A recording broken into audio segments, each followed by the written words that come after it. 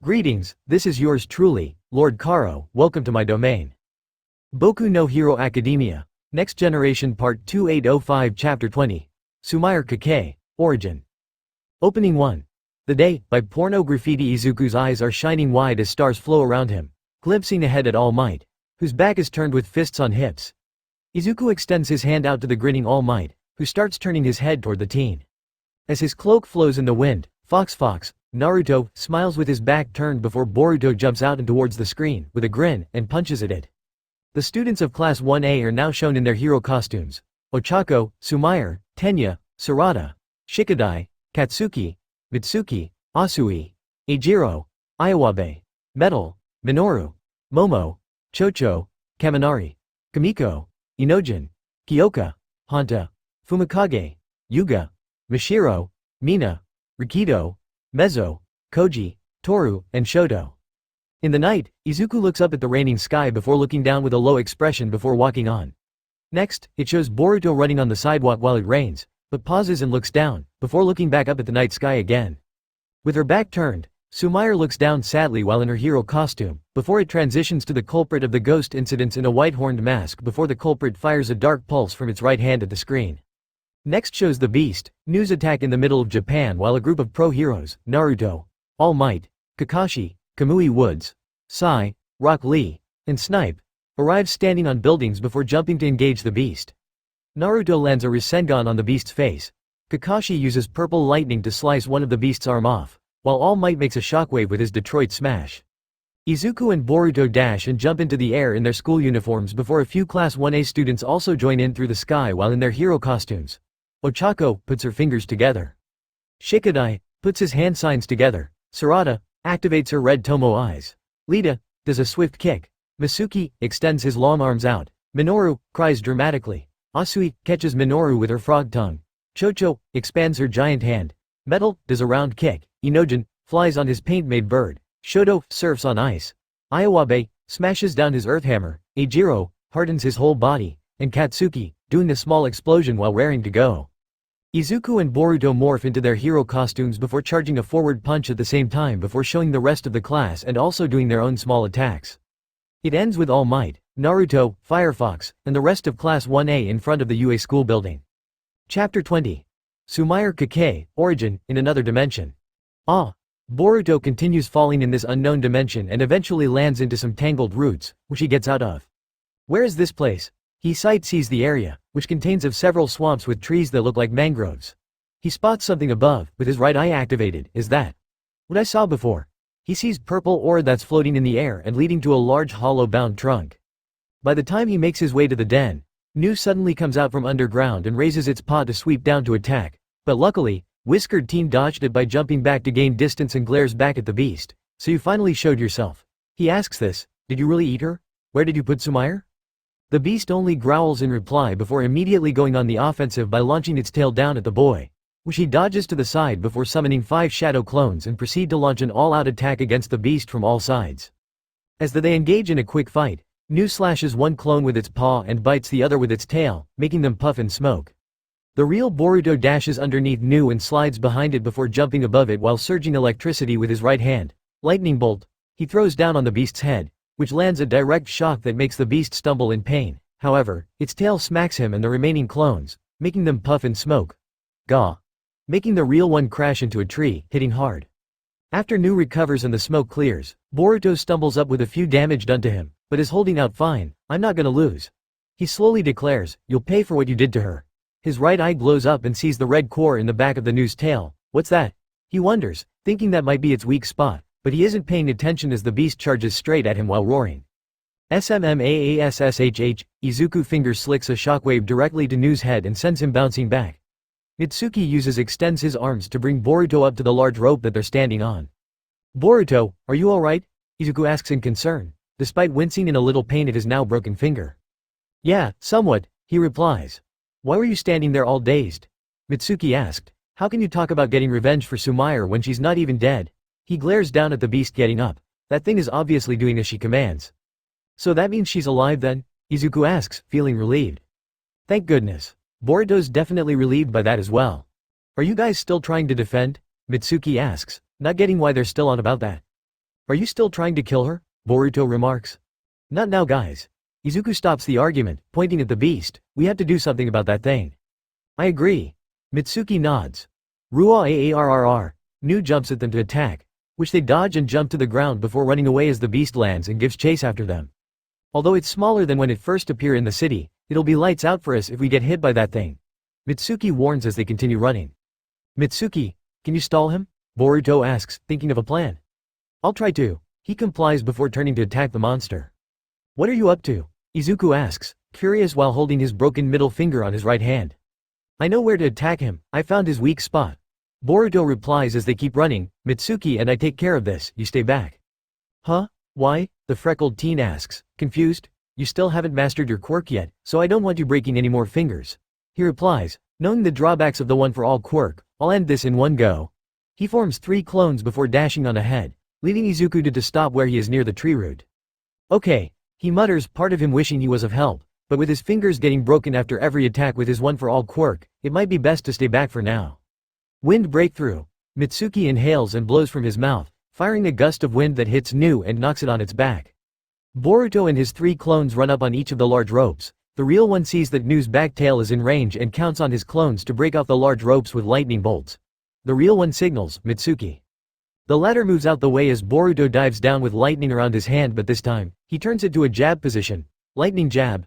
He makes up the name and strikes his attack into the beast skin, hitting the weak spot in his tail.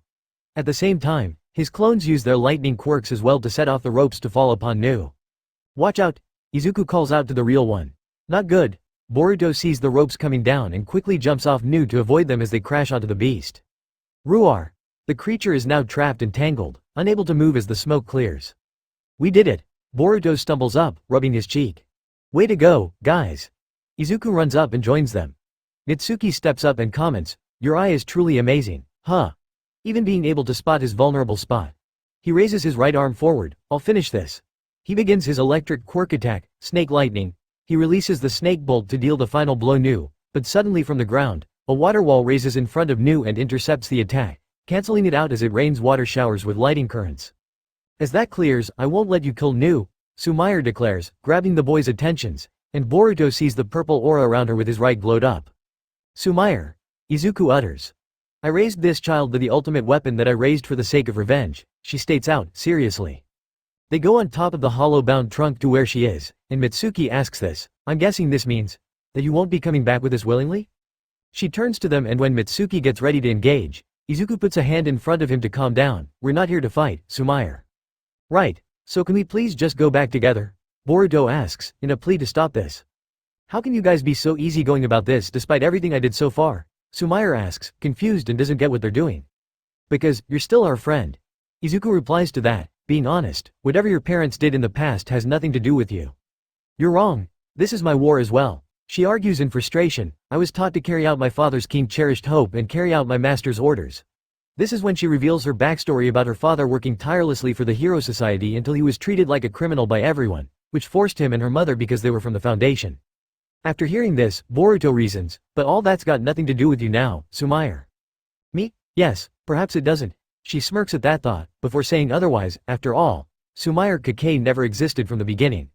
She states out, surprising them before she continues, with a sad serious expression, for as long as I remembered, I've lived in isolation. And always kept to myself. She recalls that her moment of peace was with her mother, who used to comb her hair all the time. Until she died of an illness from all the fear and anxiety of hiding. From that point, my father raised me as a weapon to seek out vengeance against this society of heroes. She further says, I can't even remember my mother's voice anymore. Flashback. In a dark laboratory, a small Sumair is placed in the middle of lighted candles with a towel over her chest and her back exposed while her father, Tanuki Hoea, appears behind her with what appears to be cores of life support behind him. This society of heroes understood nothing and only fight to protect a cowardly system. On top of that, they rejected and ignored our very existence. He starts charging some power into both of his hands. Sumair, this is one of the hidden quirks that Lord Danzo experimented on. He encases heat to his right hand before touching her back, which steams from the hand and her gasp up and feeling a little pain. You will enter into a contract with Nu and become the beacon of revolution. The sealing of ritual is almost complete as he utters, and this being his last words. My long cherished wish is near. He falls and hits the ground, now dead as the Gozu to Nu forms itself on Sumair's back. After that, I was left as an orphan and I was forced to wander around from place to place as no one would help me. Not even a hero. Sumire continues explaining her past to the boys, with a sad, frustrated expression. That's when he came and took me under his wing. Who? Izuku asks. Sumire closes then opens her eyes. My master. Flashback. She's sitting under a tree with her head buried in her knees, looking exhausted and dirtied up. That's when a man of a gigantic stature with short white hair, and luminous red eyes and a dark suit while having a black hat appears in front of her, which she unburies her face and looks up at the tall figure. My. Heroes these days don't know what their purposes are nowadays. The man speaks in a calmly manner, always leaving children to fend for themselves without a single care. He kneels on one knee and offers her a hand, much to her surprise. Allow me to take you under my care, little one. The small Sumire looked at him with wide open eyes. She eventually accepts and takes his hand as she stands up, allowing herself to be in the care of this mysterious man. At his house. After the doctor checks out the seal on Sumire's back, the man identifies, the Gozu Tenu on your back holds a high value and with that, it allows you to drain the energy contained in quirks, even those that are chakra related. So that's what it can do? She asks, meekly. Yes. He replies, and adds something else in notice. I sensed that you want to use it for a certain objective. It was all in your eyes when I picked you up. He smiles, what do you wish to do? Sumire forms a little serious look. I wish to carry out what my late father wanted to do. To destroy the Hero Society for abandoning us. The man smiles and likes her determination. That's a good answer. Always stick close to how you truly feel and carry out those goals to the end, even if it means deceiving others. Really, I can do that? She asks. Of course, I sense you'll do a fabulous performing going undercover. He replies, from here on, you'll be a double agent of mine to deceive others to get what we need. He renames her now. You're no longer Sumire Hoea. You're now Sumire Shigaraki. Shigaraki? She asks, confused. My last name. He points to himself with a grin. From there on, she continued going as a double agent many times to cause the incidents known as the ghost incidents that have led up to now. Present. I was raised as weapon, both by father and master, Sumire declares to the three. Boruto sees the purple aura looming over her with his right glowed eye and while not paying attention, she prepares to fire a large water bullet from her right finger. Watch out! Mitsuki punches Boruto and Izuku on opposite sides before jumping out the way himself to dodge the bullet, and while in midair, he prepares his attack. Wind Scythe. He waves off a barrage of wind slashes and Sumire dodges 5 of them with backflip, but when the last one hits her, it splashes to a clone.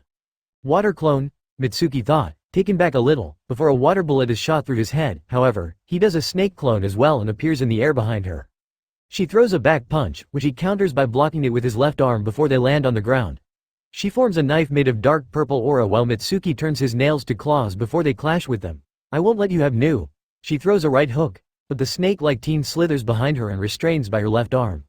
Oh no, he's not needed anymore, he remarks, before she kicks him off of her. Boruto can see the dark purple aura enhancing her with his right eye as they keep fighting.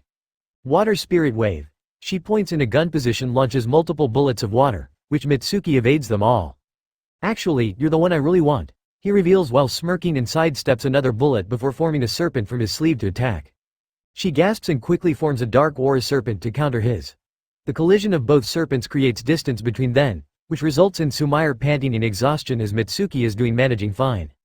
The Gozu Tenu on your back is the only thing that's valuable.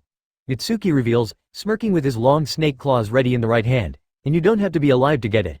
He dashes at it, which she does the same. They're really trying to kill each other. This needs to stop, Izuku exclaims, uneasiness expression, knowing this isn't right. By the time he turns to his left, he sees Boruto already rushing in to do something. After a collision between wind scythe and water bullets, Mitsuki and Sumire were about to clash with their snake claws, dark aura knife until, stop it, he echoes and jumps between them, but ends up getting stabbed on the right shoulder by the purple aura knife and drops to the ground while Mitsuki barely avoids him. Boruto, Izuku exclaims in shock, worry and runs to check on his friend. Sumire gasps at what she did, showing signs of concern. Panting, Boruto slowly gets up with a hand out in front of Mitsuki. I said, stop. He halts the fight and ends it, while holding his right shoulder, which bleeds a little. What are you doing to your classmate? Classmate, you say? She was pretending to be our friend and betrayed every single one of us to get information. Mitsuki remarks, need I remind you that she's the reason the villains attack us at the USJ last week? I know. But still, Boruto glances to her, Mina and the others told me how hard you tried to save them. He adds, that shows that you truly care for your classmates. Is that really enough to trust her? Mitsuki asks. Yeah, she's our classmate after all. He answers honestly, ignoring the pain on his shoulder. I agree. Izuku smiles and glances to her and saying this, When we were training in pairs the other day, you looked like you were having fun when you and Uraraka teamed up. Sumair begins feeling these words, stumbling back. Mitsuki gets what they're doing and shakes his head. These are some answers I wouldn't consider, I'll admit that. He smiles in addition, however, when I visited her at the hospital the other day, Sumair said, she wanted this to be over quickly, and she seems serious about it. Hearing this causes Sumair to stumble back in shock even more, knowing this to be true. Boruto uses his right glowing eye to see that the dark purple aura around her is starting to waver, the ghost, it's starting to fade away. When she begins stumbling forward, I think I figured it out. She looks up in a troubled expression as Boruto speaks. The ghost possess those who are burdened with troubles. It's because Sumair herself has harbored her troubles for so long and it was easier to latch to those mindsets. If your heart's affected in a big way then it disappears. Whoa. Izuku's surprised. Also, Sumair. Boruto adds one more thing, before the battle trial when we were paired as a team, I asked you why you wanted to be a hero and you told me. Flashback. Hey, Sumair. Boruto asks, getting her attention before the battle trial test against Metal and Hinata. Why do you want to be a hero? Huh? She's surprised by the question, but thinks about it and replies, I want to help those who've been in the same situation as me. Being all alone and orphaned without any parents. They shouldn't have to go through all that and I'll try my hardest to save them from any sort of suffering.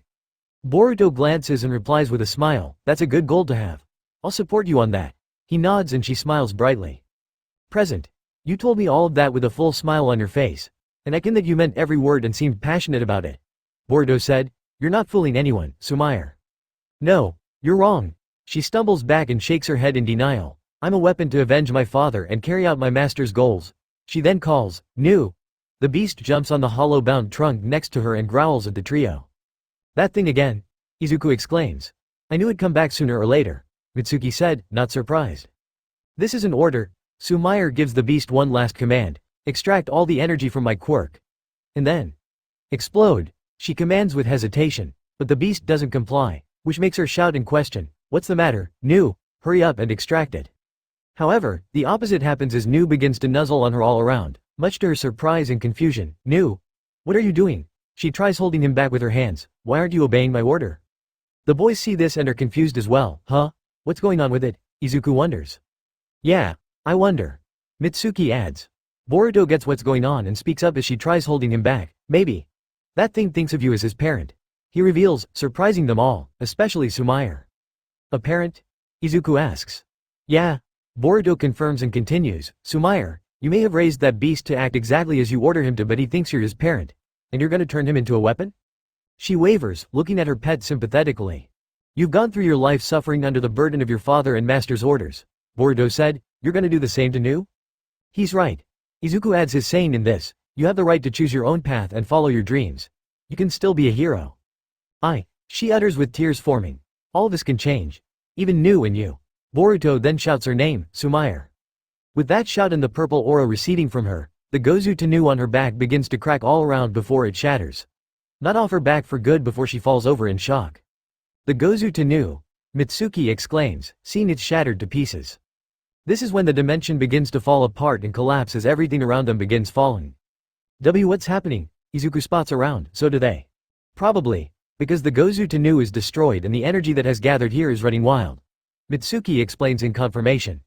Is that bad? Boruto asks. Very bad, it's probably gonna cave in at any minute, he replies, spotting around. Then we need to find a way out of this place. Izuku knows it and before calling out, Sumair, we need to go now. However, she doesn't respond and only sits there with head down.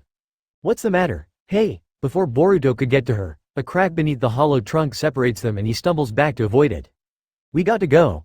Mitsuki grabs both of them and jumps elsewhere as they call her name out. While everything is collapsing, Sumair is too guilty to move and continues crouching on the ground, with tears in her eyes in regret for everything she's done. It was fun at UA. Training and studying with everyone. She mutters, tears flowing down her eyes. I never had so much fun in my life. When she begins hearing her friends call her name in her head, she also begins to remember the voice of her mother. Flashback. Sumair. This way of life will end with my generation, she said while combing her hair. I'm sure your life will be in another place and I will always be praying for your happiness. She smiles to her daughter one last time. Present. Mother. She exclaims in surprise at finally remembering her before also glancing up to see the whiskered teen standing next to her, while Izuku kneels and puts a hand on her shoulder. You guys, why?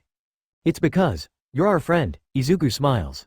And leaving a classmate behind is not an option, Boruto said. refusing to leave her before glancing down and smiles with his hand raised out. Let's go back, Sumire. She wipes her tears and takes his hand in acceptance before the three of them hop on Nu and begin fleeing the collapsing dimension. Guys! They see Mitsuki swingling with his stretched out arms from rope to rope catching up with them from above. Mitsuki, over here, Izuku calls out, before the snake-like teen hops on Nu with them. During this, Mitsuki sees that words alone can make the impossible possible, not quirks, and see that Boruto, as well as Izuku, have that type of strength. Moving on, Nu begins running on the large ropes and dodges a few rubble along with Wei, and Boruto sees a purple exit up ahead with his right glowing eye. There's our way out, go. Nu complies and hops on falling debris to get up there and hangs onto the edge in order to drop the kids off. Up ahead, they begin running, but unstable energy appears from above them in form from the Gozu to Nu and it rains down on, but before it can reach, Nu gets in the way and shields them from the blast, protecting them and coming out unharmed with a roar. It sees that another blast is forming and jumps off to counter it. Nu, Sumire calls out, but Boruto holds her back. We got to go, he said before they do just that and head toward the exit. Which way? Izuku asks as they continue running. Boruto sees an invisible portal that will lead them back to the real world. Over there, he points out, and with a battle cry, he punches the portal open and it expands before they get caught in. On the cliff, the sun begins to rise and a portal begins to open in the sky and it leads to the 4 teens coming out of it and landing on the ground. Mitsuki lands on his feet, Izuku lands on his back, and Boruto lands on his front, with Sumire landing on his back like a cushion. OWW. They groan and get up. Well, looks like we made it back safely. Mitsuki spots around. I know, finally. Izuku sighs. At this time, Sai, Tsukuchi, and A3 Anbu police forces show up and appear to them with the police lead asking, "What are you guys doing here at this hour?" Tsukuchi asks. Oh, Izuku doesn't know how to reply to that and looks away. We went out a Quirk jog, that's all. Boruto makes up the excuse, whiling grinning about it. Sai sighs, knowing it's a lie, but lets it slide and reveal that they're really here for Sumire, who knows what's coming to her after everything that transpired. Needling beside her, Sai speaks, I walked a path that was similar to yours. He reveals before offering, will you let me help you? Sumire sees that he really means it and complies, standing up with him and allowing herself to be turned in. Hey, Boruto trails. It's fine. I'm going to talk with him for a while. She assures, smiling after a long time. Okay. Izuku understands. This incident was brought about by ghosts of the past, Sai said. Sumire will be safe with us, we'll guarantee it. Tsukuchi adds, with his hat in hand. Giving the three their word before they walk away, including the troops. Just then, Boruto sees a purple-lined aura with his right eye and calls out, Sumire. She turns her back to him. He's alive, the blonde teen confirms. Alive? You mean? Izuku trails, knowing it's new. Yeah, it's really faint. Boruto continues, but he's connected to your left hand, he tells her with smile. She pulls her left glove off and sees small red eye, confirming it's news. She's glad that he's alright and closes her hand to her chest and cherishing him close to her now. Thank you. She bows to the boys before going with Sai and Tsukuchi to the police station. I'm so glad that everything is over. Izuku smiles in relief. Yep, all's well that ends well is the main thing. Boruto stretches his arms out and takes a breather. Oh look, it's already morning. Mitsuki notices the sun beginning to rise. Morning, the two exclaim dramatically. On top of that, I didn't follow my parents' wish. Mitsuki adds with smiling and not being bothered at all by it. Shoot, we gotta get back and change into our uniforms, Izuku exclaims dramatically. Totally, Boruto agrees, before the three individually head home for now, but on the other hand, glad that the ghost incidents are wrapped up and done with. After the cliff area is cleared, two villains appear from the trees, being Tamura and Kurogiri. From the looks of what happened, it seems, the warp villain trails. She betrayed us. The pale villain sneers under his hand mask and scratches his neck frustratingly, after everything we done for her. Flashback. Hey, master. Tamura, 15 years old, walks into the room to find him and a small Sumire there too. Who's she? Oh, Tamura. This is Sumire. I have also taken under care after finding her near the trees. The master said, starting today, she is your sister, Sumire Shigaraki. Sister? Tamura mutters in question, and confused, but I don't have any more family. I know. But at least think of her as a new one since your old past is left behind, the man smiles. The pale villain glances to the girl. Nice to meet you. Tamura? Sumire, 10 years old, tries extending a hand, but Tamura doesn't do the same with him, which confuses her. Oh, about the handshaking part, Tamura's quirk decays anything upon touch, so that would be a bad idea. The man explains, which she understands. Tamura only glances, stares to her, seeming to not think or care about giving this adopted sibling thing a chance. A couple hours later, when he walks around the streets in the rain, Sumire is walking behind him, which he stops and turns around to ask, "Why are you following me?" "Because. Telling me how you were acting earlier. It's like you're alone," she replies. "Is that supposed to cheer me up or something? I could care less about having comfort," Tamura rejects. "Well, I was in the same boat as you were until the master took me," Sumire said. "I never had any siblings, and since we have the last name, Shigaraki, it means we're siblings now in a way. This doesn't mean we're related by blood," Tamura replies, "and like I said before, I don't have any more family." He scratches his neck at having that thought, "And I don't need a sister, not now and not ever." Sumire lowers her head. "Besides, you seem way too meek to be a villain," Tamura said. "What are you even doing here?" She takes a second and replies, "I am not looked, but my late father raised me as a weapon to get revenge on the Hero Society for abandoning the Foundation. So, you're just following what that guy told you without having your own shred of conviction. Do what you want, but this doesn't change with our last names," Tamura said, sternly. "It doesn't have to," she replies, not minding. "Let's just try being friends. I'm sure the master would need us to get along in some sort of way." Tamura thinks about it, but was a little surprised by the question. "I'll think about," but later on, begins getting used to having her around. Present. Seeing that Sumire willingly turned herself in and having betrayed them, "We were never related by blood anyway and I never saw her as a sister figure to begin with." He sneers and tells Kurogiri, "We're going back." "Yes, Tamura Shigaraki." He complies and opens a portal that sends them back to their hideout. Several days later, Principal's office. Shota, Naruto, All Might, Shikamaru, Nezu, and Sai have a conversation regarding Sumire's actions while sitting down in chairs. "So what happened to Sumire Kake?" Shikamaru asks.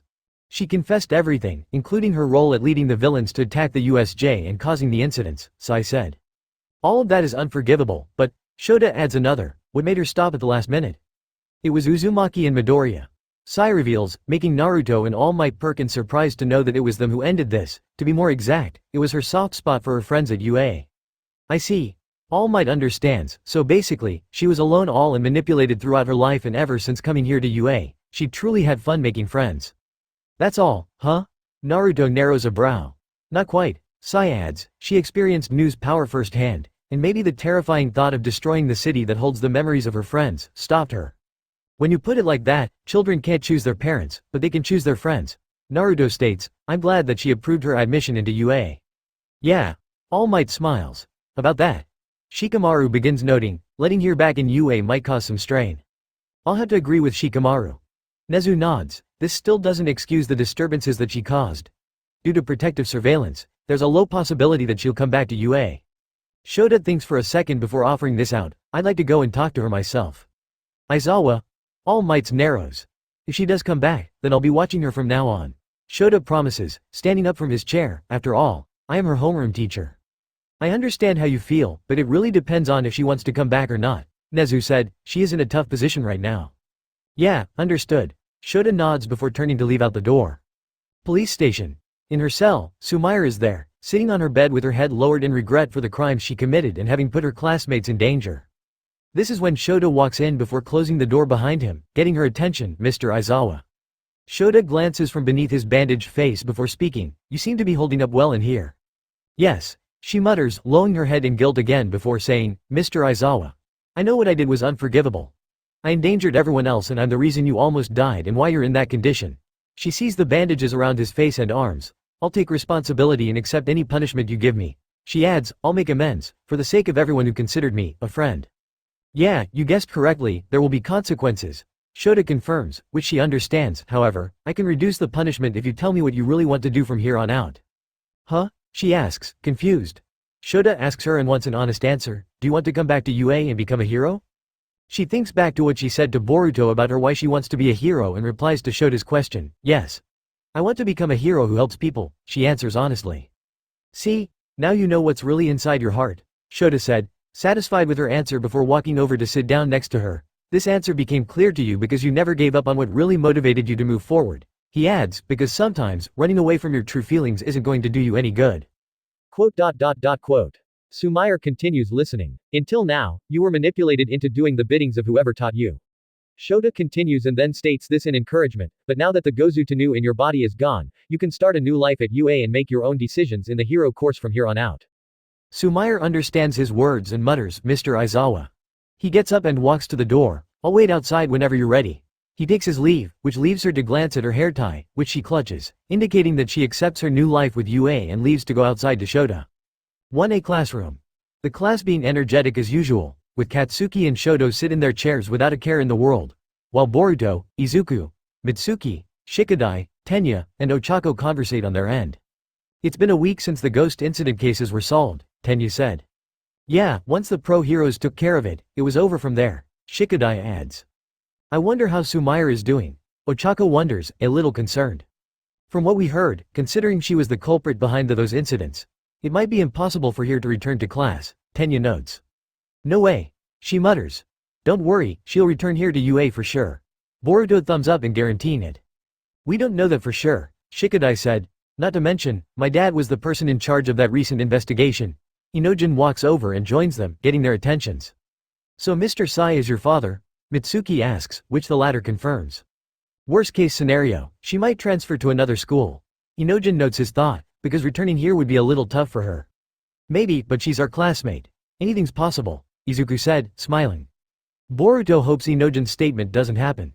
The class door opens, which makes everyone get to their seats before Shoto walks in and looks to the whole class. Alright everyone, before we get things underway. He reveals this, we have someone returning to class.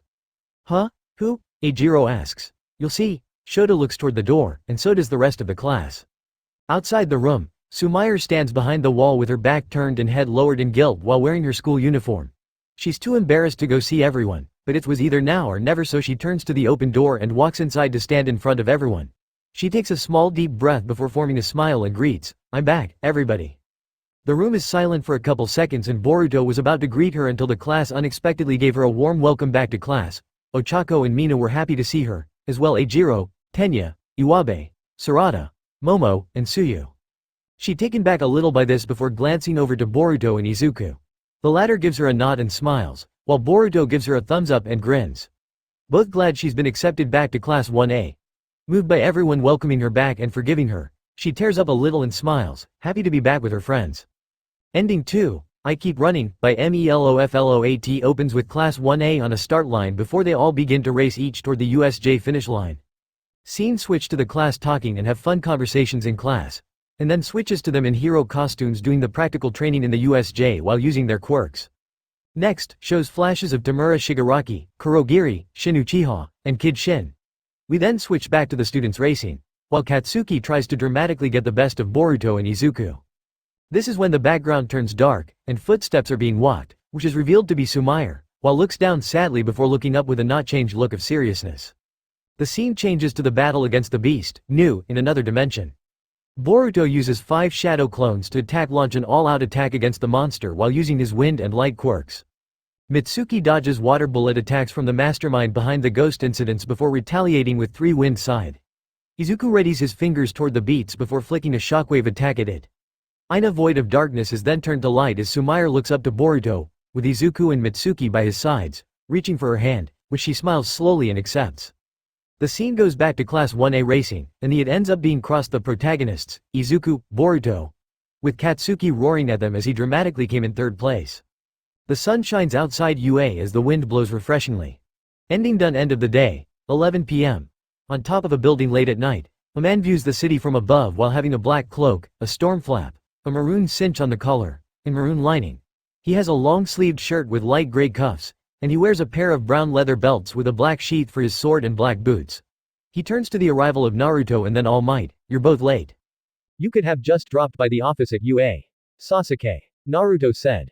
Well, long time no see. All Might greets with his signature grin, you haven't been back here for a few weeks, even your agency haven't seen you for a while. Like that's important. Sasuke changes the subject, so where's the file? Right here. Naruto hands it over, to which Sasuke opens it and sees the sign of the Gozu Tenu. It's hard to believe that Danzo was this close to unlocking Kagaya's hidden quirk. So that's what it was. Naruto asks. No wonder it was so rare. All Might said, arms crossed. But with this, I'll be close to the time-space where Kagaya existed. Sasuke reveals. Hold on, you're leaving already. Naruto asks, you just got here. You might want to see your daughter too. She's doing excellent in class. All Might adds. I see. Sasuke's replies, glad to hear it, tell Sarada and Sakura that'll be out for a little longer and that I'm sorry. He states before jumping off the building and leaving. Off he goes, always rushed. All Might sighs. You can say that again. Naruto shakes his head, not surprised. Villain's hideout. Tamura talks to his master through the computer about Sumire's betrayal and the Gozu Tenu destroyed. I see. The master understands, but doesn't appear to be mad, so in the end, her attachment to UA has caused her to turn on us, and the Gozu Tenu being gone was something I did not see coming. I'm not surprised in the slightest. I knew sending Sumire on that undercover mission was a mistake. Tamura sneers, I'll kill her next time as a reward for this. Oh, don't worry, she'll be dealt with in due time. The master replies, but for now, we'll need to move to another location. I can guess that she told the heroes even our location. He adds, prepare to move to Kamino. Right. Tamura complies, so does Kurogiri before the master hangs up. UA, the hero society, and the symbol of peace are gonna pay. Elsewhere in outer space, the man in white hair Tonari Otsutsuki is on what seems to be the moon as he watches over the superhuman world with his eyes shut. The gate that new opened has been sealed. He speaks, the Jogon's turn won't be coming for a while, temporarily. A crack starts to form in the air, but he crushes it with his bare left hand. In time, the gods will descend upon this land. Elsewhere, in an unidentified planet. This world has a russet terrain and synchrotron radiation of a dying sun with multiple auroras. It's like a ruined metropolis brimming with corpses. On the stump of a tree, a white figure is sitting while eating what looks to be a fruit. He has pale skin and pale blue hair which is in a long ponytail and zigzag pattern. He has white eyes with no eyebrows and one dot above each eye, and his outfit is a white hunting robe, baggy pants, a pair of tengu geta, and a black glove on his left hand, along with a transparent veil. Finally, a harvest that's adequate. He keeps munching on the fruit before a portal opens behind him, which a large white figure comes out of. Has pale skin with short spiky blue-grayish hair, full beard, and a long horn above his left eye. Has large hands and a burly physique with towering height. His outfit is a pale blue shirt with back cuffs, gray pants, flat upturned shoes, and a high collar with a gray sash wrapped around his waist. How did it go? He asks his large henchman. The space curvature I found near Kagaya's world exceeds 16. He informs.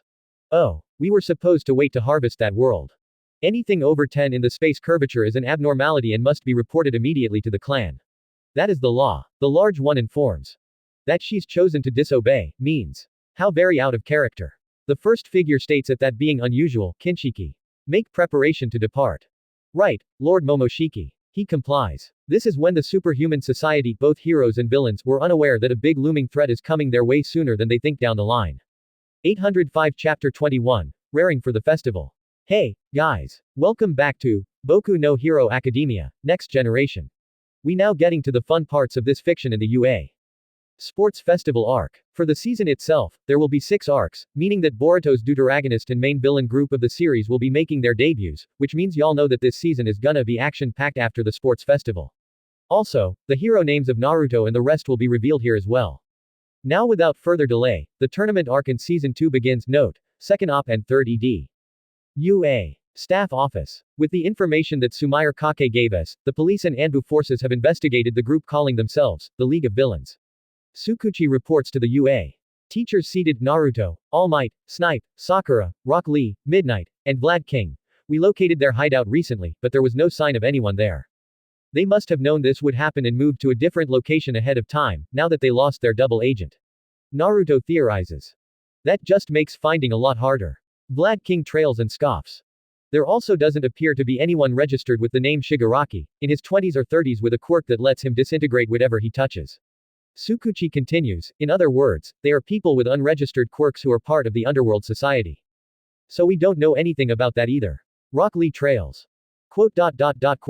Sakura recalls Shin Uchiha before mentioned this out, among them. There was a villain who has the Sharingan eyes in what seemed to be all over his head.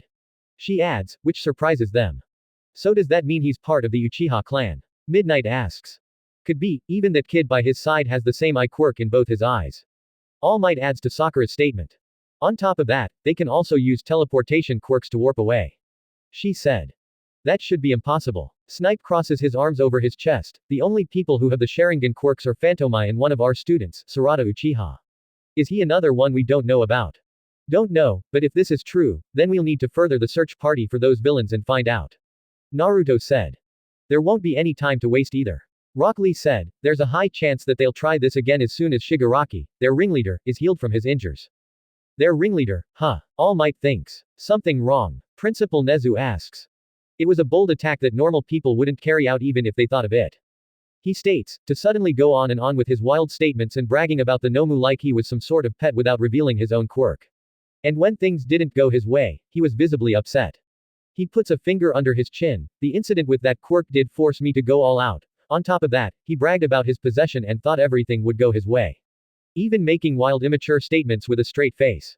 I see what you mean. Naruto understands, going by all of that, then he has to be 20 years old and someone who hasn't grown up from having a childish sense of omnipotence. Which means that he's a man-child at heart and a brat that's spoiled. One thing's for sure, that child has power. Vlad King said. He mustn't have had the proper management of quirk counseling like other students get while in elementary school. Midnight theorizes. Agreed, Midnight. He's definitely someone with an unknown background. Sakura theorizes. Well, that may be the case but it doesn't matter now, Snipe said. What else is there, Tsukuchi? Lee asks. There were 72 villains arrested the other day at USJ. He replies and explains, they were all small timers that lurked in the back alleys. Then the real question should be, why did they all agree with a childish brat like that and follow him? It doesn't add up. Sakura said, not getting it. Well, in this current society of heroes, villainous people who have been oppressed may be drawn to that kind of simple-minded evil. Tsukuchi notes. Or they probably joined him just to use their quirks to kill and destroy for the fun of it. Naruto said, displeased. I couldn't agree more. Vlad King said. True, nowadays, they don't know what to do with them. Snipe agrees as well, leaning back in his chain. Well, thanks to you heroes, we devoted ourselves to the investigation. Tsukuchi said, and we'll continuing searching for these League of Villains while arresting perpetrators nearby. A man-child, huh? Nezu speaks, making Naruto and All Might glance to him. In ways, he shares common ground with our students, both have incredible potential and room to grow. When you said it like that, then it could mean that he has a master who's working in the shadows and nurturing his path to villainy.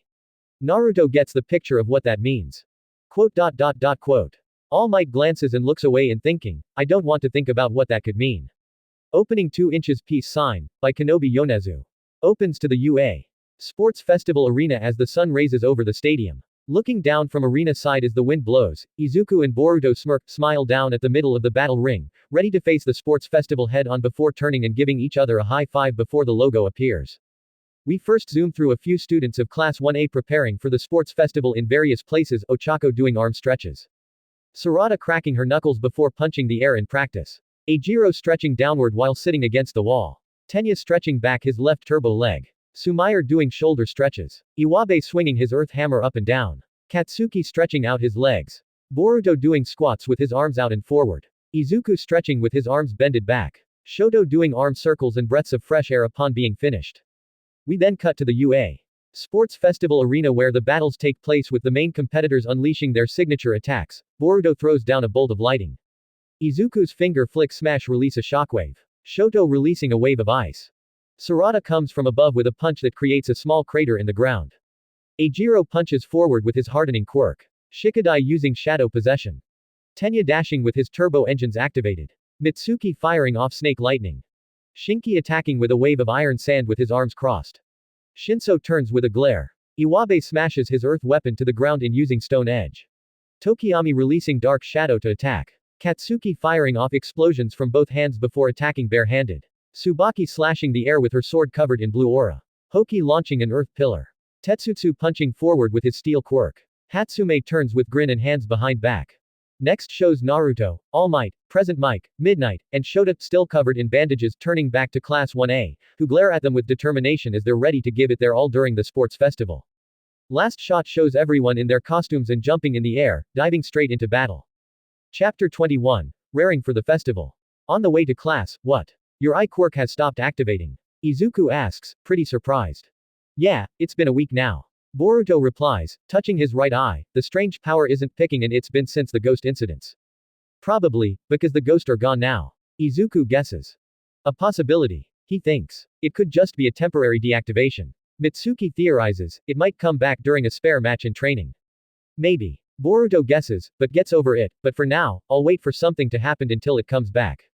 Great idea. Izuku agrees in a smile. 1A classroom. Once everyone is seated, the UA Sports Festival is about to start. Shota announces, which surprises everyone. That's a super normal school event. Iwabe exclaims dramatically. Now I'm raring to, Eijiro almost pumps up, but Denki stops it. Hold on a second. He halts. Is it really okay to have a sports festival so soon after the USJ and ghost incidents? Kyoka asks with a hand raised. We might end up being in danger again if this happen. Kamiko mutters. Apparently, the administration thinks that this is a good way to show that the threats have been handled and that our school is safer than ever. Shota explains, plus they're beefing up security compared to last year. He adds, this event is a huge opportunity for students at UA and it's not something we could cancel because of a couple threats. Why not? It's just the sports festival. Minoru asks, sweating a little. Huh, you've never heard how important this is, Mineta? Izuku asks. Of course I do, I just don't want to get murdered. He replies, uneased. With that way of thinking, it might happen. Boruto sweat drops in thought. Shota goes on to explain that the sports festival is one of the most washed up events in the world and if anyone was looking for competition then it would be this tournament. This is also a major opportunity for the UA students to get scouted by professional hero agencies, which gives everyone the looks of determined while it gets a smirk off on Boruto, Katsuki, Eijiro, and Iwabe. If you wanna go pro one day, then you better not slack off on your training, he advised of his students. Yes sir. They responded. During lunch period after class is dismissed, everyone starts getting hyped up for the sport festival competition. Even though all that stuff happened, I'm getting really excited for these games. Eijiro pumps up a fist. You said it, this is our chance to put on a good show and stand out in front of everyone. Iwabe's raring to go as well. We'll have taken the first step to becoming pro heroes. Hinata pumps a fist as well. Coming to UA was worth it. Rikido said. It's be a good chance to show off our potential. Metal fists forward. We will only get a few chances, so let's not miss it. Fukuyami chimes in. You're right about that. Shikadai agrees, sitting on the desk as well. Due to our involvement at the USJ, we might be the main ones who will gain the spotlight. That's a good point. Siro agrees. I'm getting nervous now you guys. Toru says it to Chocho, Ojiro, and Metal in an enthusiastic manner. I need to stand out at the sports festival. I'm fired up if anything. Chocho raises her fist while on fire. So am I, we'll show the full power of youth. Metal is on fire dramatically as well. Why yeah, Ojiro sweat drops, but the pros might not notice you unless you try really hard. Then we're going full power all the way. Chocho declares, along with Toru and Metal as they shout, hip, hip, hooray. You're lucky, Shoji. Your brawn stands out on its own. Kamenari said. If I can't show them me usefulness then there's no point. Shoji replies, closing his fist. PFF'd, I think you might stand out too. Inojin laughs in a tease, imagining Kaminari going full dumb mode if he uses his quirk too much. He sure will. Kyoka laughs too, thinking the same thing, which gets a dramatic tick mark from Denki at the two. Looking around and seeing everyone pumped up, I don't blame everyone for being fired up, because this is getting me fired up too. Boruto grins. Even you. Izuku asks. You're not. We have enrolled here to become heroes, so of course we would get fired up. Tenya said, getting fired up dramatically. You said it, Lita. Boruto agrees. His was of getting fire up is pretty weird. Sarada whispers to Suyu and Mina. Agreed. They say in unison. You showing be feeling the positive energy in ya, Izuku. Boruto grins. Of course I do. He replies honestly raring to go too. What about you Mitsuki? He asks. You could I am as well. He smiles. Boruto. Izuku. Sumair walks up after entering through the door. Sumair, hey. Boruto waves, done with your counseling section. She nods and replies, Mr. Aizawa already told about the sports festival that's coming up. She adds in honesty, the thought of it is making me a little nervous. Totally. Mina agrees after walking over. Yeah, I understand ya there. Izuku replies, chuckling a little. Everyone, I'm gonna do my best. Ochako exclaims with a fierce pump of her fist. Oh Ochako. Sumair stutters in surprise. What's with that face all of a sudden? Boruto asks, a tone that calls it weird. Seriously, you're normally the most laid-back girl ever. Mina adds in pointing that out. Mineta blushes upon thinking of something and he gets the chance. PM. Suyu's tongue whacks on the face while Sarada punches him upside the head. Quit being a perv. Sarada folds her arms. I said I'm gonna do my best. She declares again with her fist still raised high, which everyone kind of follows by raising theirs, but are somewhat amused by her enthusiasm. Ah, you want to be a hero just to be rich? Izuku asks, surprised, as Ochako rubs her head nervously. If we're cutting to the chase, then yeah. She replies honestly and apologizes, which they assure that her goal isn't bad at all since it's just her making a living. However, she explains that her family is struggling financially because business is slow for their construction company, so they're pretty much flat broke. Construction, huh? Boruto mutters as he, Tenya, and Izuku think of something. With her quirk, if she gets licensed, then it'd bring costs way down, right? Izuku theorizes. She could make raw materials float. Tenya adds. That means that they wouldn't need heavy equipment. Sumair gets it. Ochako confirms that before saying with a determined look, I'll definitely become a hero and make money so my parents can have a easier life. she declares, with them having somewhat surprised faces. That's actually noble of you. Mitsuki admits, smiling. Bravo. Uraraka. Bravo. Tenya claps loudly and dramatically, giving all of them sweat drops. That's a great goal to become a hero. Sumire smiles. You've got our support all the way, Yano. Boruto gives her a thumbs up. Thanks, guys. She stutters, but smiles back nevertheless at having support from her friends. Suddenly, young Midoriya is here. All Might arrives in his bulk form, which dramatically surprises them. Wanna eat together? He asks with his lunchbox in hand. Boruto and Tenya nod in approval for him to join the number one hero, which he agreed before they make their way to the cafeteria. I wonder what All Might wanted with Deku. Ochako said as she, Tenya, Sumire, and Mitsuki were waiting in line. I heard that when All Might was attacked by villains during the USJ incident, Midoriya and Uzumaki rushed out to help him. Tenya guesses in reply, perhaps it's about that. Asui did say something about their powers being similar. Sumire brings up. It could be that. Boruto chimes in, he's probably giving him a few tips on how to use it better. How lucky. Tenya exclaimed. Unbeknownst to them, Shoto overhears their conversation, glancing back curiously, All Might and Izuku Midoriya. He starts putting the pieces together between them. Ending 3 inches Dakara, Hitori ya Nai, by Little Glee Monster. Starts at daylight with flower petals falling from a tree in an Ochako turning her hand into a fist as she, Sumire, Sarada, Suyu, Mina, Chocho, Toru, Kyoka, and Momo laying down on the beautiful grass with smiles of enjoyment and relaxation while conversating and looking up at the sky. As the ending plays, the next shot shows the 1A girls fighting off giants together in their hero costumes while having each other's backs.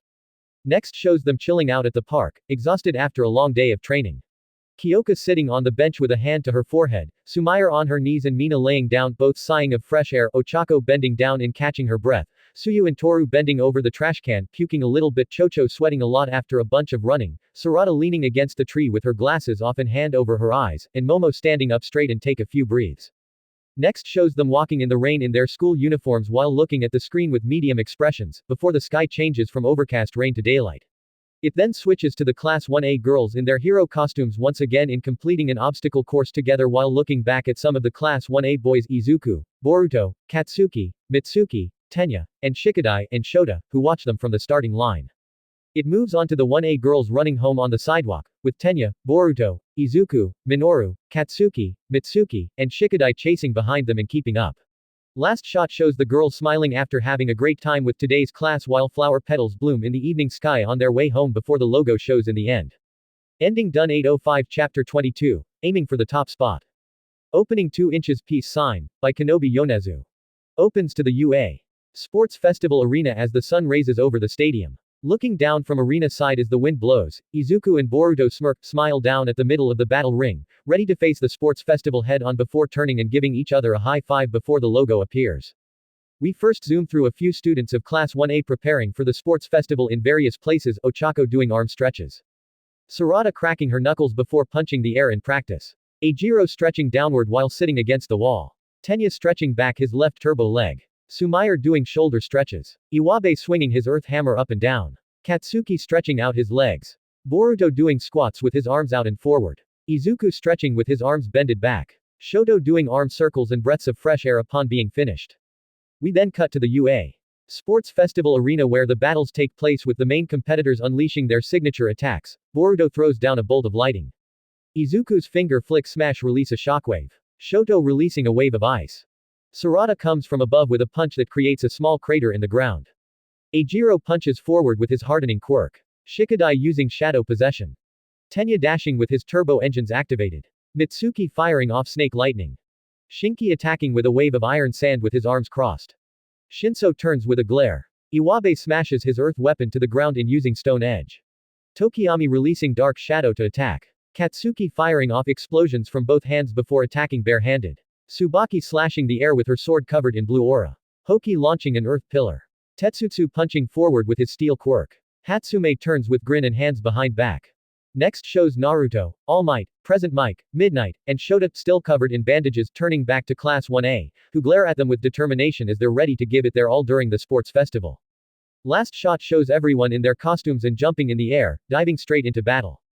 Chapter 22, aiming for the top spot. Once the end of class came around, as the 1A students were about to leave, they found themselves blocked in the doorway by more than several students from different classes.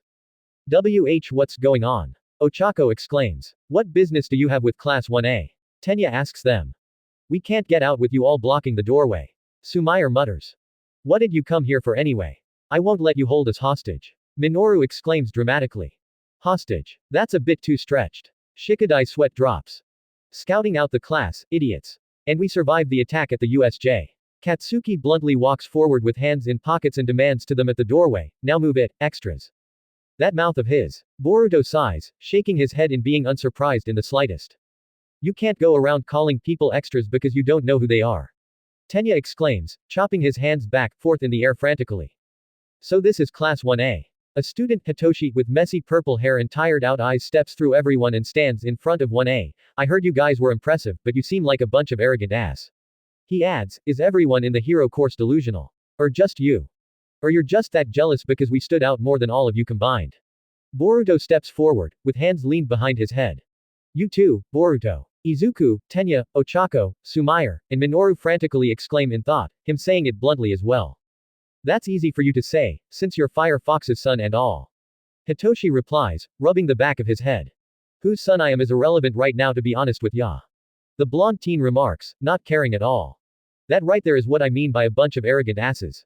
He points out his attitude, rubbing his head again. Alright then, if it bothers you and everyone else that much then try and beat us at the sports festival to prove that you're better than us. Boruto challenges. Did he have to say that? They thought frantically. Quote. The purple-haired student glances at him and states, egomaniacs after another. He sighs, I wanted to in the hero course, but like many others here I was forced to choose a different track, such as life. He continues as Katsuki scoffs, I didn't cut it the first time around, but I earned a second chance. He then eyes them all, if any of us do well at the sports festival, then teachers get to decide to transfer us to the hero course and they'll have to transfer people out to make room. And I'm just here to let you know that if you don't at your best then I'll steal your spot right from under you. He eyes Boruto again, what was it you said? Try and beat us at the sports festival to prove that you're better than us. Well that's exactly what I'm gonna do so consider this a declaration of war. He says this to the whole class 1A. Hey, now we're talking. Boruto smirks. After a few seconds stare down, hey. Another student walks up after getting through the crowd, I'm from class B next door. Just because you fought villains doesn't mean you can get full of yourselves. Crap. Everyone hates our class now. A few of 1A thought. Talk all you want. I'll just be more embarrassing when you're. He keeps blabbering dramatically. That'll be enough, Tetsutsu. A student with dark spiky hair, small eyebrows, green eyes, and 2 red markings on his face, what's the point of fighting it out here? Who's Mr. Makeup here? Katsuki asks, nicknaming him in a taunt. Shinki. Tetsutsu narrows and sees him in front of 1A now. I know this guy. Boruto recognizes Shinki, he was at the recommendations exam. At least somebody isn't hating on our class. Izuku, Ochako and Tenya sigh in relief. However, since we're making declarations of war here, then allow me to say this to you all. Shinki eyes Boruto, Katsuki, and the rest of 1A, in my father's hero name, I will take the number 1 spot of the festival and defeat every last one of you, especially you. He glares to Boruto, who responds similar. Fine, you're on. Boruto accepts the challenge. After Shinki and Hitoshi walk away in opposite directions, you know I didn't need your help, Whiskers. Katsuki said. They're gunning for all of us either way, so it didn't matter whether ya needed it or not. Boruto shrugs with his back over shoulder. TCH. Katsuki simply scoffs and before taking his leave through the midst of students, declaring that he'll take the top spot. Everyone's in a good mood today, aren't they? Chocho narrows a brow. You better believe it. Kyoka mutters, agreeing on that. That guy's always going straight forward. Iwabe said. Yeah, and the way he did that was simple and manly. Eijiro admits. I feel ya there. Iwabe admits. The top, huh, they're right about that one. Fumikage points out, we need to best them. More like making pointless enemies. Kaminari exclaims dramatically before saying, that guy with the makeup is the adopted son of the Sand Cage hero, Desert Sand. WHAAAT. Minoru, Shiro, Kamiko, Mina, and Toru exclaim dramatically. He's also a student that got in through recommendations, just like me, Momo, Boruto, and Todoroki.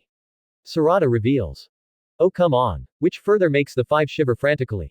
Yeah, Desert Sand my uncle as well. Shikadai reveals with hands in pockets, furthering the frantic 4.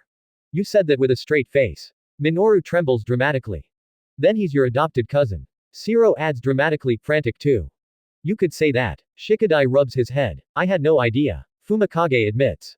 Surprising right? He asks. With that surprising topic, Shinki's the same as you, Boruto. Tenya glances, since you're also the son of a cage hero and he's the number 2 hero. I guess so. Boruto kinda agrees. Quote. Shoto shoots off a glance at the blonde. That just puts us at even more of a huge disadvantage. Minoru exclaims frantically. Geez, get over yourselves. Sarada sighs. I know right. A festival's coming up and you guys are acting like that. Momo agrees, sweat dropping. She's right, we gotta train hard and go plus ultra. Iwabe raises a fist. You said it. Eijiro agrees, with some of the class following their lead. Izuku lowers his head and thinks about his power control, which Boruto notices, but also thinks of something on his own, what it's for the sports festival. Please teach me how to do the Rasengan. Boruto pleads to Naruto at home, while the latter sits down drinking tea. After sipping and putting his glass down, the Rasengan, huh? Well, it was only a matter of time before you asked me that. The sports festival is 2 weeks from now and I need to get an early start and master the technique as soon as possible. Boruto said, determined. Naruto's a little surprised, seeing a younger version of himself in Boruto and smiles before getting up. Alright, you've convinced me. However, it's not gonna be easy as you think. He adds, then again, it only took me only 3 days to master the Rasengan. Then that was easy for you. Boruto exclaims dramatically. Nah, I beg to differ, ya know. It may have took 3 days, but I had to train all day and all night to finally master it. Naruto replies after a chuckle, either way, I'm glad you're wanting to improve to the next level of being a hero. Yeah, I plan to make this attack my weapon when the competition arrives. Boruto nods. Hey, now we're talking. Naruto grins, we'll start tomorrow. Right. Boruto replies. Next date USJ Mountain Zone. Another water balloon. Seriously. Boruto finds this idea very dumb as he holds on in hand. Where'd all that enthusiasm go? Just do what I do. Naruto holds a balloon as well before using the chakra from his quirk to burst it. After seeing that, Boruto tries doing it as well and bursts the balloon by using lightning. I did it. Wrong. Naruto dramatically crosses his arms. You used your lightning quirk to burst it. He further explains, use the chakra flow contained in your quirk and perceive it in order for it to burst. Damn, I wish there was a better way to do this. Boruto scoffs. It took the yellow flash, my dad, half a year to master this. Naruto takes out another water balloon and burst it again with his chakra flow as demonstration again. It's a quirk attack that can be used to destroy mountains upon mastery. He adds, as I said before, this won't be easy. This a weapon for the sports festival, right? Quote.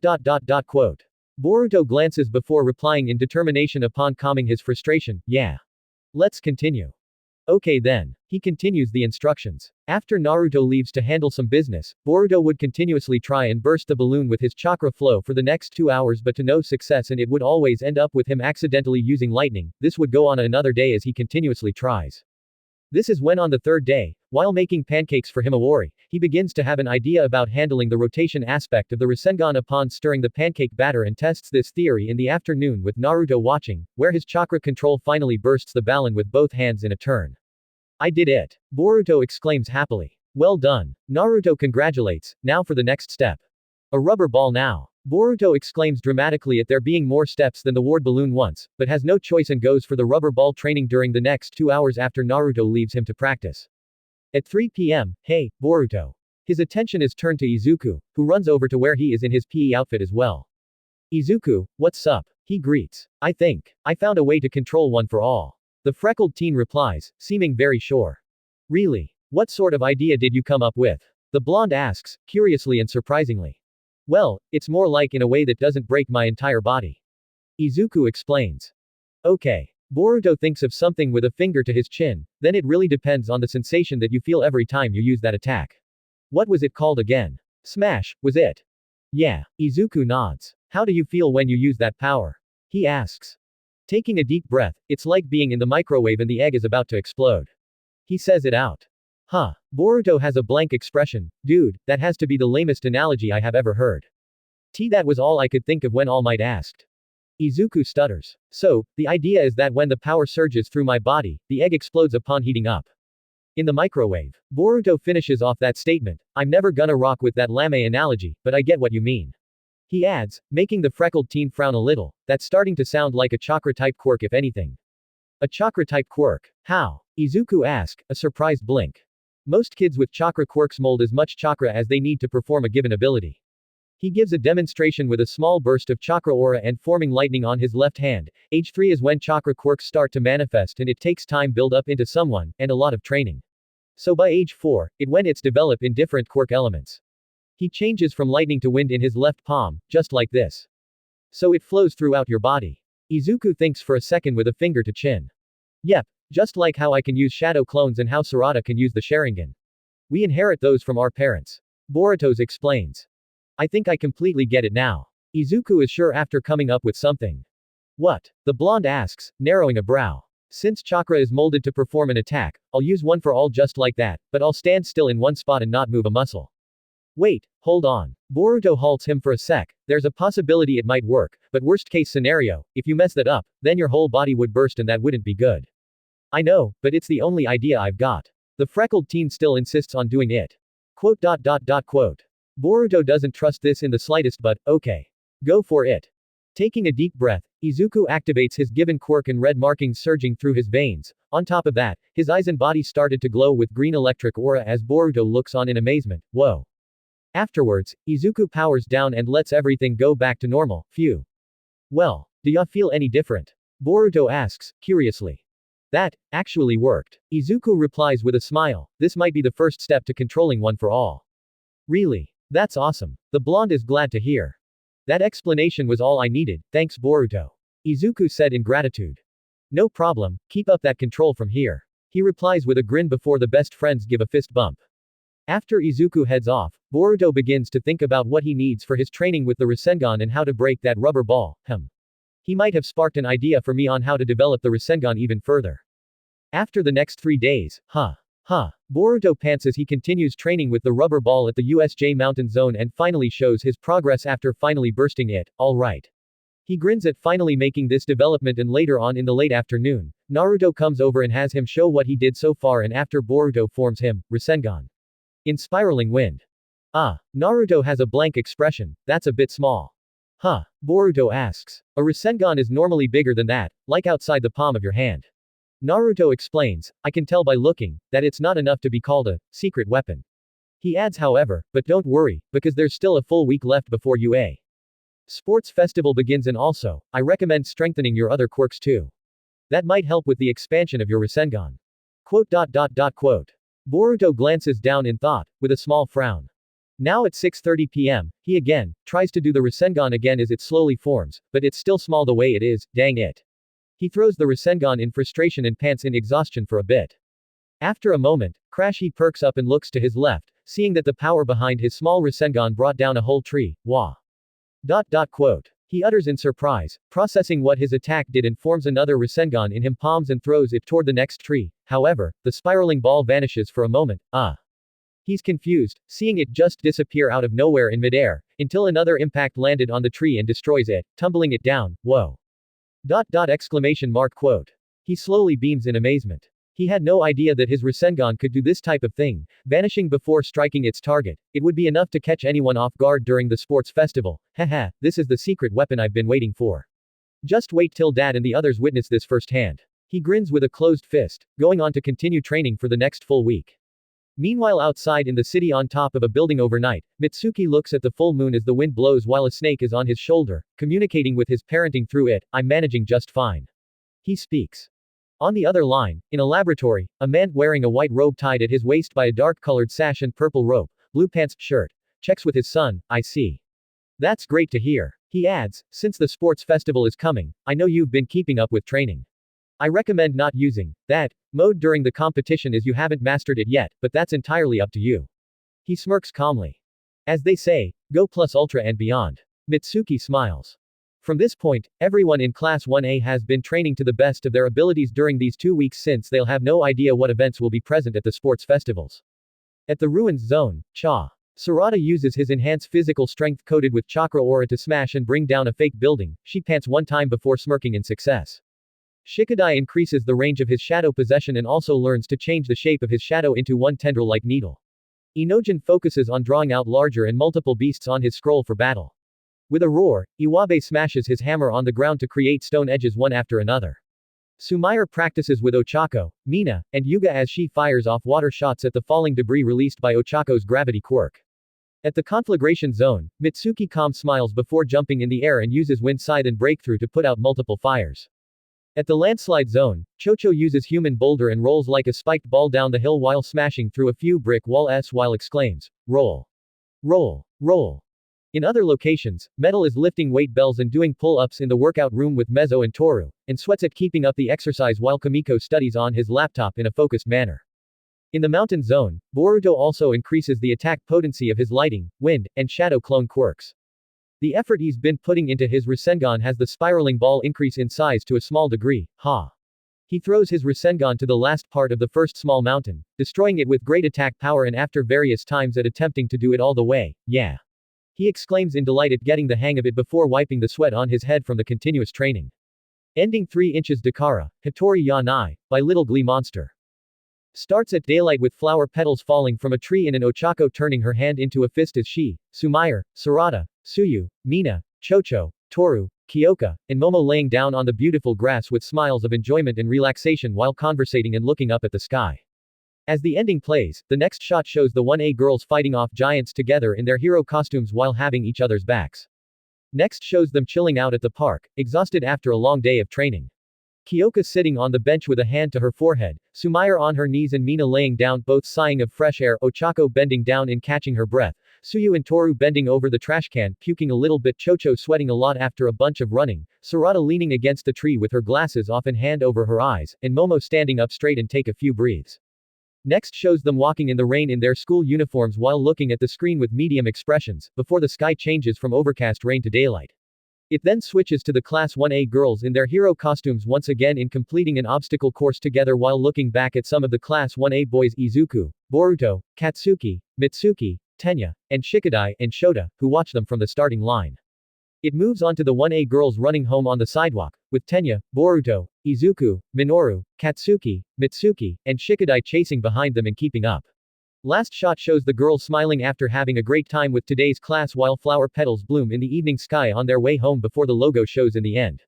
805 Chapter 23, Roaring, Ua Sports Festival. Ice Dimension. After reaching this dimension via portal, Sasuke walks on the snowfield and finds an abandoned palace before entering the castle, finding a statue of a horned Otsutsuki clan member, along with countless rotten files upon approach and picks up one that contains the information he's searching for, Kagaya Otsutsuki.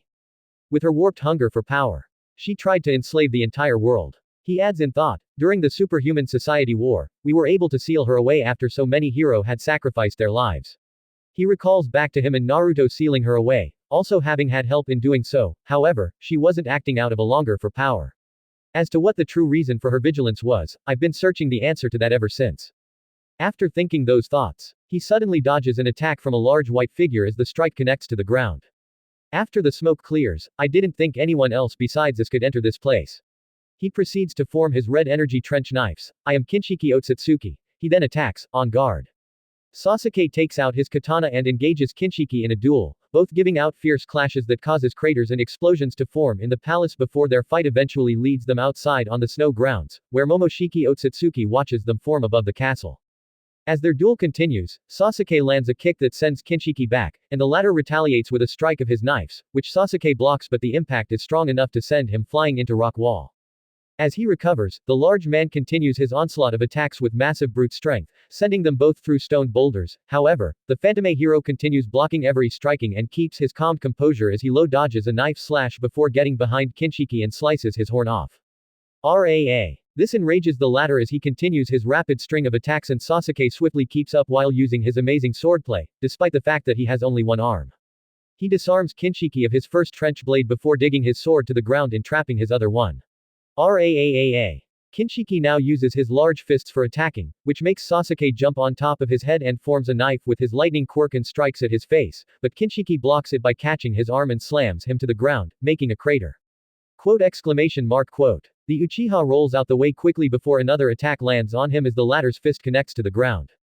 After he stands up, Kinshiki forms a red energized axe this time and jumps above the number 3 hero in an attempt to bisect him. However, Sasuke uses his 7 Tomo Eye, the Rinnegan, to switch places with a statue, making Kinshiki strike that instead. A stone statue. The large man is surprised after cleaving it in half, he switched places. Hehehe. Momoshiki chuckles from afar, gaining Sasuke's attention to glare upward. That was careless, Kinshiki. He criticizes as him and Sasuke glare each other in the eyes as the wind blows. Oh. This is when Momo realizes the Uchiha hero's eye, the Rinnegan. He continues, tell me, just what is it that you're searching for here? He asks, and where is Kagaya Otsutsuki? You didn't hear. Kagaya is no longer here. Sasuke reveals the outcome. Huh. Momoshiki grimaces in surprise, so does Kinshiki. This was unexpected for the Otsutsuki duo. If anything, you're going to tell us everything you know about all of this. Kinshiki uses his speed to try and grab him, which Sasuke dodges out the way and sees that Momoshiki is flying down. TCH, I can take them one-on-one, but two at the same time is a disadvantage. He retrieves his sword and makes a run for it. You won't get away. Kinshiki exclaims, chasing him. Sasuke activates his Rinnegan to open a portal and quickly jumps in it, closing it off before Kinshiki could get him. Grr. The latter sneers in frustration. A portal opens to the sand dimension as Sasuke hopes out before closing it, successfully having the files he needed, now to return to Japan. He moves onward. Opening 2 inches peace sign, by Kenobi Yonezu. Opens to the UA Sports Festival Arena as the sun raises over the stadium. Looking down from arena side as the wind blows, Izuku and Boruto smile down at the middle of the battle ring, ready to face the sports festival head on before turning and giving each other a high five before the logo appears. We first zoom through a few students of Class 1A preparing for the sports festival in various places, Ochako doing arm stretches. Sarada cracking her knuckles before punching the air in practice. Eijiro stretching downward while sitting against the wall. Tenya stretching back his left turbo leg. Sumair doing shoulder stretches. Iwabe swinging his earth hammer up and down. Katsuki stretching out his legs. Boruto doing squats with his arms out and forward. Izuku stretching with his arms bended back. Shoto doing arm circles and breaths of fresh air upon being finished.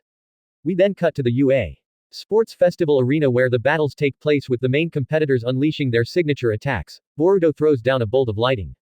Izuku's finger flick smash release a shockwave. Shoto releasing a wave of ice. Sarada comes from above with a punch that creates a small crater in the ground. Eijiro punches forward with his hardening quirk. Shikadai using shadow possession. Tenya dashing with his turbo engines activated. Mitsuki firing off snake lightning. Shinki attacking with a wave of iron sand with his arms crossed. Shinso turns with a glare. Iwabe smashes his earth weapon to the ground in using stone edge. Tokiyami releasing dark shadow to attack. Katsuki firing off explosions from both hands before attacking bare-handed. Tsubaki slashing the air with her sword covered in blue aura. Hoki launching an earth pillar. Tetsutsu punching forward with his steel quirk. Hatsume turns with grin and hands behind back. Next shows Naruto, All Might, Present Mic, Midnight, and Shota, still covered in bandages, turning back to Class 1A, who glare at them with determination as they're ready to give it their all during the sports festival. Last shot shows everyone in their costumes and jumping in the air, diving straight into battle. Chapter 23, Roaring, UA Sports Festival. After 2 weeks of training went by, it's finally the start of the UA Sports Festival. The school has increased security and has the festival broadcasted for the whole world to witness. In the Class 1A waiting room. Ah man. Chocho groans at the fact they're wearing their PE outsides. These clothes are still tight on me. Yeah, I wanted to wear my costume. Mina agrees, not that pleased either. To keep everything fair, we can't. Mashirao said. You said it, keeping things fair is the best way to fight with honor. Metal agrees in being ready. I wonder what the first round's gonna be, cause I'm getting nervous. Kamiko admits, trembles on bit. I'm with ya there. Toru shakes dramatically. It's normal to be that way, but whatever comes our way, we must persevere. Fumikage states, arms crossed over his chest. Agreed. Shoji nods. This is gonna be such a drag. Shikadai sighs while rubbing the back of his head. We're gonna do our best, girls. Ochako declares with a pump of her right fist. Hey, that's the spirit, Ochako. Sarada agrees as she and Sumair giggle. At that moment, the door is slammed by Tenya. Everyone get your game faces on. He alerts, we're about to enter the arena soon.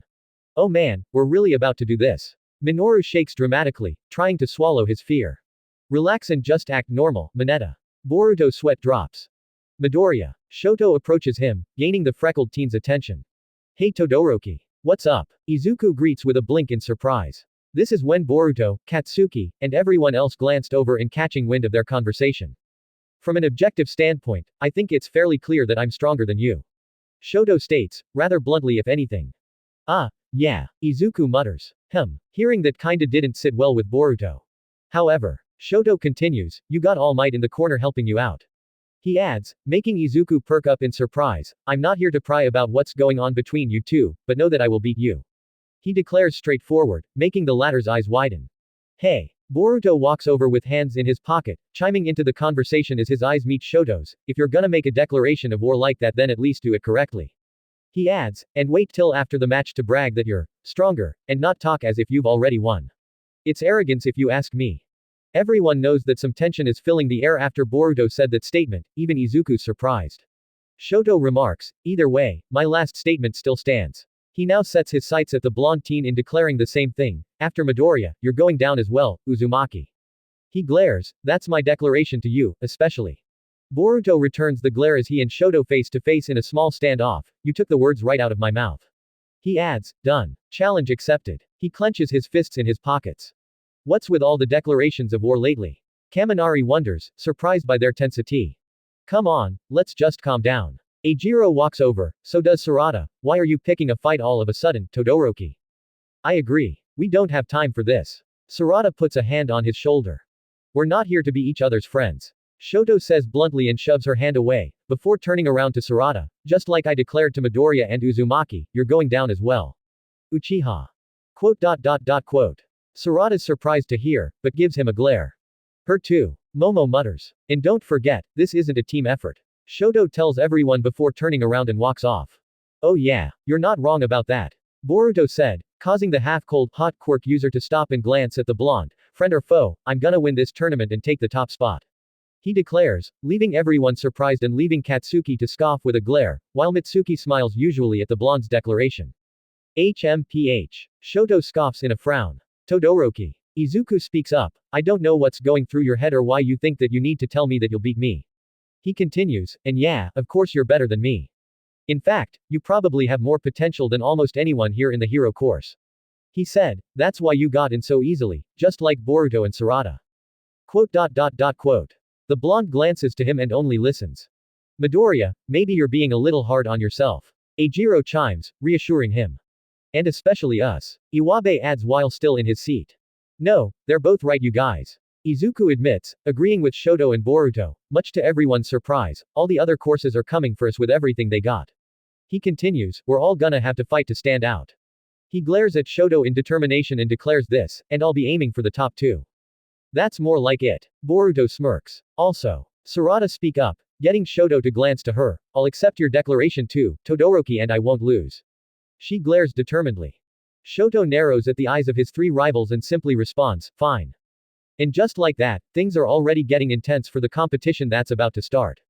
Class 1A walks out to the freshman stage of the festival stadium, along with other students of the hero, general studies, business and support courses piled into the stadium.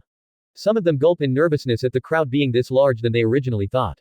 No ever, Katsuki is more into this while Boruto is ready to show the results of his training. The chief referee for the festival, Midnight poses in a gorgeous manner, much to the excitement of some men in the audience. Someone should talk to Miss Midnight about what she's wearing. Eijiro mutters, in a blush. That should definitely come with a warning ahead of time. Iwabe nods, a small blush. That's a R-rated hero for you. Kaminari mutters. Is that really appropriate to wear at a high school game? Fumikage notes. Yes. Minoru gives a thumbs up in excitement at her costume. Silence everyone. Midnight flops her flail as she speaks in the microphone. For the student pledge, she states, we have, Katsuki Bakugo.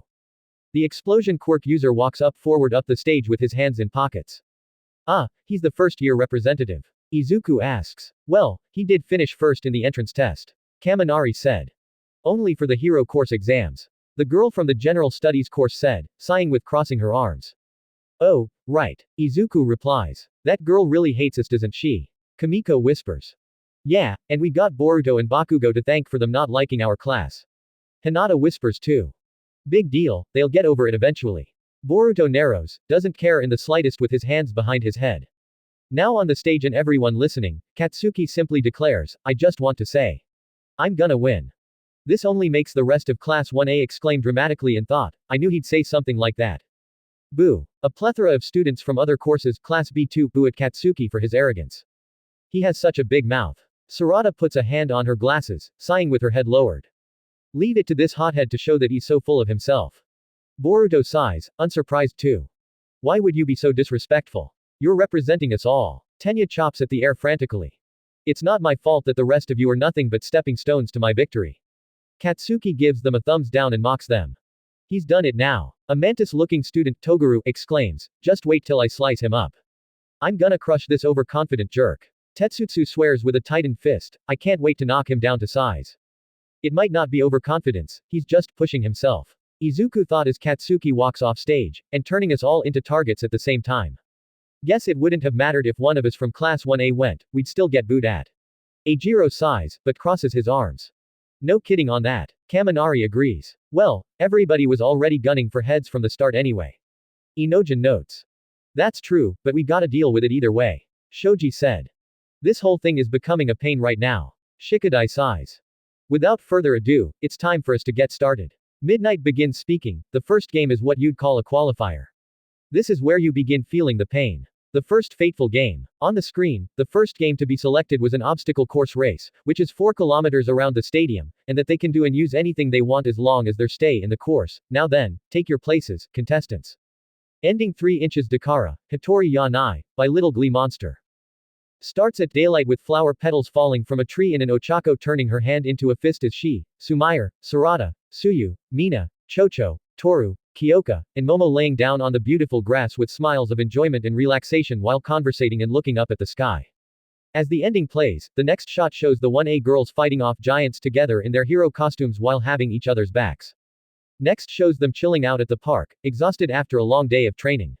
Kyoka sitting on the bench with a hand to her forehead, Sumair on her knees and Mina laying down, both sighing of fresh air, Ochako bending down and catching her breath, Suyu and Toru bending over the trash can, puking a little bit, Chocho sweating a lot after a bunch of running, Sarada leaning against the tree with her glasses off and hand over her eyes, and Momo standing up straight and take a few breaths.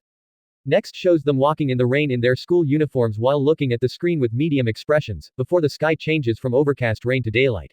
It then switches to the Class 1A girls in their hero costumes once again in completing an obstacle course together while looking back at some of the Class 1A boys Izuku, Boruto, Katsuki, Mitsuki, Tenya, and Shikadai, and Shota, who watch them from the starting line. It moves on to the 1A girls running home on the sidewalk, with Tenya, Boruto, Izuku, Minoru, Katsuki, Mitsuki, and Shikadai chasing behind them and keeping up. Last shot shows the girls smiling after having a great time with today's class while flower petals bloom in the evening sky on their way home before the logo shows in the end.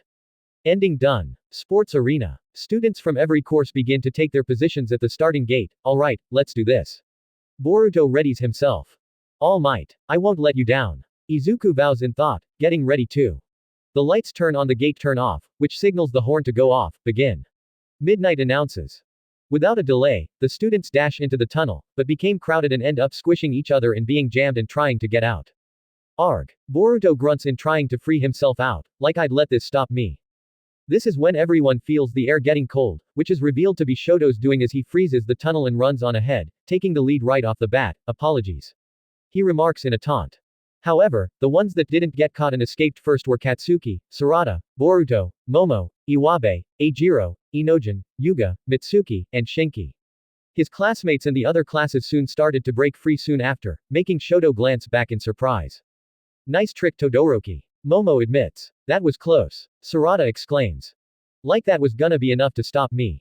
Boruto yells out, having jumped in the tunnel before the ice froze the ground and implanted his feet on the back of several other students to dash and jump into the open. I won't let you get away so easily. Katsuki increase his explosions, you icy hot bastard. He roars. I can easily just fly above that ice. Inojin smirks, having used his paint quirk beforehand and riding on a bird. This is nothing, Todoroki. Iwabe exclaims as he creates stars with his earth quirk. This is gonna be tricky. Sumair tries not to slip and so does Mina. I gotta wait for the right time to use my quirk. Ochako awes trouble as well. I've been caught in this eye before and it won't happen again. Mashirao smirks, using his tail to jump off the ice, while Fumikage uses Dark Shadow's arms to do the same. Hey. Mitsuki simply moves around like a snake to advance on the ice. I didn't expect many of them to get through so easily, especially those from other classes. Shoto admits in surprise. Minoru uses his sticky balls to throw on the ground and uses them as trampolines to jump over the ice. You think you're so cool, but I've outsmarted you. He yells excitedly and dramatically crazy. Ha. How pathetic, Todoroki. He continues to hover toward him. Eat this. My special attack. He takes a sticky ball from his head in an attempt to take him out of the running. Gra. Before he could finish, he's swatted aside by the arm of a robot. Mineta. Izuku calls out as the great boy tumbles about. This is when 3 robots appear and block everyone's way. These are same robots from the practical test at the entrance exam. Boruto recalls, as a bunch more appear. This is overkill. Kaminari exclaims, frantically at the sight. So this is what the other students faced at their entrance exam. Shoto isn't concerned in the slightest, keeping his calm composure. They obviously went through a lot of trouble, but I wish they prepared something more difficult. Before planting his hand to the ground before swinging it upward, freezing the 0-pointers that was about to attack him. Holy cow. Iwabe utters in surprise. This is our chance to get through. Metal sees an opening. Careful now. Shoto warns to his foes, I froze them while they were off their balance, he pointed out as the robot falls toward the other students, on purpose. Cha! Someone jumps up and smashes the robot with her chakra-coated fist, the pieces falling on both sides and avoid everyone. Shoto widens his eyes in being stunned to see this as the cold mist clears to reveal that it was Sarada's doing as she recedes the chakra in her fist as she in the center of the other students. Think again, Todoroki, she proclaims, it's not gonna be as easy as you think. She glares determinedly at the half-cold, hot quirk user. What physical strength? Shoto remains surprised. Like I said, I have no intention of losing to you. Sarada declares as more 0-pointers appear. The UA Sports Festival begins. Starting with the obstacle course race and the Otsutsukis continue making their moves. Shoto's rivalry with Boruto, Izuku, and Sarada starting, and the rest of the Cage heroes will make their appearance next chapter. I've also been asked like 2 or 3 times about the hero rankings, so I'm going to reveal them here and now. In terms of chakra quirk based. 1. Naruto Uzumaki, Fire Fox. 2. Sasuke Uchiha, Phantomei. 3. Gaara, Desert Sand. 4. Kakashi, Purple Fang. 5. Darui, Static. 6. Kuritsuchi, Earthua. 7. Chojuro, Aquanari. 8. Sakura, Med Woman. 9. Lee, Rock Lee. 10. Shikamaru, Laz Shadow. The overall hero rankings. 1. All Might. 2. Naruto. 3. Sasuke. 4. Endeavor. 5. Gaara. 6. Hawks. 7. Kakashi. 8. Best Genist. 9. Darui. 10. Edgeshot. This is for the power balance in the O, so hope y'all like the rankings. And to clarify, Naruto at full power is Prime Might level. Anyways, thanks for reading, support, and I'll see you guys next time. 805 Chapter 24, Advancing Onward. Opening 2 inches peace sign, by Kenobi Yonezu. Opens to the UA Sports Festival Arena as the sun raises over the stadium. Looking down from arena side as the wind blows, Izuku and Boruto smile down at the middle of the battle ring, ready to face the sports festival head on before turning and giving each other a high five before the logo appears. We first zoom through a few students of Class 1A preparing for the sports festival in various places, Ochako doing arm stretches. Sarada cracking her knuckles before punching the air in practice. Eijiro stretching downward while sitting against the wall. Tenya stretching back his left turbo leg. Sumair doing shoulder stretches. Iwabe swinging his earth hammer up and down. Katsuki stretching out his legs. Boruto doing squats with his arms out and forward. Izuku stretching with his arms bended back. Shoto doing arm circles and breaths of fresh air upon being finished. We then cut to the UA Sports Festival Arena where the battles take place with the main competitors unleashing their signature attacks. Boruto throws down a bolt of lighting. Izuku's finger flick smash release a shockwave. Shoto releasing a wave of ice. Sarada comes from above with a punch that creates a small crater in the ground. Eijiro punches forward with his hardening quirk. Shikadai using shadow possession. Tenya dashing with his turbo engines activated. Mitsuki firing off snake lightning. Shinki attacking with a wave of iron sand with his arms crossed. Shinso turns with a glare. Iwabe smashes his earth weapon to the ground in using stone edge. Tokiyami releasing dark shadow to attack. Katsuki firing off explosions from both hands before attacking bare-handed. Tsubaki slashing the air with her sword covered in blue aura. Hoki launching an earth pillar. Tetsutsu punching forward with his steel quirk. Hatsume turns with grin and hands behind back. Next shows Naruto, All Might, Present Mic, Midnight, and Shota, still covered in bandages, turning back to Class 1A, who glare at them with determination as they're ready to give it their all during the sports festival. Last shot shows everyone in their costumes and jumping in the air, diving straight into battle. Chapter 24, Advancing Onward. What a showing from contestants, Todoroki and Uchiha of Class 1A. One easily froze the enemy in one place while the other smashes it to bits with incredible physical strength. Now that's a devastating display. Present Mic voices in commentary and rapping fashion. That guy is the son of the number 4 hero, Endeavor, the flame hero. He's amazing. Someone comments in the crowd. You gotta say the same for her. Another comments as well, she's the daughter of the number 3 hero, Phantomei, and he's a rank above Endeavor. Yeah, you're on point with that one. One next to him comments, all I know is that different pro heroes will be scouting them out to become sidekicks at their agencies. Amazing. Iwabe trails. I didn't know Sarada was that strong. Ochako exclaims, blinking in surprise. Same with Todoroki. Sumair adds. They unleashed some big moves right off the bat. Kaminari said. No shit, those two aren't messing around. Boruto admits, in a mutter, however, neither am I. He runs forward, despite the fact that there are more large robots blocking their paths, engaging them will be a waste of time and energy, so I'll just. He coats his feet in chakra aura and runs up the bot's machine leg all the way up to his head, avoid them and advance forward. Look at that. Class 1A's Boruto Uzumaki has found a way to dash up the obstacle. Present Mike comments. This is when Katsuki flies up with the blast of his explosions and hovers over the bot, while Boruto's on it, Bakugo. Like I'd let you three get ahead of me. Katsuki roars, going after him. And now Katsuki Bakugo of Class 1A is hovering over the obstacle. Present Mike comments, clever ideas from both contestants. Hinata, Fumikage, and Inojin have followed their ideas and used their respective quirks to hover over the zero-pointer. Seeing this, Boruto jumps off the villain bot and lands on the ground before taking off, just as Katsuki and the 3 are keeping up with him. Shinki sees the commotion, along with his 3 other classmates from Class 1B, a girl with blonde hair, horns on her head. A guy with brown hair in a ponytail, and a girl with blonde-haired girl and red markings under her eye. He tells them, we'll try and focus on avoiding these bots as much as possible, without showing too much of our quirks. Okay. Pony nods. Right. Araya readies his blue-like threads. You got it. Yodo nods before they move forward. On the other hand, with the other students, Eijiro and Tetsu bash out of a frozen robot due to their similar defensive quirks, much to the former's dismay. Iwabe summons an earth wall on each side of the robots before smashing them together. Metal and Ojiro tag team and kick tail bash 2 bots. Chocho expansions her right hand to destroy 3 of them. Ochako uses her quirk to lift 2 bots in the air before Sumair shots them down with bullets of water.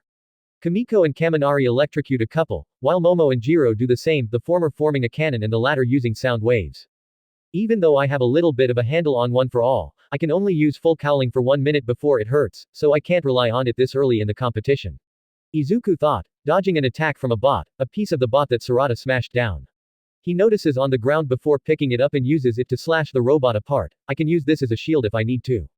Perfect. He continues on. From the commentary box, Shota can see that the class has grown since the attack at the USJ and they've already seen what the real world is like and felt the fear of facing villains. And now here, they're overcoming it by acting quickly to stay in the game. Next obstacle. For those of you who thought the first obstacle was so easy, let's see what you think about the second one. Present Mike comments, if you fall you're out. If you don't want to fall, then crawl. It's the fall. He explains the rules in rapping fashion, as they're at the section of a giant pit with stone pillars that are connected by ropes. With what was said, it did prove to slow down a lot of contestants from advancing quickly. However, several other contestants are moving fast with the use of their quirks. Mitsuki swings from pillar to pillar with his extended arms. Katsuki bombs his way across. Iwabe creates earth pillars from the stone pillar sides of his own to make it across. Boruto uses shadow clones to send him midway to each one. Inojin easily flies across on his eagle thanks to his paint quirk. Izuku climbs the ropes slowly, but carefully with a piece of bot metal on his back while Sarada does the same. Upon reaching the middle, she would use a chakra-enhanced jump to reach the pillars. Luckily with those high ground quirks, they can persevere without much trouble. Shikadai notes. You're so right about that. Kaminari agrees. How did they have the funds to build these stages? Chocho wonders. Ribbit. They see that Tsuyu proceeds to jump on the tightrope and crawls her way across at a fast pace. Ribbit, this is my moment, easy peasy. She's fast. Sumair blinks in surprise. Here it is. Here's my chance to show off. They turn to see a girl with salmon pink hair and thick dreadlocks. Mei Hatsume. She has support gear work around her back and legs. Look, all you support companies across the country. Wire arrows and hover souls. So you're from the support course? Sumair asks. And you're allowed to bring those items? Mina asks in addition upon pointing at her gear. The hero course combat training regularly, right? In order to keep things fair, we're allowed to equip items and costumes, as long as we develop them ourselves. Mei explains, enthusiastically before she uses her wire arrow and hover souls to cross the pillar tightrope obstacle while laughing gleefully. I'm not gonna lie, that's so cool. Chocho beams. Even though it's misplaced equality. Mina complains dramatically. Well, I won't just stand here and watch. Sumair raises her hand forward and uses Nu's purple chakra in the shape of a rope's hand to swing to the other pillars and onward. Didn't know you could do that, Sumair. Mina expresses surprise, before moving too. I won't lose either. Ochako declares, getting on the tightrope.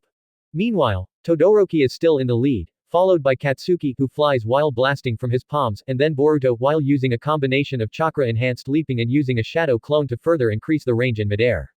I expected nothing less from those two. Shoto thought, finding this a challenge now as he clears the pillar obstacle. You suck. Katsuki continues his purse in the air. I gotta find an opening that'll allow me to speed right past them and take the lead, but what?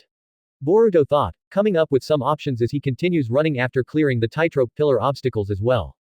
Last obstacle. And now, we're finally approaching the last obstacle. Everyone had better tread carefully, because you're stepping onto a minefield. Present Mike announces, it's set up so that you can tell where the mines are if you look carefully. So if you have to exploit your eyes and legs. He adds, these mines may not be powerful. But they're loud and flashy enough to make you wet your pants. He acts dramatic about it. Get a hold yourself, it all depends on the person. Shota grumbles under his bandaged face. This obstacle proves to be harder than the last one due to many contestants slowing down to avoid not setting off a mine, while several take one wrong step and instantly set them off upon standing on one. Even Shoto is slowing down as to not set one off. I see. This is an obstacle that puts those in the lead at disadvantage. Trying to make it entertaining, huh? These mine traps are just gonna slow me down. Boruto carefully steps around each one. On top of that, Todoroki is still in the lead. Luckily, it's not by much. He adds in thought, it only takes one move to pass him, but it's gotta be at the right time. At this point, Katsuki blasts his way in the air and flies directly at Shoto. Your declaration of war was to the wrong people. He exclaims angrily, not liking that the half-cold, hot Quirk user challenged Izuku, Boruto, and Sarada, but not him. Seeing that Katsuki and Shoto are fighting to take the lead and it's causing them to slow down, Boruto uses this chance to go around them and finally take the lead, yeah. Quote exclamation mark quote. Which definitely grabs their attention. While you guys are backing there ducking it out, I'm gonna end this by reaching the finish line. Boruto declares firmly. And just like that, Uzumaki takes the lead. Present Mike announces, which makes the crowd rallying in loud cheer, the media here is going crazy. And there's nothing they love more than an upset. That kid is the son of the strongest cage hero, Fire Fox. A person identifies in the crowd. Really? The number 2 hero that's equal in stats to All Might. Another comments, there's no doubt that many pro heroes will be fighting to have him as a sidekick for sure. I agree, even more so than Phantome's daughter and Endeavor's son. The last comments in agreement on that. Whiskers. Katsuki sneers as he blasts his way towards, get your ass back here. He roars, as Shoto is quick to follow. By the time they both catch up with the blonde teen, the explosion Quirk user wastes no time in attacking both of his rivals at once. Having them dodge his blasts while trying not to step on a landmine. Izuku arrives at the last obstacles and sees the blasting commotion that's unfolding in front him, they're too far from here. He thought, seeing that Shoto, Boruto, and Katsuki are still maintaining the lead as the trio continue going trading attacks to take the lead, but he dives the bot metal piece to the ground, this isn't over yet. He proceeds to dig up as many mines as he could into one spot, thanks for the idea, Kachan. What the heck is Izuku doing? Shikadai wonders. Beats me. Kyoka mutters. The one for all user holds the metal piece like a board before running to leap onto the landmines, super explosion turbo speed. He exclaims, the impact causes a massive explosion of pink smoke filling the air, which causes everyone to stop what they're doing, even the top 3, as they look back in surprise. Out of the smoke, Izuku has flown aboard the metal piece and ends up overtaking everyone as they watch in awe. Incredible. Whatever made it happen, Class 1A's Izuku Midoriya is in hot pursuit of first place. Present Mike comments as Izuku leaps over Shoto, Boruto, and Katsuki, scratch that. He has taken the lead. I flew over them just like I planned, but it was more forced than I expected, and the freckled teen sees that he's heading straight into the landmines. I didn't think about how I was gonna land. He can do that. Crap. Boruto proceeds to chase him. Deku. Katsuki sneers and blasts himself toward him. What the hell do you think you're doing, huh? He roars. Thinking fast, Shoto quickly spreads ice on the minefield in order to catch up. This ice path will end up helping others. But I have no time to worry about that now. He knows this and proves to be correct when he turns back to see that Boruto is using his ice path to run a few distance behind him to avoid the landmines. Thanks for clearing a path with the ice, Todoroki. Boruto grins in a taunt. TCH. Shoto scoffs. What a plot twist. Those 3 aren't fighting anymore, now that they have a common enemy, they're chasing Midoriya. Present Mike announces in excitement, the fight's not over yet though. Izuku sees that he's losing speed and that'll cause him to lose the lead and quickly thinks of one option, I must take another leap. And take them out of the running. He plants his feet on Shoto and Katsuki's shoulders and swings his metal board to the ground, resulting in the landmines going off that engulfs the half-cold, hot Quirk user and explosion Quirk user, while it causes the whiskered teen to stop where he is on the ice path. The blast propels Izuku to leap forward before he tucked and rolled before getting to his feet quickly, one for all, full cowling. He increases his speed instantly and takes the lead again. With a stunning move, Midoriya blown past his classmates from 1A. Present Mike comments, and he seared that minefield in an instant. Out of the cleared smoke, Shoto and Katsuki continue in their pursuit, while Boruto takes a stop upon seeing them ahead of him. Not much time left, he thinks quickly, and forms a shadow clone. I'll have to skyrocket past them to take back the lead. He positions himself in a throwing position, it's not or never. Right. The clone does a gale-enhanced throw that propels the real Boruto in the air, straightforwardly before dispersing in smoke. Out of my way. The blonde teen exclaims upon closing in on Shoto and Katsuki. Quote exclamation mark quote. Once the two turn around, Boruto uses his hands to shove them aside, which makes them stagger to the ground, giving them frustrated looks, especially the explosion quirk user. Even though Boruto succeed in getting past those two, he still needed to get past the one-for-all user, and upon slowing down, the Uzumaki quickly tucked and rolled before getting to his feet to run and take the top spot back from Izuku. Uzumaki plummets right through Bakugo and Todoroki, and now pursues Midoriya as everyone is heading back to the arena. Present Mike comments. This is when a silhouette runs past Shoto and Katsuki, which turns out to be Sarada as she coats her feet with chakra to run faster. Sorry boys, but I'll be overtaking you guys from here. Why you? Katsuki sneers, getting up and running after her, with Shoto quick to follow. Uchiha from Class 1A2. Eraserhead, your students are amazing. What the heck are you teaching them? This has nothing to do with me. Shoto replies, simply, each of them fired up by the other to succeed. He states on the mic. There ya have it. Eraserhead is a terrible teacher. Present Mike taunts. I'm what? Shoto grows a tick mark dramatically. WHO could have predicted the beginning and the climax of this stage. Present Mike continues as the top four are closing through the tunnels of the arena. The first to make it back to the stadium is the first place winner. It's revealed to be Izuku Midoriya as our champion. Mike announces on the speakers as loud cheers are heard from the crowd and pro heroes. Izuku looks around the stands and tears up out of joy while seeing All Might give him a proud grin. On the pro side of the stand, the very top, four of them observe and narrow their eyes at the one-for-all user. So what do you guys think? Asked a woman with short black hair, who has one sleeve on her left side and dons an open red dress on the front right side from waist down, revealing her right leg Kuretsuchi. That kid with the green hair was actually impressive. I'll admit that, said a dark-skinned man with black eyes that gives a bored look, a small mustache, bulbous nose, and white hair that covers his left eye. He wears a sleeveless uniform with a hood and loose-fitting pants, bandages on his wrists and a one-shoulder flat jacket. Darui, it wasn't until the end that he begun to use his quirk. My thoughts exactly, that was a well-planned utilization on his part. Said a young man with short blue hair, dark eyes, shark-like teeth with some chin stubble, and wears thick framed glasses connected to ear protectors. He wears a blue pin-striped shirt and light gray pants. Quote. Glances a young man, Gaara, with a green eyes, short-combed hair, and no pupils, eyebrows. He dons a crimson trench coat with several buttons, black pants, brown belt, and a small gourd which is strapped to his left side. That power looks very similar to his. Elsewhere in the villain bar, that brat. Tamura sneers while scratching his neck and watching the festival on the computer. Ah man, you beat me. Boruto sighs, and smiles anyway, but I won't lose these next coming rounds. He vowed, holding out his right fist to his freckled friend, that makes you my rival throughout this tournament too. He smirks. Izuku blinks in surprise before cracking a small smirk himself. Okay, bring it on. I won't lose to you either, Boruto. He bumps his fist against his. Hey, you guys forgot about me. Sarada chimes in, getting their attention. I'll be the one taking the top spot before either of you two. She smirks. Hey, not if I can help it. Boruto remarks. Now there's a good sign of sportsmanship from our top three finalists. Present Mike comments, and here are the other competitors. He announces as the other students pile up at the arena upon finishing. Placements for the obstacle race. 1. Izuku Midoriya. 2. Boruto Uzumaki. 3. Sarada Uchiha. 4. Shoto Todoroki.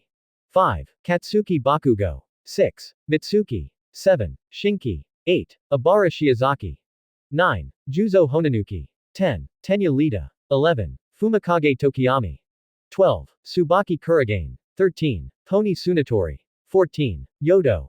15. Araya. 16. Hinata Siro. 17. Iwabe Ueno. 18. Eijiro Kirishima.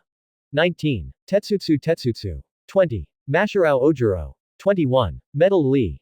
22. Suyu Asui. 23. Sumair Kake. 24. Yosetsu Awase. 25. Shikadai Nara. 26. Inojin Yamanaka. 27. Mezzo Shoji. 28. Rikodo Sato. 29. Ochako Uraraka. 30. Chocho Akamichi. 31. Denki Kamiko. 32. Momo Yaoyorzu. 33. Minoru Mineta. 34. Mina Ishido. 35. Koji Koda. 36. Enko Anikuma. 37. Kyoka Jiro. 38. Kosei Saburaba. 39. Hoki Taketori. 40. Sen Kaibara. 41. Denki Kaminari. 42. Kojiro Bondo. 43. Suru Itoi. 44. Reiko Yanagi. 45. Hitoshi Shinso. 46. Itsuka Kendo. 47. Jirota Shishia. 48. Shihai Kuwaro. 49. Yui Kodai. 50. Hiryu Rin. 51. Narengeki Shota. 52. Kanoko Komori. 53. Wasabi Izuno. 54. Togaru Kamikiri. 55. Nito Monoma. 56. Namida Suzumano. 57. Toru Hagakuri. 58. Setsuna Tokage. 59. Manga Fukidashi. 60. Renga Kakubo. 61. Hako Kuroi. 62. Mei Hatsume. 63. Dashu Getsu. 64. Yuga Aoyama. The top 64 made it through to the next round. Midnight talks via microphone. Even if you didn't manage to make the cut, you'll still get your time to shine. She licks her lips in a chuckle. The real competition begins, the chances to fully give it your all. The board then randomly selects the next game, which is revealed to be the cavalry battle, which explains that the top 64 qualifiers form teams from 2 to 4 people in order to earn points by stealing headbands from other teams in order to receive higher rankings, and the point value assigned to the first place contestant is 10 million. Izuku pales in sweat, realizing his victory has been short-lived as he realizes that he is a massive target for the other competitors, T10 million. He stutters out. That's right. Midnight smirks, it's a survival of the fittest, with a chance for those at the bottom to overthrow the top. She announces as the eyes of every competitor is on Izuku, still paling in sweat, and everyone sees as a perfect opportunity to take the top spot. Ending 3 inches Dakara, Hitori ya Nai, by Little Glee Monster.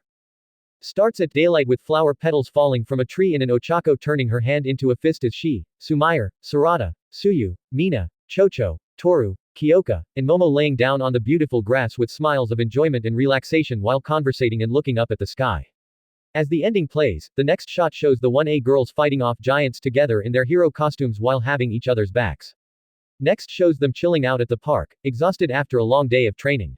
Kyoka sitting on the bench with a hand to her forehead, Sumair on her knees and Mina laying down, both sighing of fresh air, Ochako bending down and catching her breath, Suyu and Toru bending over the trash can, puking a little bit, Chocho sweating a lot after a bunch of running, Sarada leaning against the tree with her glasses off and hand over her eyes, and Momo standing up straight and take a few breaths. Next shows them walking in the rain in their school uniforms while looking at the screen with medium expressions, before the sky changes from overcast rain to daylight. It then switches to the Class 1A girls in their hero costumes once again in completing an obstacle course together while looking back at some of the Class 1A boys Izuku, Boruto, Katsuki, Mitsuki, Tenya, and Shikadai, and Shota, who watch them from the starting line.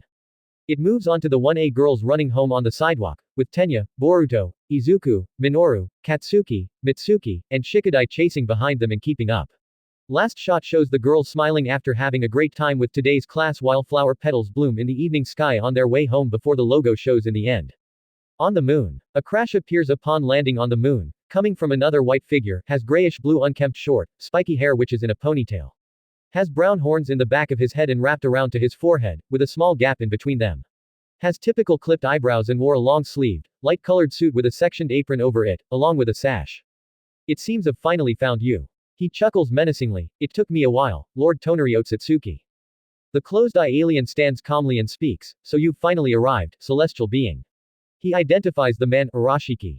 Come now. Why stand on formalities? We're from the same clan. Arashiki states.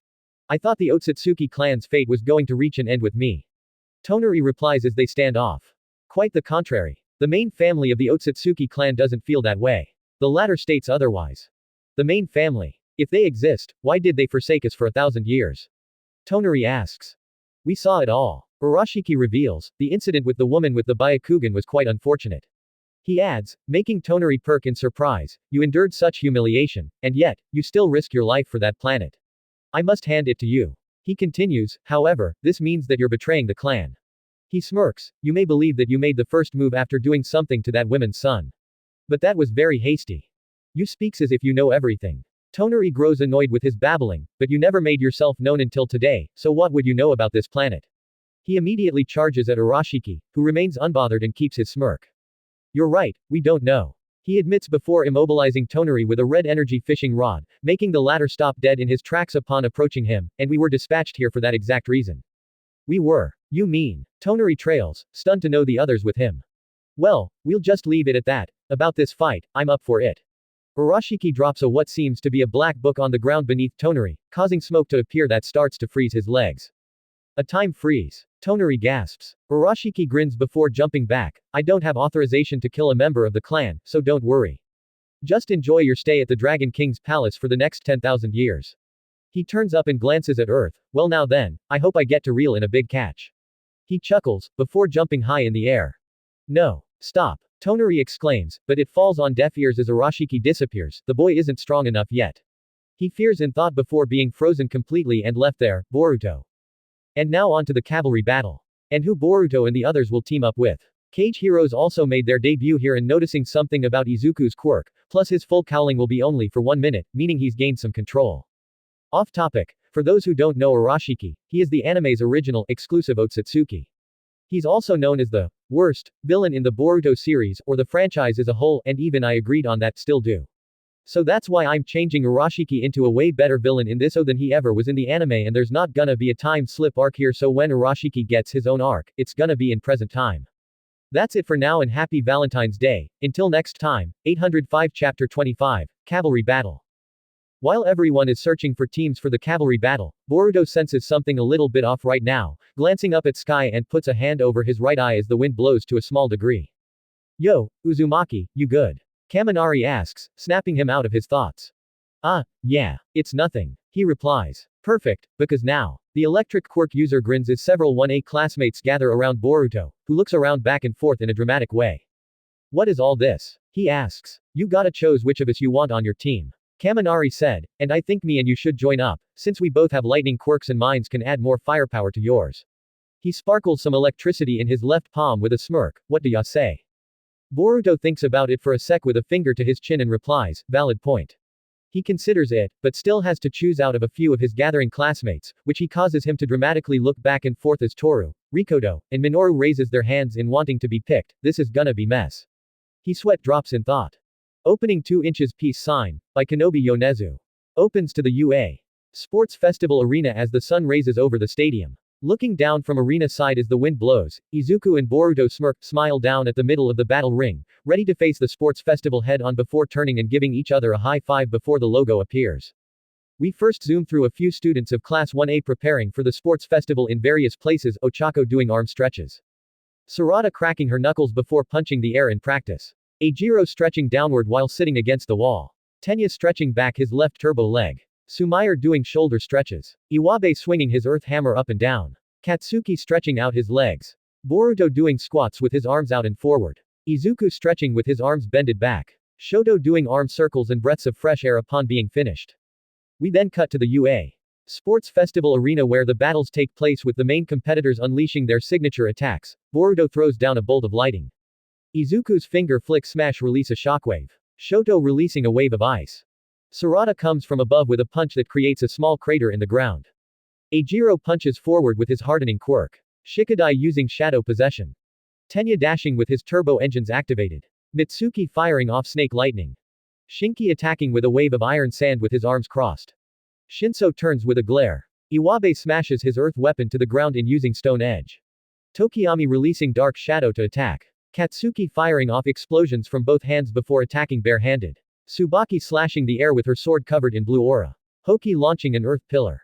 Tetsutsu punching forward with his steel quirk. Hatsume turns with grin and hands behind back. Next shows Naruto, All Might, Present Mic, Midnight, and Shota, still covered in bandages, turning back to Class 1A, who glare at them with determination as they're ready to give it their all during the sports festival. Last shot shows everyone in their costumes and jumping in the air, diving straight into battle. Chapter 25, Cavalry Battle. Meanwhile, Izuku is panicking frantically as everyone is avoiding him because his head is worth 10 million points and it puts him in a tough spot. Hey Deku, wanna team up? Ochako asked, getting his attention. Uraraka. He cries out with bursting tears dramatically, is it really okay? Everyone'll probably be after me because of my 10 million points. He exclaims as she wipes herself from his tear shower. If we run away the whole time, then we'll win, right? She asks and smiles brightly. It's better to team up with people like Izuku's face scrunches up while blushing, like his heart was about to squeeze, but was glad since he wanted to team up with her too. Now we just need one more person. Hey, Lita, he calls out, getting the turbo engine Quirk user's attention. After that, they form up and start to strategize. By the time Izuku finishes the plan and wants to find one last member, Tenya speaks up, a good strategy, but I'm sorry. He apologizes, which surprises them. Even though he sees the two as great friends, he views the one for all Quirk user as a rival as well, just like Shoto, Katsuki, and Boruto. So he leaves and joins up with Shoto, Kamiko, and Momo. This leaves Izuku to find two more team members before time is up. This is our team throughout this cavalry battle, so let's win and take first place. Boruto grins in determined with a raise of his fist, standing with his team, Kaminari, Mitsuki, and Sumair.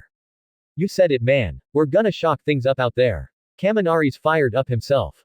Not too much. Boruto sweat drops and chuckles. We don't need going, stupid, on us now. Hey! Kaminari exclaims dramatically, at least let me have a moment.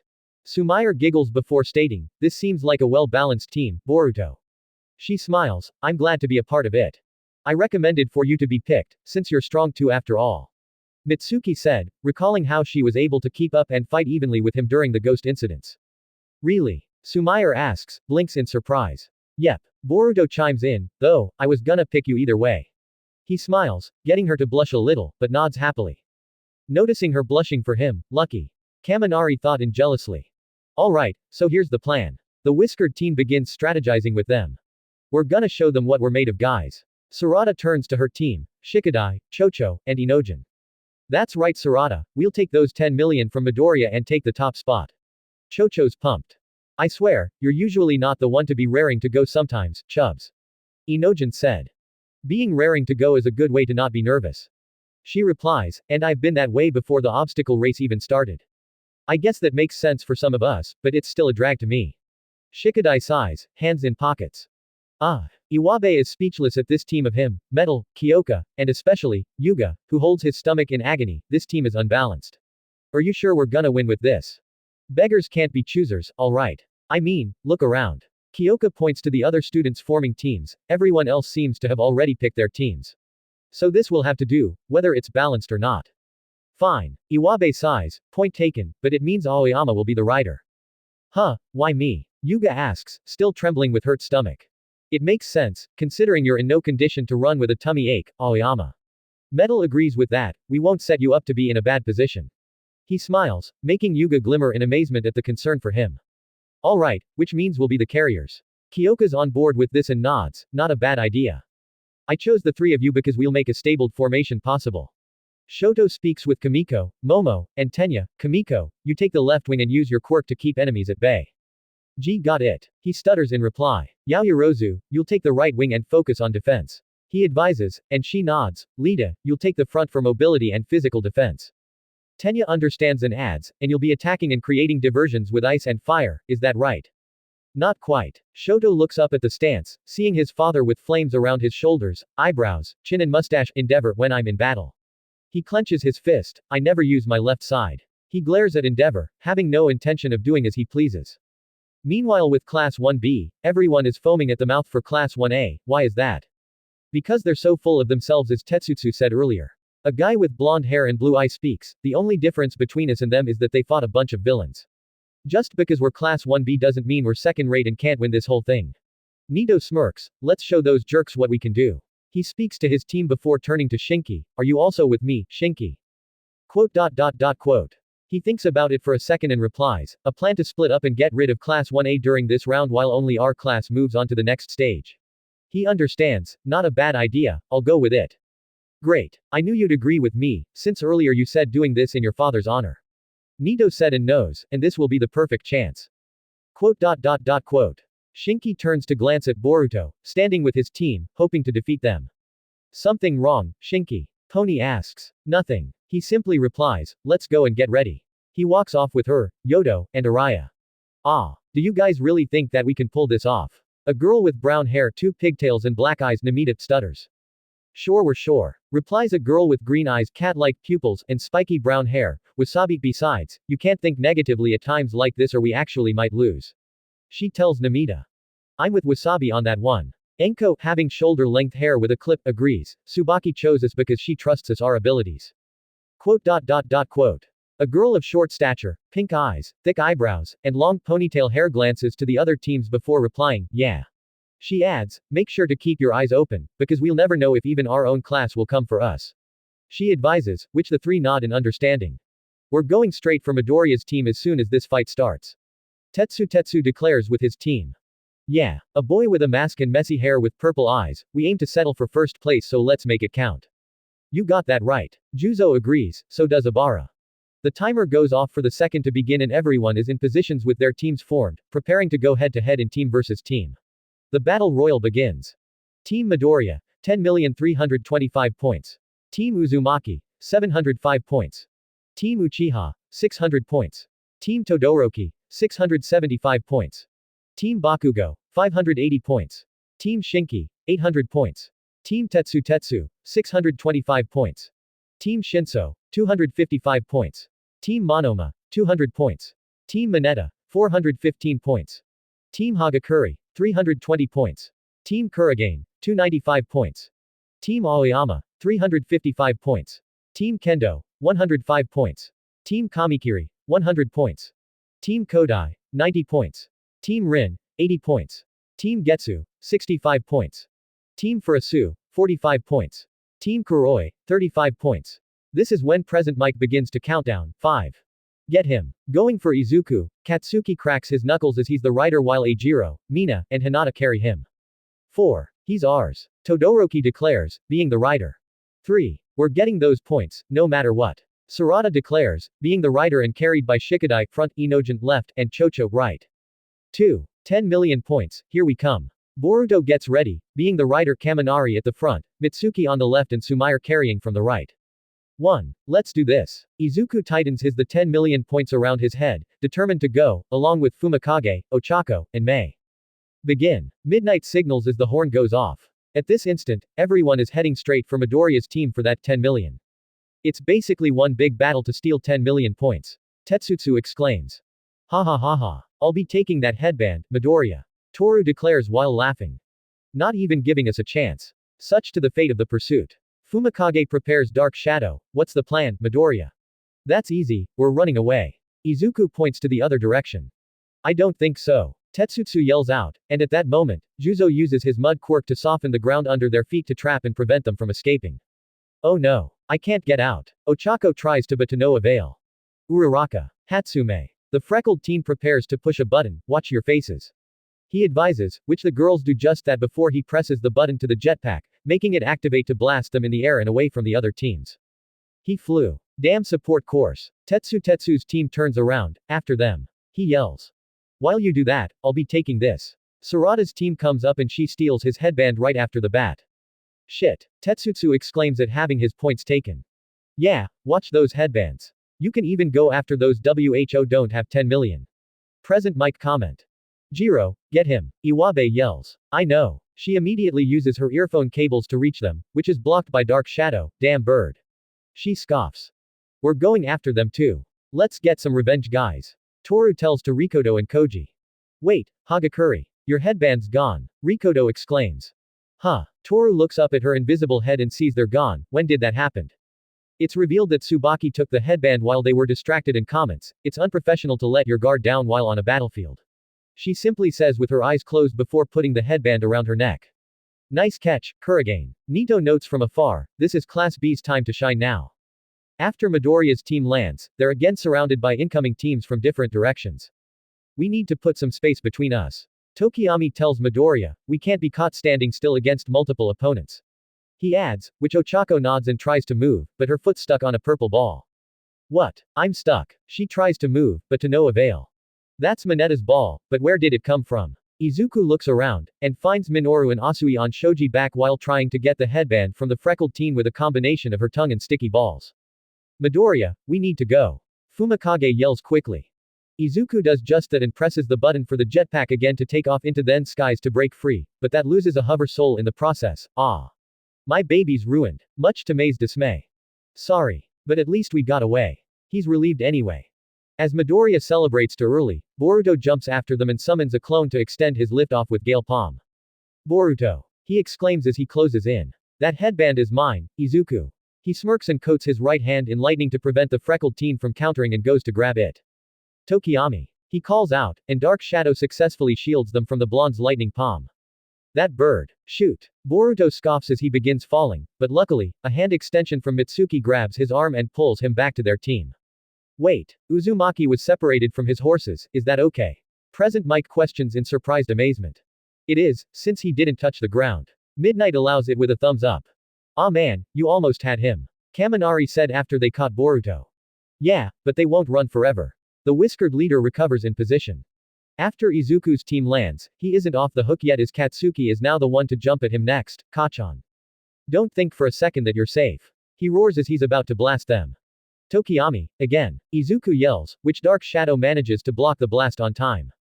The hell? Katsuki's surprised Hinata tapes him and pulls him back. Nice catch. Eijiro compliments as they catch the explosion quirk user. Nicely done, guys. Izuku compliments in success so far. It's hard to control where we're going with just one foot. Ochako warns. I understand. He nods, at this rate, we can't take to it the skies. So we'll have to rely on Uraraka's zero gravity and Tokiyami's dark shadow in order to survive. After a couple minutes went by, the team rankings suddenly begin to change, much to everyone's unexpected surprise. Huh. It's kinda. One of them comment. Hold on. This is an unexpected turn. Present Mike comments in surprise while looking at the rankings. Other than Midoriya's team, Class 1A ain't looking too hot. Even Bakugo and Uchiha are losing.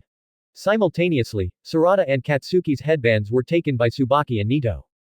Too easy. Tsubaki said. Huh. Sarada's shocked to see that her points are gone and she's at 0. Your class is too small-minded, think bigger. Nito taunts to Katsuki. What did you say? The latter exclaims in question. Nito explains that he and some of his classmates purposely lost the obstacle race in order to scout Class 1A's quirks and states that using their quirks just for the preliminary round was foolish on their part. While having his attention, you're pretty famous, aren't you? For being attacked by the sludge villain. Nito smirks and taunts, you'll have to tell me about it sometime.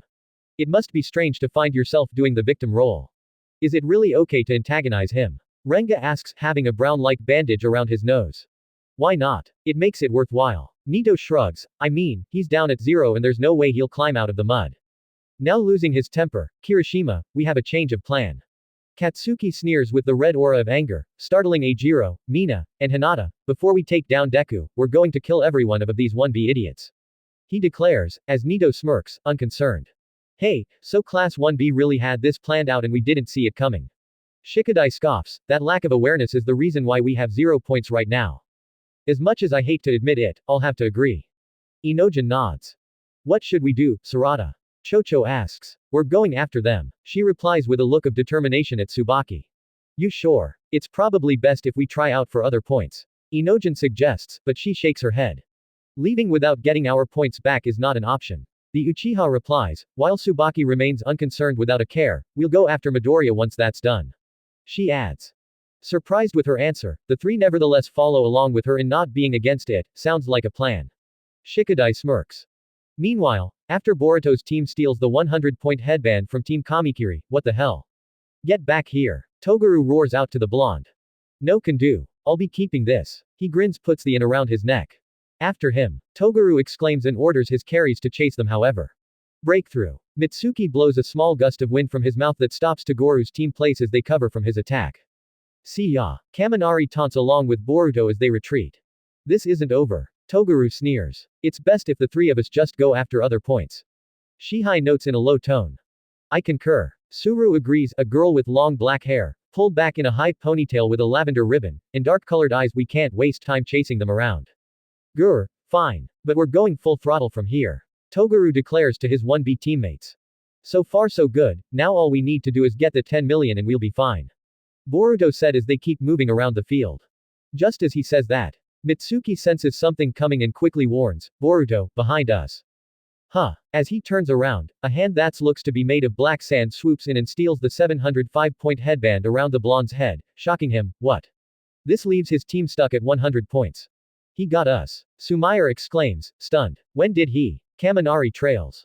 The one who stole it was none other than Shinki, who wraps it around his neck, along with his 800 points. He frowns and tells Boruto's team, you guys were full of openings. How careless. Damn it. Boruto scoffs in frustration. And now Uzumaki's team has decreased in points. Present Mike comments, taken back, just what is up with Class 1A this time around. So, looks like Class 1B's stepping up. The whiskered teen cracks a smirk anyway. Then again, it was only a matter of time before someone came after our points, and here we are. Come on man, what's the plan? Kaminari asks. What do you think? Boruto pound his fist together. We'll regain points back before taking the 10 million, let's go. He declares, earning a smirk from Mitsuki, while Kaminari and Sumire do the same, nodding their heads and backing him up.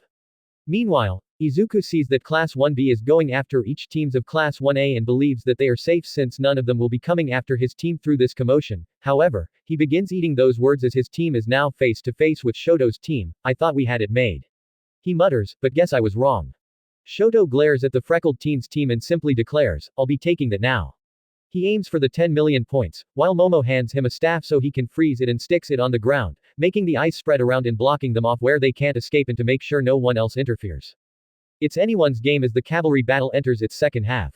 Present Mike announces, Class 1B has made an unexpected showing, WHO will win the 10 million points in the end.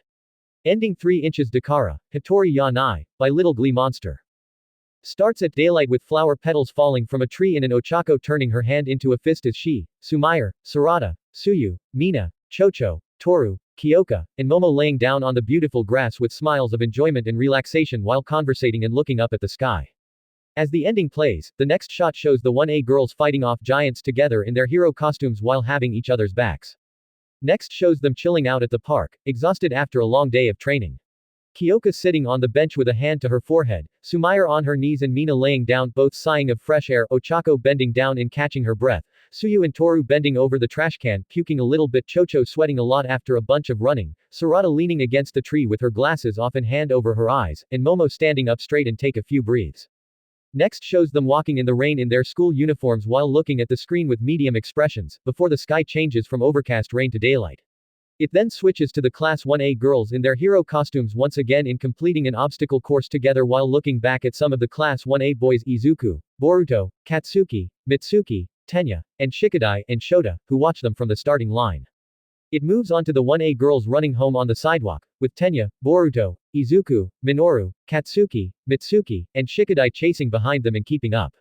Last shot shows the girls smiling after having a great time with today's class while flower petals bloom in the evening sky on their way home before the logo shows in the end. The cavalry battle intensifies with Class 1A facing off against Class 1B, Boruto against Shinki, Katsuki against Nito, and Sarada against Tsubaki. The 1 versus 1 matches almost approaches and I'm gonna have a blast writing those. That'll be all for now and until next time. 805 Chapter 26, Second Round Finale. Lava Dimension. While sitting inside another one of Kagaya's palaces, is this one bad too? Momoshiki asks. It seems so. Kinshiki replies, as a file crumbles away, Kagaya has no information left. Grr. The former grows a bit frustrated, that women. Lord Momoshiki. Urashiki appears, getting the duo's attention, you're still here, huh? How's the search for the chakra quirk fruit coming along? Momoshiki asks in getting straight to the point. Oh come on. We haven't seen each other in quite a while and that's what you ask right away. Urashiki asks, jokingly. Grr. Momoshiki glares at him with veins around his eyes. The Byakugan, this is no joking matter, Urashiki. The latter shrugs and replies, yes, of course I checked into that. Momoshiki opens a portal to get a view of the quirk-based planet Earth, so that's it. He adds, the region she used to be in charge of. He jumps down off a stone, and now I can't wait to absorb some chakra quirks down there. Just a minute, you're going already. Urashiki blinks in surprise and questions, but the duo proceed to walk through the portal. Even though his question was ignored, he sighs in a smirk, oh, Momo. As usual, you're unsociable. He's unsurprised by that before following them through the portal. The trio is now floating above the quirk-based planet Earth as the air blows through their clothing, so you're saying that 9 monsters were dispersed from the energy contained in the divine tree. Yes. They call them the tailed beast here and they're at the very top of the sentient quirk criteria. Urashiki explains it, and the ones who took these tailed beasts into their bodies are called Jinchurikis. So they possess chakra quirks. Kinshiki understands. That's right. And these Jinchurikis possess tremendous amounts of it thanks to the tailed beasts embedded in them. Urashiki continues with his hands on hips. To extend that note, there are also those with non-chakra quirks that possess sentient quirks, except there have no relation to that of a tailed beast. Kinshiki finishes that statement. Yeah, Urashiki confirms. HMPH, then they're irrelevant. Momoshiki states without a care, those with enormous energy are the only ones on our radar. I figured you'd say that. The former shrugs. Still, this superhuman region does things that are amusing. He chuckles, like the good heroes taking down the big bad villains, and this symbol of peace stuff, haha. Don't care. So how many of these Jinchuirikis are there with sentient chakra quirks? Momoshiki asks. 3 of them. Urashiki confirms, Desert Sand has the 1 tail, Fire Fox has the 9 tails, and Killer Bee has the 8 tails. I see. They may be vulgar creatures, but I sense some massive chakra in their quirks. Momoshiki forms a smirk while glancing down at the planet. Opening 2 inches peace sign, by Kanobi Yonezu. Opens to the UA Sports Festival Arena as the sun raises over the stadium. Looking down from arena side as the wind blows, Izuku and Boruto smile down at the middle of the battle ring, ready to face the sports festival head on before turning and giving each other a high five before the logo appears. We first zoom through a few students of Class 1A preparing for the sports festival in various places, Ochako doing arm stretches. Sarada cracking her knuckles before punching the air in practice. Eijiro stretching downward while sitting against the wall. Tenya stretching back his left turbo leg. Sumair doing shoulder stretches. Iwabe swinging his earth hammer up and down. Katsuki stretching out his legs. Boruto doing squats with his arms out and forward. Izuku stretching with his arms bended back. Shoto doing arm circles and breaths of fresh air upon being finished. We then cut to the UA Sports Festival Arena where the battles take place with the main competitors unleashing their signature attacks. Boruto throws down a bolt of lighting. Izuku's finger flick smash release a shockwave. Shoto releasing a wave of ice. Sarada comes from above with a punch that creates a small crater in the ground. Eijiro punches forward with his hardening quirk. Shikadai using shadow possession. Tenya dashing with his turbo engines activated. Mitsuki firing off snake lightning. Shinki attacking with a wave of iron sand with his arms crossed.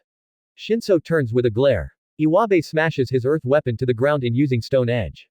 Tokiyami releasing dark shadow to attack. Katsuki firing off explosions from both hands before attacking bare-handed. Tsubaki slashing the air with her sword covered in blue aura. Hoki launching an earth pillar. Tetsutsu punching forward with his steel quirk. Hatsume turns with grin and hands behind back. Next shows Naruto, All Might, Present Mic, Midnight, and Shota, still covered in bandages, turning back to Class 1A, who glare at them with determination as they're ready to give it their all during the sports festival. Last shot shows everyone in their costumes and jumping in the air, diving straight into battle. Chapter 26, Second Round Finale. With 8 minutes left of the cavalry charge. Boruto points forwards. He's carried by his team as they dash toward Shiki's team in trying to recover their headband. Here they come, Shiki. Yodo alerts, looks like they won't let us out of their sights until they've recovered their points. Since we're in the top 4, we should run away and stall out the time so we can advance forward. Araya adds, getting a nod from Pony as well. Good idea. However, Shinki trails and sees that Boruto's team is about to attack upon approach. Kaminari, get ready. Boruto begins coating his right hand in lightning and aims it forward. Yeah. Denki's head begins to surge with electricity and it flows up to Boruto's electric-coated palm, but he's being careful so he won't shock Mitsuki or Sumair. Here we go, lightning bolt. The whiskered teen yells out and release a torrent of electricity aimed at Shiki's team to paralyze them in place. However, black sand begins to form from Shinki's arm as he creates a wall in front of his team and blocks the lightning attack. Huh. Boruto exclaims in question, so does Kaminari. What's with that wall? It's like some sort of black sand. He adds, as they stop their lightning attacks. It's either a regular quirk or a chakra quirk, but I think it's the latter to be precise. Mitsuki theories. Correct you are. Shinki confirms it after receding the sand back to his arm. Shinki. Chakra quirk. Iron sand. He can use it for offense, defense, and close-ranged combat, as well as form a large wave that can be used to bind and crush a target. My iron sand is the best defensive quirk in our class, and it even exceeds my father's sand in terms of properties and intensity. Shinki explains. Even Desert Sand's quirk. Shinki's quirk is crazy. Kaminari trails, surprised. Still, there's gotta be a way to get past that, Boruto. Sumair glances up to him, who glares at Shinki. You won't find any openings with my quirk. The Iron Sand user counters, so it's best if you give up or find some other points to steal because you'll never regain these points from us. TCH, damn it. Boruto scoffs, in frustration. Meanwhile, Sarada's team is having their own set of problems as Tsubaki's team is keeping their fair share of distancing and prevents the 1A team from getting anywhere close to them. Oh come on. Sarada grows a little frustrated. I know, the girls are maintaining the space between us and them. Shikadai notices, they're making it harder for us to get the chance to get within their range. On top of that, the gap is a bit large for my partial expansion arm to reach them. Chocho adds. My quirk is useless in this situation as it requires me to draw while holding my scroll, but I can't do that while carrying someone. Inojin explains, so have you thought of anything, Sarada? I'm trying. Sarada trails while keeping her glare at Tsubaki, who keeps her calm composed expression. You're wasting your time, you know. The latter speaks, getting their attentions. We've maintained a place in the top 10, so there's no need for us to steal any more headbands. She's right, we have no intention of handing this back to you, thus, you'll have to go for other points. Wasabi smirks. Sarada scoffs in trying to coming up with something to get their points back as the time reached 6 minutes. Meanwhile, Team Shoto makes their move against the countered Team Midoriya. Now Lita, forward. Shoto commands, which the latter does via his turbo engines, Yaoyaorozu, be ready to protect us. On it, she begins creating a sheet with an electric rod. Kamiko. Shoto signals next. Yeah, I know. He nods, and he begins surging electricity through him as Shoto covers himself, Momo, and Lita. Elekiter charge. Kamiko launches a stream of lightning from his left palm aimed at Team Izuku. Luckily, Dark Shadow intercepts the attack and shields them from it. After Shoto lets down the sheet, less than 6 minutes left, time to make a move. His team continues their assault on the 10 million team. Shoot. The jetpacks malfunction. Izuku notes upon trying to press the button to activate it. Oh no, they're moving too fast. Ochako sees them as they move back with their hover souls. Take care of them. Fumikage gets Dark Shadow to attack, but his claw is blocked by a shield created by Momo. She's too good with her creation Quirk. Izuku mutters. No. Kamiko is the real threat. Fumikage notes and adds, if there was any more sunlight, then Kamiko's attack would have destroyed Dark Shadow. Quote exclamation mark quote. Izuku widens in surprise. It'll very difficult for me to attack as long as he keeps us using his lightning attacks. Fumikage adds, and it makes Dark Shadow timid. He notes, revealing the shadow bird to nod with a satin-like expression. Izuku sees that they're lead to the edge of the stadium, but uses Todoroki's left side as an opening to slip and keep them at bay. Meanwhile, Team Shinki is on the run from Boruto's team, who won't let them get away so easily. They're stubborn, aren't they? Pony asks to Shinki, who scoffs, but still unconcerned as they can't get past his iron sand defense. They've kept away from us for the last couple minutes now, and there isn't much time left. Sumair notes out in worry after looking at the time. Uzumaki, we should just try out for other points. Kaminari suggests, I mean at this rate. We're not going anywhere. Boruto replies, determined, even if we do go after other points, we wouldn't know what number they have, especially not within this short amount of time. That's a valid point. Mitsuki agrees, aside from Midoriya's, this team also has higher points than us and staying on them is the best option for the time being. Kaminari's a little surprised, but smirks anyway in being forced to agree, you got it, bro. Okay, let's go those points back. Sumair exclaims, determined. Yeah, and I've got a plan. Boruto reveals, confident that it will work. After a while, 3 minutes left. Araya counts, if we can keep up this pace, we'll move on. Yeah, we will. Shinki agrees, but just as he says that, Boruto prepares another lightning attack, with assistance from Kaminari. Setting off a fused attack, lightning 3 million bolt. Boruto exclaims, using Kaminari's electricity from his hair to fire a straight attack at Shinki's team. Quote exclamation mark quote. The latter's team stops and Shinki quickly uses iron sand to shield his team from the attack. Catching something about this attack, TCH. Shinki huffs in being taken back a little. Shinki, what's going on? Pony asks, getting a little worried. This attack is stronger than the last one, I can feel it. He replies, narrowing a little. After the combined lightning attacks end, now, Sumair. Boruto signals upon seeing that Shinki's starting to lower his iron sand defenses. Right, please Nu. Sumair nods and commands the creature on her shoulder. The small-sized Nu taking form of a small dot shoots out a dark aura tail that latches on and ties up everyone on Shinki's team, except the latter. Quote exclamation mark quote. Shinki perks, stunned that his 3 teammates are tied and immobilized. What is this? Yodo struggles. I can't move. Pony whimpers. Not only that, my energy is draining. Araya feels it and beings to feel drowsy. Ku. Shinki scoffs at this, that Uzumaki, he used that full-on lightning attack as a distraction to get me to use my iron sand wall just so he could use his teammates' quirks to restrain us all in one place after I let my defenses down. At that moment, Boruto's team have caught up to the restrained Team Shinki, I gotcha. Crap. Shinki tries to bring out his quirk, however. Mitsuki. Boruto signals again, which the snake teen nods and extends his arm quickly to wrap it around Shinki, holding him in place before he could defend. Flashback. Kaminari. You and I will do another lightning fusion attack, but with the addition of more power. Boruto sets up, surge it through your hair like before to sync it with mine. Got it. Denki complies. We'll force Shinki to raise to defenses and counter our attack. He continues, that's where you two come in. He adds, Sumair, you can use Nu's power to form a dark thread that'll immobilize them in one place. And at the same time, when we get close, Mitsuki will put Shinki in an arm hold to prevent him from using his quirk to retaliate. He notes in the final setup, "That's when I'll steal our points back, along with his, and we'll get our second place spot back." His teammates look on varying expressions, but grinned in agreement to his plan, right? Sumire nods and does one hand sign for a summoning before opening her left palm to reveal the small eye, "Nu." She calls out and a puff of smoke appears above and out comes a small Nu that lands on her shoulder. "What the heck?" Kaminari exclaims dramatically. "That's new now?" Boruto asks, surprised and amazed while Mitsuki smiles at her new development with the creature. "Originally, he was made to curse the world and hurt people." She smiles gleefully, "But still, Boruto taught me that I can still be friends with everyone." "Damn right." He grins and knows it. "Quite an ace up your sleeve, Kake." Kaminari trails, startling her dramatically, however, "But I rock with it." He grins as they continue going after Shinki's team, commencing the operation, "Man." He yells, getting a signal from the smirking blonde teen present. This all went according to plan. Uzumaki thought inwardly before throwing out his right hand and grabs all of the headbands from Shinki's neck, two of them before getting their distance, and releases the Iron Sand Quirk's team, setting them free. "We did it." Kaminari yells with a grin, even though he can feel himself going in dumb mode. After using his lightning, he still gets a stable head and moves forward. "That was a well thought out strategy, Boruto." Sumire smiles in compliment and glad that it worked.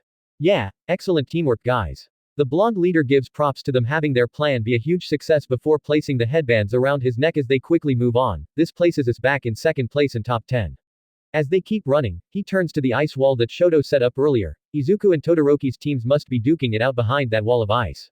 He knows and orders, "So let's get in there and crash the party." His teammates agree as they move toward it. "Dang it!" Araya exclaims, "We're sitting at 0 now. Should we go after them and get our points back?" Pony asks the Iron Sand Quirk user. "No, it'd be a waste of time since we only got less than 3 minutes left." Shinki replies, looking at the time, "We'll go after another team and get us a headband that'll at least put us in 10th place and move us forward." He finishes, getting his team to agree and carry him off. Shinki glances directly back at Boruto, but soon turns to a small glare, "This won't end here. I'll get you back for this, in the next round." He declares inwardly. At the same time, Katsuki jumps right after Nito's team in trying to take back their points. "Kakubo, block it." Nito orders, which Renga quickly does, two hand signs that creates glowing blue brick walls, blocking Katsuki from attacking them. "Alright. Renga Kakubo. Chakra Quirk. Quarantine wall." He can create a massive barriers, even in the air, to shield against incoming attacks. Katsuki tries punching constantly at it in trying to break through, but to no avail. "Ha. Serves you right." Renga brags. However, before they can leave, Katsuki breaks through the wall and grabs one of Nito's headbands before ripping them off his neck, shocking the latter. After taking them, Hinata pulls Katsuki back via tape before he could hit the ground. "Damn it." Nito curses in frustration as his team retreats. "We're still in 6th, it's fine." Kosei assures him. Shinki and Kurigane are holding their own at keeping their headbands while Kendo's sitting at 0 points. "Yeah." Nito agrees, keeping his last 580-point headband close. "As long as we defend this one to the death, we'll move forward. I told you to warn us before you jump." Hinata reminds upon pulling Katsuki back. "Whatever, this means we're advancing," Eijiro notes, however. "We're not done." Katsuki exclaims otherwise, "We'll be the undeniable champions of the game. So get closer." He clenches his fist, "We'll get our points back from this idiot, and then go for the 10 million. He then strategies for Hinata to shoot some tap forward and Mina to shoot some acid as a follow-up. Once that's done, Katsuki adds one blast to skyrocket them toward Nito's team. Kosei tries to use solid air to block them, but Katsuki breaks through with a large explosion and steals Nito's last headband, getting their points back. "Now, we're going after Deku and Todoroki." He declares and gets his team to charge for the ice wall. At the same time again, Sarada's team is still chasing down Tsubaki's team until Shikadai speaks up. "Guys, I'll try and hold them in place with shadow possession." "What? From this range?" Sarada asks, a little surprised. "Yeah, it'll work out." The shadow quirk user confirms, "However, once I catch them, you need to take back our points and fast because I won't hold all of them for long." Sarada glances for a moment, but understands and replies, "Do it." "Okay." Shadow possession. Shikadai unleashes his shadow line after them and manages to keep his quirk going, despite being 15 feet away from Tsubaki's team, almost there. Namita turns around and notices his shadow line ganging up on them. Tsubaki." She quickly warns. She turns around in question, but by the time she does, their whole team is under Shikadai's shadow possession. "Crap, I'm stuck." Enko tries at the front. "Oh no. They're closing in." Wasabi warns as Sarada's team closes the gap. Quote! Tsubaki's perks in small surprise. "I didn't know his shadow could reach out this far. If only I had my weapon, then my quirk utility would have gotten us out of this." Cha. Upon getting close, Sarada reaches for her headbands, but Tsubaki blocks with her arm in trying to defense. It's not as easy as you think. Tsubaki remarks. Oh yeah, then how about this? Sarada activates her Sharingan and uses her left hand to grab the bands, which Tsubaki keeps trying to defend with some close combat. However, the Uchiha can read her movements in close range and shrugs off her fists before breaking through her defense and finally getting her hand on all three of Tsubaki's headbands, taking them off her neck. Yes. Shikadai grins in success, before releasing Tsubaki's team from his shadow possession. Headband recovery completed. Chocho exclaims in delight. Phew, we managed. The paint Quirk user sighs. Alright. Sarada puts them around her neck before setting her sights on the ice wall caused by Shoto. Let's get the 10 million and end this. She urges her team to move for Izuku and Shoto's teams. They're unstoppable. Uzumaki, Bakugo, and Uchiha turned the tables against Class 1B and rose back up the ranks in a nick of time. It's a miracle. Present Mike announces the crowd cheers loudly. With 1 minute and 25 seconds remaining, Team Midoriya was able to keep Todoroki's teams away from them by staying on Shoto's left side. However, Lita uses his special move, Recipro Burst, to unleash a burst of speed from his turbos and with an instant blitz, Shoto steals Izuku's 10 million point headband. I told you, Midoriya.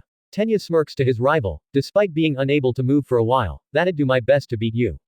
With the tables having been turned for their team, Izuku doesn't give up and still persists on going after Shoto's team to recover the 10 million since they're short on time. Even though Fumikage thinks about going for more points, Ochako encourages them to try and get it back. Knowing their advancement depends on him and their trust, Izuku activates One for All while closing in on Shoto, who sends his power and unintentionally activates the flames from his left side, but the One for All user blows out his flames with a hand wave and grabs a headband. That's it, I did. Izuku exclaims in being sure that he got the 10 million headband. Wait a minute, please tell me there's something wrong with my eyes. Mei says otherwise.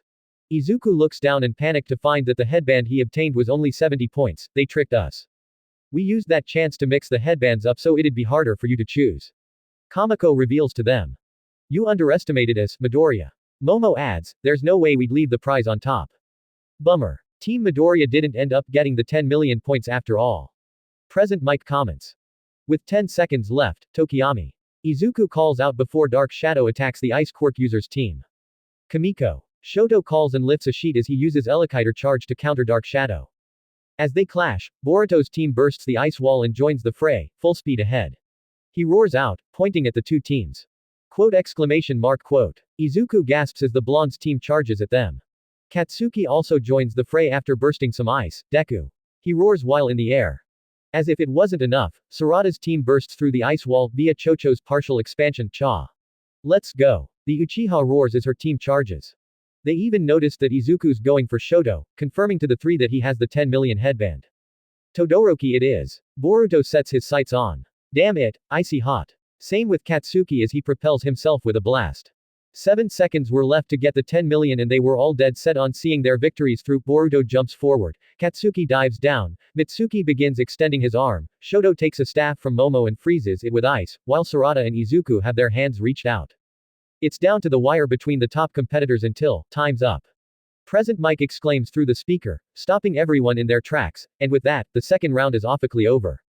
Clenching his teeth and right fist in frustration, Izuku grimaces at having failed to get his points back, while Katsuki isn't happy about as he yells in mad frustration. Shit, we were so close. Boruto scoffs. Almost had him. Sarada clenches her fist in the same manner. Now let's take a look at the top 10 passing teams. Present Mike announces. First place, Team Todoroki. Even though we took first place. Momo trails in a sigh with crossed arms, that was too close for comfort. It sure was. We were sitting ducks at that moment and were luckily the time ran out. Kamiko agrees, also beating his quirk was low on chakra due to using lots of electricity. I'm sorry. I let everyone down, didn't I? Tenya clenches his fist, all dramatically. That's actually not true. Kamiko assures, if it wasn't that special move, we would have been lower, if not 0 points. Exactly, you're the reason we won. Momo assures to the Turbo Quirk user too. Second place, Team Uzumaki. If we only had a few more seconds, first place would have been ours. Boruto said, and sighs too. Well, I think we made a good placement for ourselves. Mitsuki smiles, unbothered by the results. Yeah, at least we're moving on. Kaminari shrugs, definitely a win for us. He adds, and Sumire nods in agreement with Nu still on her shoulder. Hey, fair enough. The blonde teen chuckles awkwardly. Third place, Team Bakugo. Ah, we were so close to first place. Mina said in dismay while shaking her hands. We moved on, so it's all good, right? Hinata shrugs. I don't think our leader would agree with you.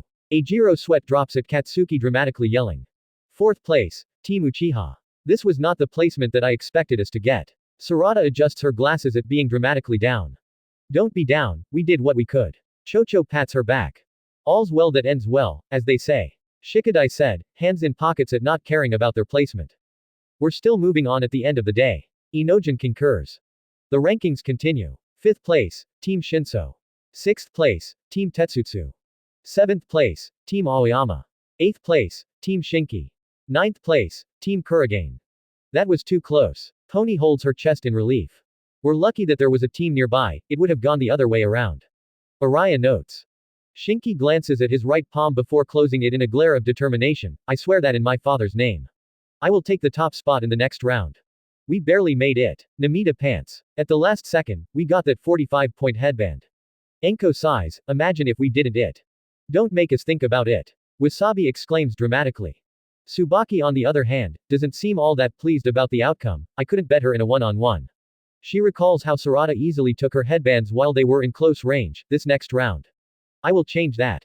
Guys, I'm really sorry. Izuku apologies in a low tone, however, the Ochako and Mei point to Fumikage in confirming something. I must apologize. Fumikage continues, when Todoroki was shaken by your first attack. I tried to grab the 10 million point headband. But things didn't go as planned. He then reveals Dark Shadow with a 355-point headband in its beak. Still, I got the one that was around his head, where his guard was the weakest, and it was all thanks to you, Midoriya. Now it's safe to say that we've advanced. In 10th place, Team Midoriya. Wah! Izuku bursts out in tears like a geyser. He's too happy that can still compete in the games and continue onward to the next round. Meanwhile, Shoto glances at his left palm and inwardly, I said I'd never use my left side to attack, but as soon as I was overwhelmed, I broke my own promise. He balls up his fist in frustration, at this rate, he'll win. He mutters, and I'll end up exactly who he wants me to be. Saying this, he knows that his father, Endeavor, had caught wind of him using his flames for a split second. That said, the number 4 hero watches his son with a glare from the stands before walking off. Now that cavalry battle is over, time to reveal the next game. Midnight announces on the loudspeaker before the board begins to random select on what it's gonna be, which is revealed to be, Capture the Flag. Ending 3 inches Dakara, Hitori ya Nai, by Little Glee Monster. Starts at daylight with flower petals falling from a tree and an Ochako turning her hand into a fist as she, Sumair, Sarada, Suyu, Mina, Chocho, Toru, Kyoka, and Momo laying down on the beautiful grass with smiles of enjoyment and relaxation while conversating and looking up at the sky. As the ending plays, the next shot shows the 1A girls fighting off giants together in their hero costumes while having each other's backs. Next shows them chilling out at the park, exhausted after a long day of training.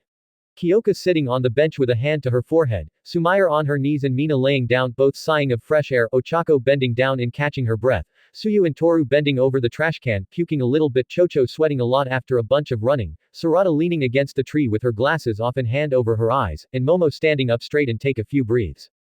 Next shows them walking in the rain in their school uniforms while looking at the screen with medium expressions, before the sky changes from overcast rain to daylight. It then switches to the Class 1A girls in their hero costumes once again in completing an obstacle course together while looking back at some of the Class 1A boys Izuku, Boruto, Katsuki, Mitsuki, Tenya, and Shikadai, and Shota, who watch them from the starting line. It moves on to the 1A girls running home on the sidewalk, with Tenya, Boruto, Izuku, Minoru, Katsuki, Mitsuki, and Shikadai chasing behind them and keeping up. Last shot shows the girls smiling after having a great time with today's class while flower petals bloom in the evening sky on their way home before the logo shows in the end. The sports festival intensifies while the Otsutsuki trio have also arrived to the Quirk-filled planet to absorb chakra-related quirks, especially the sentient quirks of the tailed beast. As for Capture the Flag, being added here, I was asked a question about whether or not that one of Boruto's Chunin exam stages will be here, and to answer that question, yes, it will, which will be Capture the Flag, except, it's gonna be way different in advance here compared to the anime manga. This means I can balance the bracket for when the 1 versus 1 fights come into play, especially with Boruto characters joining the fray. Also, the Otsutsuki trio's plot will be expanded on as they enter Japan or another city they come across. That ends it, and I'll catch you guys later. 805 Chapter 27, Plan of Action. Hello guys, it's been a while. I had some things that needed to get done, so that put a little bit of a delay here, but now since that's over, it's time to resume. Enjoy. Opening 2 inches peace sign, by Kenobi Yonezu. Opens to the UA. Sports Festival Arena as the sun raises over the stadium. Looking down from arena side as the wind blows, Izuku and Boruto smile down at the middle of the battle ring, ready to face the sports festival head on before turning and giving each other a high five before the logo appears. We first zoom through a few students of Class 1A preparing for the sports festival in various places, Ochako doing arm stretches. Sarada cracking her knuckles before punching the air in practice. Eijiro stretching downward while sitting against the wall. Tenya stretching back his left turbo leg. Sumair doing shoulder stretches. Iwabe swinging his earth hammer up and down. Katsuki stretching out his legs. Boruto doing squats with his arms out and forward. Izuku stretching with his arms bended back. Shoto doing arm circles and breaths of fresh air upon being finished. We then cut to the UA Sports Festival Arena where the battles take place with the main competitors unleashing their signature attacks. Boruto throws down a bolt of lighting. Izuku's finger flick smash release a shockwave. Shoto releasing a wave of ice. Sarada comes from above with a punch that creates a small crater in the ground. Eijiro punches forward with his hardening quirk. Shikadai using shadow possession. Tenya dashing with his turbo engines activated. Mitsuki firing off snake lightning. Shinki attacking with a wave of iron sand with his arms crossed. Shinso turns with a glare. Iwabe smashes his earth weapon to the ground in using stone edge. Tokiyami releasing dark shadow to attack. Katsuki firing off explosions from both hands before attacking bare-handed. Tsubaki slashing the air with her sword covered in blue aura. Hoki launching an earth pillar. Tetsutsu punching forward with his steel quirk. Hatsume turns with grin and hands behind back. Next shows Naruto, All Might, Present Mic, Midnight, and Shota, still covered in bandages, turning back to Class 1A, who glare at them with determination as they're ready to give it their all during the sports festival. Last shot shows everyone in their costumes and jumping in the air, diving straight into battle. Chapter 27, Plan of Action. Capture the flag. Izuku mutters to himself, we did this at the USJ one time for training. Oh yeah, I played the game back in junior high. Toru said, happily. So did I, but only on some online games. Eijiro adds. Yep, I played it a bunch during free times. Boruto nods. Question is, how do we know which team we'll be on? Mitsuki wonders, and if it's equivalent to training then it shouldn't be that hard. Some of you might have the mindset to think it's easy, however. Midnight begins explaining, this is no ordinary capture the flag. It's a fight to stay in the game by individual means. It's the white team versus the black team. She announces through the loudspeaker as some students were getting hyped up. Individual means. She might as well say teams. Iwabe mutters, and does she still have to show off her movements like this? He closes his eyes with a small blush. It's totally fine, let her keep doing what she's doing. Mineta drools, enjoying what he's seeing. You need to calm down. Shikadai glanced down at the great quirk user in a weirded out expression. Now then, let's draw lots to determine the teams.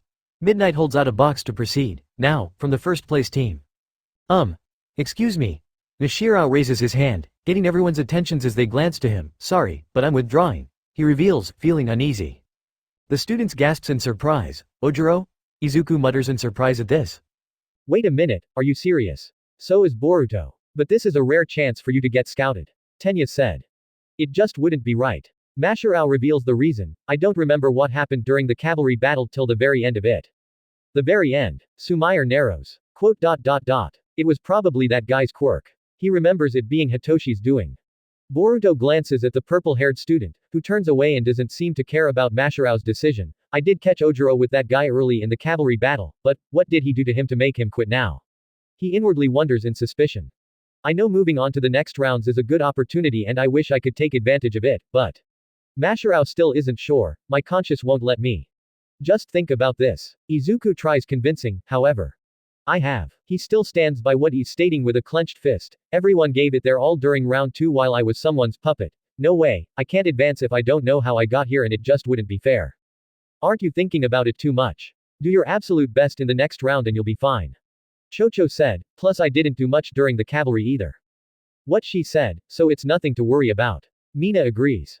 That's not it. Mashirao puts a hand over his face, I'm talking about my pride here. I refuse to give that up. Quote. Boruto glances with hands in pockets, if that's what you decide, Ojiro, then we won't stop you. I respect it, actually. Thanks, Uzumaki. He replies. I'm Narengeki Shota from Class 1B. Another student walks up and reveals to Midnight as well, I think I should withdraw for the exact same reason. He adds, regardless of how strong I am, this isn't how I wanted to get here and it would go against the festival to advance without earning my spot. They're so manly. Eijiro tears dramatically. I don't blame them, if I was in their position, I would have said the same thing. Iwabe agrees with their decision. Everyone looks up at midnight to see if she'll accept their decision. This sort of talk is incredibly naive, my boys. She flops her whip, that turns me on. Oh man, I hope mom covered Hima's ears from hearing that. Boruto thought, finding this inappropriate for especially his little sister. Did she just say that, turns her on? The students inwardly thought in weirdness. Shota. Ojiro. You're withdrawn. She announces excitedly and before thinking as she adds, now let's see, we were gonna move up 2 students who gave it their all during the cavalry, but since Shota and Ojiro withdrew, we'll increase it to 4. And those students would be. She flops her whip in announcement, Shoji, Asui, Kamikiri, and Kuwaro. That takes the 4 by unexpected surprise, you'll advance to the next round. Ribbit. Suyu croaks happily. It's an honor. Mezzo bows in gratitude. That's great, guys. Kamiko smiles in congratulating their advancement while Minoru seethed in the background, tearing up out of frustration at not advancing, despite being on the same team as them.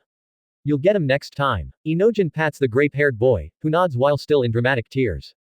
Yes. Toguru exclaims in being glad advance. Me too. I didn't do that much aside from helping Kamikiri. Shihai admits, in a low voice. It's fine, Kuwaro. Toguru assures with a pat behind his back, we still advanced by any means, doesn't matter how. He's right. Suru smiles. Go out there and give it your all in the next round. Kendo gives a thumbs up. Guys. Kuwaro glances in surprise, but nods at feeling the encouragement. With the revising done and the students who didn't pass proceeding to the stands while the students that passed lined up and drew wristbands out of the box from midnight. Once that was done, they look at the colored wristbands they have that tells them what team they're on, plus, the board reveals it before everyone looks up. White team. Boruto Uzumaki, Sarada Uchiha, Izuku Midoriya, Eijiro Kirishima, Suyu Asui, Mezzo Shoji, Denki Kaminari, Fumikage Tokiyami, Juzo Honanuki, Momo Yaoyorozu, Metal Lee, Yosetsu Awase, Enko Anikuma, Namita Suzumino, Yuga Aoyama, Mitsuki, Pony Tsunotori, Araya, Abara Shiozaki, Hoki Taketori, Toguru Kamikiri.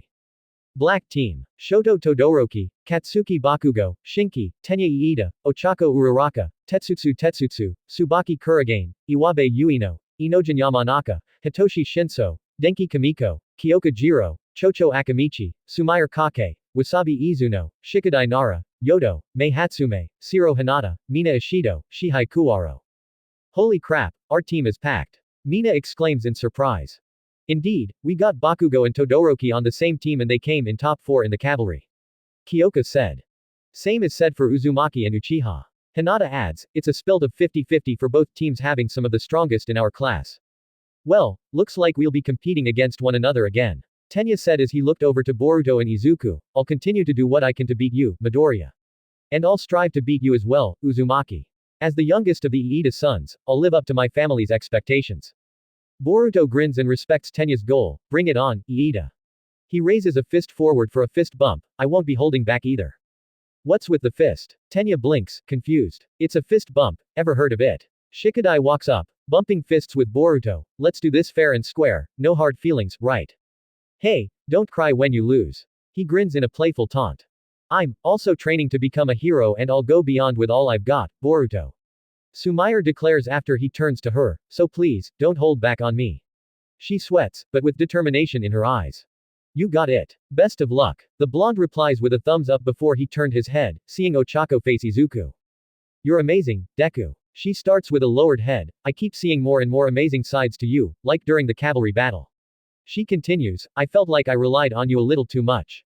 She lifts her head, it made me feel a little embarrassed when Iida challenged you. She sighs with a deep breath and gives off a determined look, so I'm going for it with all I've got too, and I hope you do the same, Deku. You right. Izuku stammers, we all have dreams we want to fulfill so I'll also give it my best. He promises, which gave her a determined smile as she leaves off with Tenya and Sumair. Those three are on fire right now. Boruto admits with hands in pockets, gotta watch out for them. He said, getting nods from Izuku and Mitsuki, who came up a few seconds ago.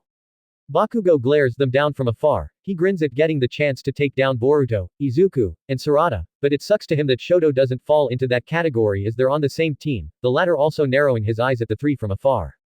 Midnight begins to explain the rules about the third round, as some of you may have surmised, this capture the flag is more complex than how it is typically done.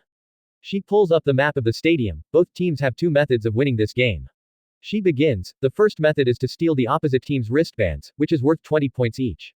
She adds, the first team to get to 800 points wins. She then explains the second method. The second method involves the flag.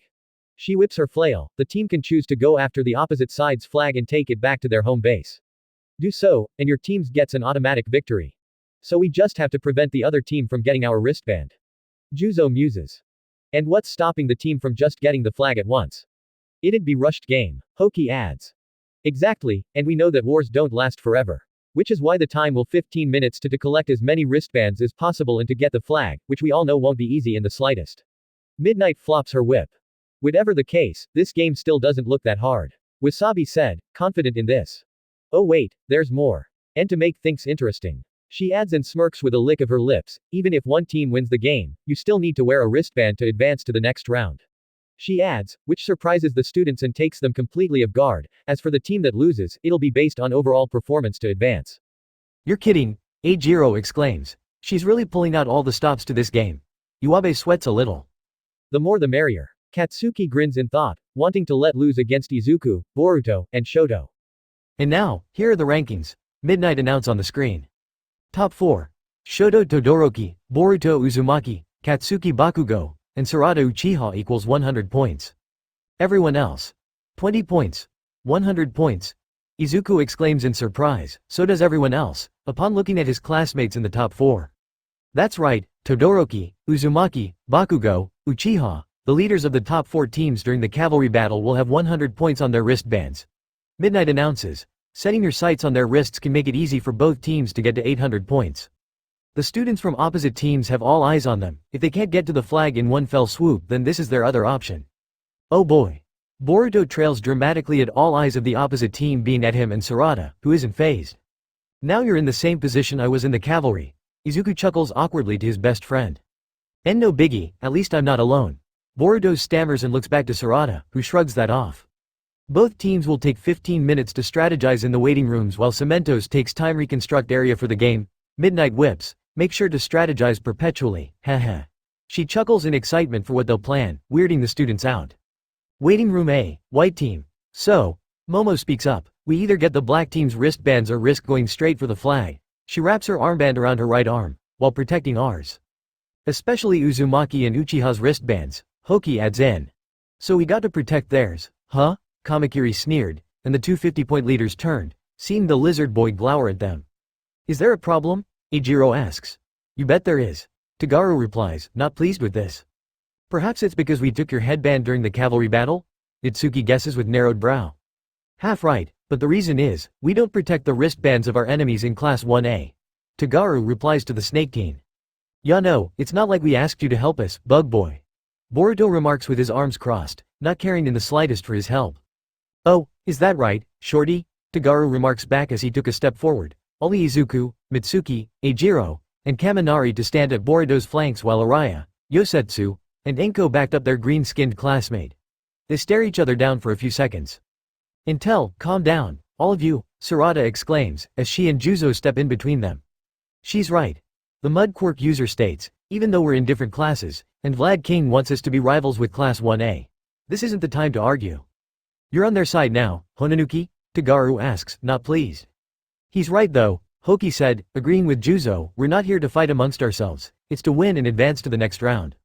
Besides, we're all at UA, striving to be heroes, right? Suyu notes, standing with Sarada, Juzo, and Hoki. Grr. Tagaru sneers in defeat, knowing that the frog teen is correct. That's correct, and even with all this, I have a feeling that our chemistry is probably better than the black team's, Mezzo said as he got the attention of everyone in the room. Why's that? Eijiro asks. They have Bakugo and Todoroki. The tentacle user replies. True. They're the ones to be extremely wary, especially Bakugo since he'll charge in without a second thought whatsoever. Sarada agrees. Good point. Fumikage agrees with arms crossed, they're mainly the most ruinous and mobile quirk users that the black team has. I would add Shinki in there too. Araya speaks up, getting glances from them, his iron sand quirk is shown to be ruinous in a fight. Kaminari narrows a brow. Yep, Pony nods. We may not have shown much during the cavalry battle, but he's strong with offensive power as he is in defense. We'll have to see that for ourselves, but considering that he did block a combined attack from Boruto and Kaminari, then you might be right. Itsuki said to her, calm smile as always. Destructible quirk it is then, Momo said, so Bakugo and Todoroki. Actually, Enko raises a hand, Tsubaki has mobility on the black team's side as well, especially if she uses her sword during this round for her quirk. She uses a weapon for her quirk, Sarada narrows. In a way, that's pretty similar to Aoyama. Mezzo notes, looking at the naval quirk user, who stylishly points to his laser belt. She couldn't show it off during the last round because it was team round with us carrying the other, Namita said, but since this is a round where we can move freely, she adds, there's a high chance that she'll use it. Alright then. Momo understands, along with Bakugo and Todoroki, we'll also be on guard for Shinki and Tsubaki. Question. Yosetsu speaks up, getting their attentions. Those four could be the most problematic on the opposite side. But who do we have on our team that's destructible and mobile like them? Boruto puts a finger under his chin and answers, well in terms of mobility, it's me, Izuku, Sarada, Mitsuki, and Asui. Call me Su, PLS. She corrects. Oh, right. He scratches his head, cheekily. And in terms of destructible, it's just me and Midoriya. Sarada points to herself, Boruto, and then Izuku. Boruto and Kirishima are the only exceptions. Ya think? Uzumaki narrows a brow, but inwardly, he smirks at that theory, since they haven't seen his new move, the Rasengan, yet. Exception. Huh? My quirk is made to destroy through obstacles. Eijiro grins. Great, and we know that some of you are in Class 1B. Momo speaks up and points Pony, Araya, Hoki, Juzo, Namita, Enko, and Tagaru, so are there. Before you ask, there's none on our side that are destructive, Tagaru replies. That only goes to Shinki, however. Hoki trails in revealing another, aside from Tsubaki, the ones with mobility here is me, Tagaru, Enko, and Pony. I see. Momo thinks of another plan. Miss Midnight made a unique and diverse team, didn't she? Kaminari whispers to Boruto. Yes, she did. He sweat drops, imagining in his head that she's laughing evilly. So, how do you guys want to play it? Mitsuki asks. Since the purpose of this event is to win by either purloining the other team's wristbands or their flag. Boruto strategizes, crossing his arms with everyone glancing, we should split into different teams. One guarding our flag, one going after the black team's flag, and the other going for the wristbands. He finishes, as they all still glance at him for a few seconds, which makes the blonde sweat drop multiple times. If this plan doesn't work then. And no, that could work. Izuku stammers in agreement, Yaoyorozu, do you have a? He was cut off as she handed him a piece of paper and a permanent mark thanks to her creation quirk. Thanks, now, this is what I got from Boruto's idea. He begins drawing, right now, we have a good balance of mobility on our side. After a few seconds, he got a makeshift drawing of 3 teams with 7 people. With our quirks, we can make this work. Solid plan, I'll admit. Sarada glances to Boruto, who smirks proudly. We'll still have to orchestrate on who's gonna be with the other, Momo said, hence, we'll need to know what quirks are suitable for offense and defense. If you ask me, I'm better off getting the flag since my quirk lets me swim under the earth. Juzo explains, and with it, I can hinder anyone who tries to stop me. Offense team it is. Boruto understands, and it sounds like a plan. Just in case. Momo begins, her skin already bubbling from creating small communicators, we can call for help in case we get ambushed or outnumbered. Brilliant idea, Yaoyorozu.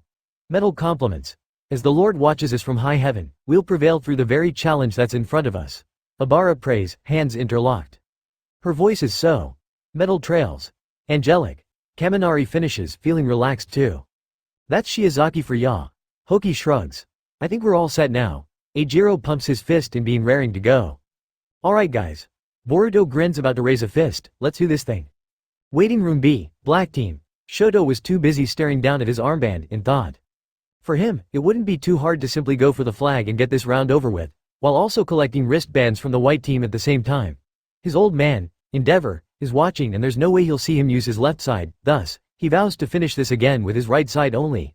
On the other hand, Bakugo's thinking of doing the same thing, but his main targets were Deku, Izuku, Whiskers, Boruto, and Glasses, Sarada. Shinki is sitting down with his back against the wall with his eyes closed, mainly going after the flag just like Todoroki to win in one shot, but also wants to get back at Boruto. For Gaara's sake, he still pledges to come out on top. Tsubaki finishes cleaning her sword before sheathing it and promises to do her best for her own purposes too, as well as redeeming herself against Sarada in a 1 versus 1 during this round. So that's the plan, everyone, Tenya speaks out in his representative mode. So loud. Shitai mutters lightly. That's our class representative for Ya. Shikadai shrugs with a shake of his head. Nice layout, Iida. Kamako nods, with that we're guaranteed to. Screw that. Katsuki blasts the table in refusal. Eep. Ochako and Sumire yelp in unison. I'm going straight for the Whiskers and Glasses, including Deku and their flag. Bakugo declared, doing this his own way, This will be over in one fell swoop. So you're just going to throw yourself against a dozen of our classmates and walk out of there with all the armbands and the flag? Tsubaki asks. You're doomed for failure. Say that again? Katsuki dares her. I know for a fact that I can do it myself. HMPH. Tsubaki huffs, much to everyone's surprise since she didn't flinch to the hothead's comments. You have zero chance of becoming a hero with that type of attitude. It's pathetic and not even funny. This rage is a tick mark to the hothead's brain as it pops a vein. I'd watch what I say if I were you. He sneers and walks up to her with a mad glare. You want to fight? You'll be talking from a hospital bed. Tsubaki remarks right back at him, ready to unsheath her sword. Come on Bakugo, this is no time to be fighting. Hinata intervenes, along with Kyoka. Before the round begins at that, she adds, they're right, so you might as well back off. Tsubaki warns him, because the moment I've drawn my sword, you would soon come to regret it. That does it. Katsuki gets annoyed with her as he pops off small explosions from his palms. Tetsu immediately stepped in between them, with his arms crossed and chest turned into metal as he glares at the hothead. She said exactly what she wanted to say, so why don't you chill out for a change, he growled. Letting out a far louder explosion pop. You got something to say too, metal bastard?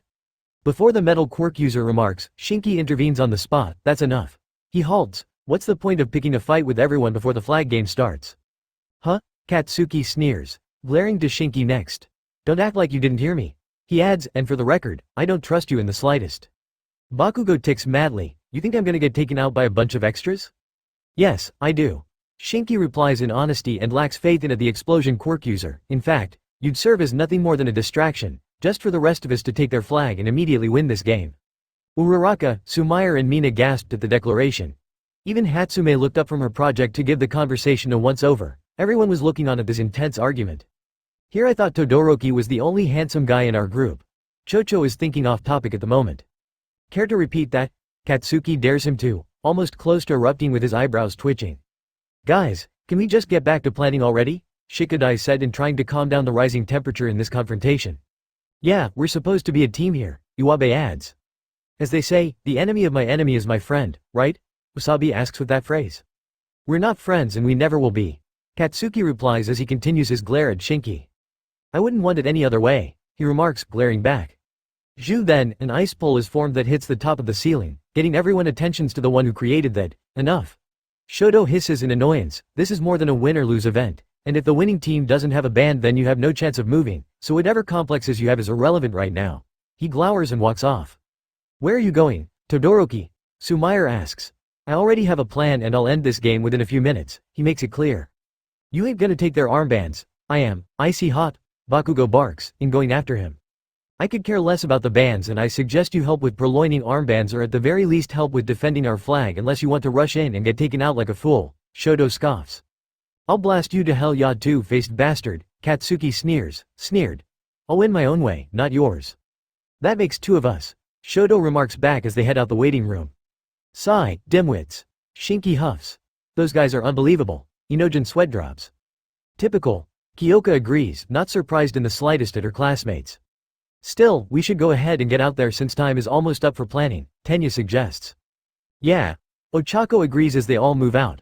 Watching from afar in the room, Shinso seems to have his own way of getting the wristbands and flag without being noticed, and seeing the guys bicker amongst each other was tiresome and it wasn't worth sharing his plan to them. Well, not like he was going to anyway.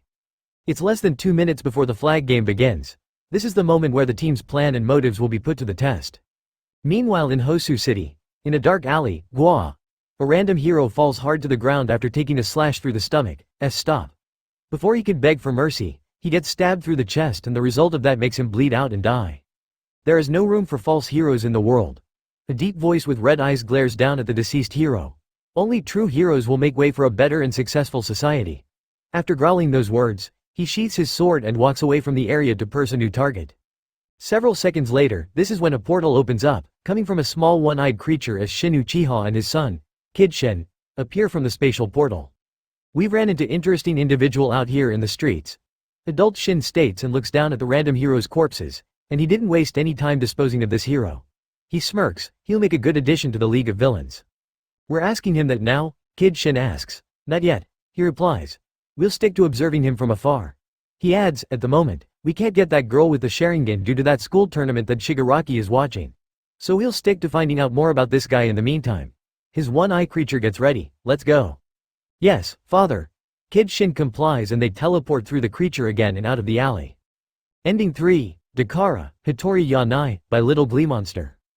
Starts at daylight with flower petals falling from a tree and Ochako turning her hand into a fist as she, Sumair, Sarada, Suyu, Mina, Chocho, Toru, Kyoka, and Momo laying down on the beautiful grass with smiles of enjoyment and relaxation while conversating and looking up at the sky. As the ending plays, the next shot shows the 1A girls fighting off giants together in their hero costumes while having each other's backs. Next shows them chilling out at the park, exhausted after a long day of training. Kyoka sitting on the bench with a hand to her forehead, Sumair on her knees and Mina laying down, both sighing of fresh air, Ochako bending down and catching her breath, Suyu and Toru bending over the trash can, puking a little bit, Chocho sweating a lot after a bunch of running, Sarada leaning against the tree with her glasses off and hand over her eyes, and Momo standing up straight and take a few breaths. Next shows them walking in the rain in their school uniforms while looking at the screen with medium expressions, before the sky changes from overcast rain to daylight. It then switches to the Class 1A girls in their hero costumes once again in completing an obstacle course together while looking back at some of the Class 1A boys Izuku, Boruto, Katsuki, Mitsuki, Tenya, and Shikadai, and Shota, who watch them from the starting line. It moves on to the 1A girls running home on the sidewalk, with Tenya, Boruto, Izuku, Minoru, Katsuki, Mitsuki, and Shikadai chasing behind them and keeping up. Last shot shows the girls smiling after having a great time with today's class while flower petals bloom in the evening sky on their way home before the logo shows in the end. Esuha City. The streets were full of citizens and a few hero going out on patrol. In the sky, a portal opens to reveal the Otsutsuki trio, Momoshiki, Kinshiki, and Urashiki, fly out of it and now floating above the city. Here we are. Urashiki shows them location, glancing downward to see the street is stacked with a few patrolling heroes and civilians. Momoshiki gives off a look of being uninterested in this sight scene and shots a glare at Urashiki. We're supposed to be after our first target. This, Killer B, he notes, you literally said that he was here in this place. He is, except, not in this area. Urashiki replies, but what's the rush? Let's leave some fun first. He gives off a laid-back expression, welcoming Momo's serious attitude. What part of this is fun? I barely sense any chakra here, so they're not worth gathering. The lead Otsutsuki scowls. You said, barely, which implies that you do sense some chakra quirk users here. Urashiki continues on with a finger held up, take a load off and snatch him up. I'm intrigued to see what these human heroes are capable of. He glances down at the street atmosphere. Wasting time is something you can do alone. Now lead us to that Jinchuruki. Now, Momoshiki gets irritated, to the point he almost activates his Byakugan again. Just hear me out, would y'all? What I'm interpreting is that we stir up some chaos to get our prey to come to us. Urashiki explains with a finger point upward. After scouting out some of these parts, these heroes are attracted by danger. He further adds upon glancing downward at the patrolling heroes and civilians, causing a little bit of damage will get Killer B rushing over. Mark my words, he smirks. You could have explained that from the start, Kinshiki said, which Urashiki shrugs too. Momoshiki glances at the fisherman, taking his theory into consideration. Even though it's beneath me to play around with these vulgar creatures, you make a valid point. He smirks a bit in approval, I'll go along with it for now. He then sets his sights down at the Esuha street as the three of them are ready to fly down and start a mess. The third round begins, along a glimpse of the hero killer in Hosu and the Otsutsuki trio appearing on Earth, starting with Esuha. The next chapter will begin the extreme version of Capture the Flag before the 1vs1s begin, 2 chapters away. Thanks for reading as always and until next time. 805 Chapter 28, Flag Pursuit. Opening 2, Peace Sign, by Kanobi Yonezu opens to the UA Sports Festival arena as the sun raises over the stadium. Looking down from arena side as the wind blows, Izuku and Boruto smile down at the middle of the battle ring, ready to face the sports festival head-on before turning and giving each other a high five before the logo appears. We first zoom through a few students of Class 1A preparing for the sports festival in various places, Ochako doing arm stretches, Sarada cracking her knuckles before punching the air in practice, Eijiro stretching downward while sitting against the wall, Tenya stretching back his left turbo leg, Sumair doing shoulder stretches, Yuabe swinging his earth hammer up and down, Katsuki stretching out his legs, Boruto doing squats with his arms out and forward, Izuku stretching with his arms bended back, Shoto doing arm circles and breaths of fresh air upon being finished. We then cut to the UA Sports Festival arena where the battles take place with the main competitors unleashing their signature attacks. Boruto throws down a bolt of lightning, Izuku's finger flick smash release a shockwave, Shoto releasing a wave of ice. Sarada comes from above with a punch that creates a small crater in the ground. Eijiro punches forward with his hardening quirk, Shikadai using shadow possession, Tenya dashing with his turbo engines activated, Mitsuki firing off snake lightning. Shinki attacking with a wave of iron sand with his arms crossed. Shinso turns with a glare. Iwabe smashes his earth weapon to the ground and using stone edge. Tokiyami releasing dark shadow to attack. Katsuki firing off explosions from both hands before attacking bare-handed. Tsubaki slashing the air with her sword covered in blue aura. Hoki launching an earth pillar.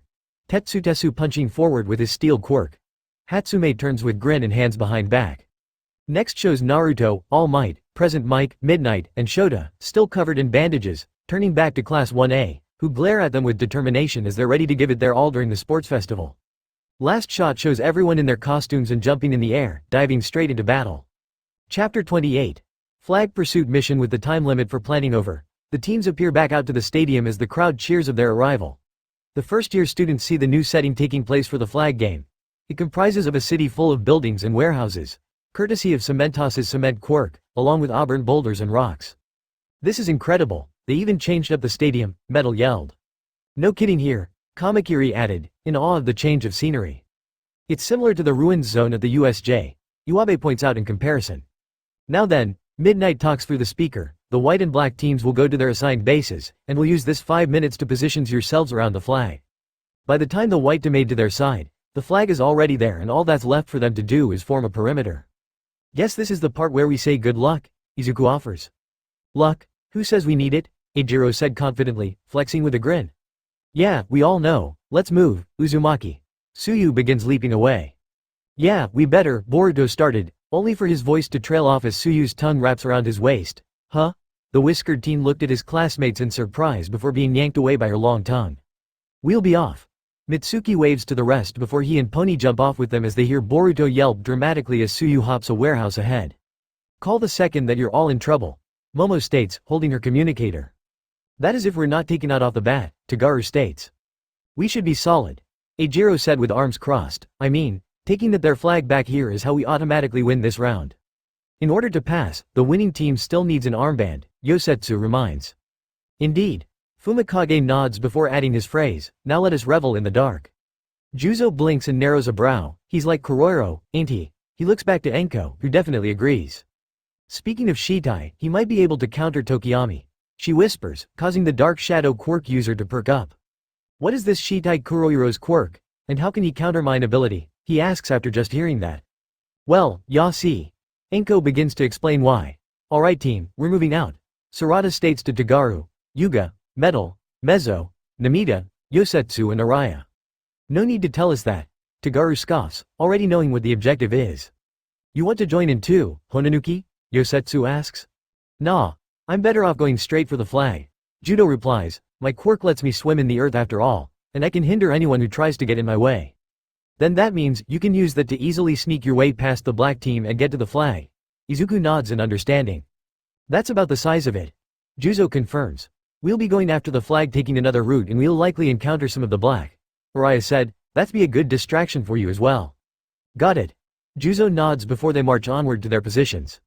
Leave the flag guarding to us. Kaminari grins, along with Abara and Hoki. Momo and Izuku nod before heading off with Sarada's team as time is almost up for them to go to their designated areas. With everyone having their communicators with them, they're set and ready to go. Meanwhile with the black team. Are you guys sure it's a good idea to leave those two alone? Mina asks her team in concern. There's a chance they could get jumped by the time they get to the white team's side. I'm pretty sure that those two, Kuroiro muttered lightly, will be fine on their own. He's right about one thing, those two may have a lot of power, but I doubt they can prevail against such odds, Yodo said. Still, I'm a bit concerned. They have Yaoyorozu on their team, and Uraraka was about to continue but is abruptly shoved to the side by Hatsume. Have no fear my teammates, behold, she opens a lid, revealing some devices and gadgets. I spent an all-nighter making some extra babies for this occasion, NYEHEHE. Kamiko flinched while Ashido stepped forward, inspecting some of the gear. Gloves, boots, vests and goggles galore. She really went all out. Sumair sweat drops. Did you get any sleep at all? Shikadai asked, unsure of what to make of the support course girl.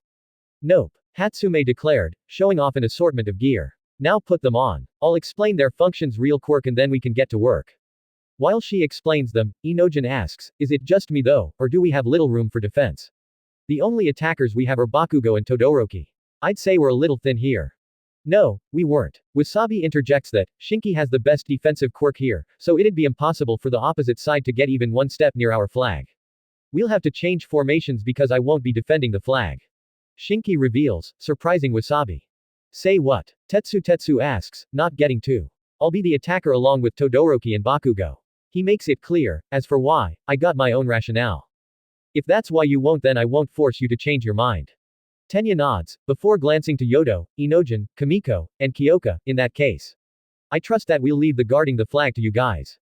Fine by me. Yodo shrugs. We'll do our best. Kamiko nods. Make sure to wrap this up fast though. Kyoka's a little unsure of this. I get the feeling that they might send Uzumaki or Sarada over here to get our flag. You might have a point. Inojin agrees, since they're the strongest ones we know over there aside from Bakugo and Todoroki. Don't worry. Tenya assures, with our well-balanced attack team, we make sure this isn't a long game. Quote. Kyoka still isn't sure, but reliantly agrees, fine. On the other hand, Shinso Hitoshi couldn't help but grin since this was going to be way too easy to him. With all the teams in their positions in this cement city, the final 10 seconds counted down, the entire stadium seemed to hold its breath. No one moved, everyone stood ready. Tsubaki puts her hand on her sheathed sword. Bakugo has a dead serious look on him while making mini explosions from his palms. Sarada tightens her fists. Izuku sweat a little but has a determined look. Todoroki said nothing, his eyes twitching towards the stands for one reason or another. Boruto smacks his hand and fist together in being ready. Then the timer hits 0, let the flag game begin. Midnight exclaims through the speaker as the crowd roars in cheers. Without a second delay, Bakugo, Todoroki, Shinki, and Tsubaki were already moving in their own separate routes. Bakugo took point, beginning to propel in the air via explosives.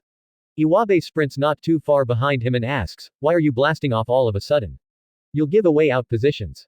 You think I'm an idiot, Red Cap. Bakugo shouts, I have absolutely no time to fight extras. You know, if we weren't on the same team I'd kick your ass. Tetsu exclaims, running with Iwabe. Like Bell you would. Bakugo yells back, his gaze firmly focused ahead. This is when a few members of the white team start to attack them separately from buildings above, ha ha. Toguru laughs as he's diving right at Tsubaki while producing a blade from his arm, getting her to unsheath her sword and clash blades with his. Metal comes at Shinki with a flying chakra-enhanced kick, which the latter intercepts with a shield of iron sand. TCH. Metal backs off and gains some distance as Shinki retracts his sand. Shoji also arrives to assist Metal in dealing with the iron sand quirk user. We'll take him 2-on-1, Metal. Got it. He nods, with one hand behind his back and other going forward, in position to fight. Don't disappoint me. Shinki grimaces, raising up his iron sand. As Bakugo flies via explosions, Dark Shadow. His eyes move downward as Fumakage attacks with his Dark Bird. Bakugo dodges a fist attack and was about to retaliate until an earth pillar from Iwabe got in the shadowy bird's way. Just keep moving. He yells to Bakugo, I'll take care of him. I didn't need your help, ya know. Bakugo exclaims, but proceeds to fly off anyway. Should we go after him? The shadowy bird asks its host. It's fine, let him go. Fumakage doesn't mind, we knew full well that Bakugo would rush in alone, and we'll use that to take his wristband and take him down. Which is why I'll wrap this up and go after him. Iwabe grins with a smash of his earth hammer, creating more pillars that comes toward Tokiyami's way. Bring it. He's ready for it, as is Dark Shadow. What a start. The white and black teams have begun their clash halfway. And Team White seems to have an early advantage. Present Mike yelled. Shaw. Toguru continues clashing blades with Tsubaki, who remains calm and unmoved as she parries a strike before swinging back and going on the offensive, having just playing defense until this point.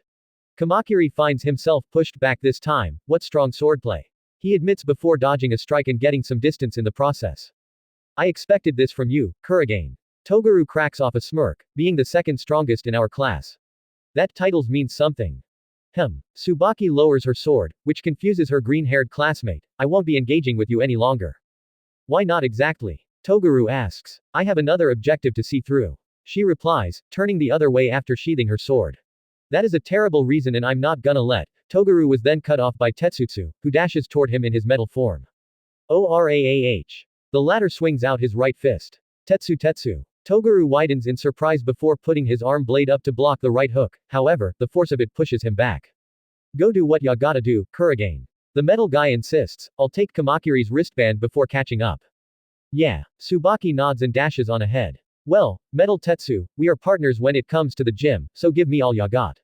Togoaru readies his blade and grows another one on his left arm. As if I won't. Tetsu resumes his metal form before the two of them charged and grappled in a deadlock, neither of them giving it up. However, Tetsutsu proved to be the strong on as he slowly bent his swords back and pushing back against the razor blade Quirk user. Toguru tries to fall back, but the fails and receives a headbutt by the metal Quirk user, which shatters the sword on his head and sends him back. Gura. Eijiro charges through a wall with his hardened skin and goes to attack Tetsutsu. Cheap move, copycat. Tetsu blocks the hardened attack via metal arms before him and Kirishima engage in a fist-to-fist battle of hardened and steel metal. I thought you were supposed to be strong. He right hooks Eijiro, making him slide back. Funny, I heard the same lie about you. He gives Tetsu the same right hook in return, sliding him back as they both continue punching each other back and forth non-stop. They're both duplicates of each and it'll go on forever. Toguru's sweat drops. As the brawling boys gained their distance, Wasabi swoops in with active cat claws and slashed at Eijiro, who blocks with his hardened arm right on time, and tries to attack back with his left, which she jumps back in a car-like manner.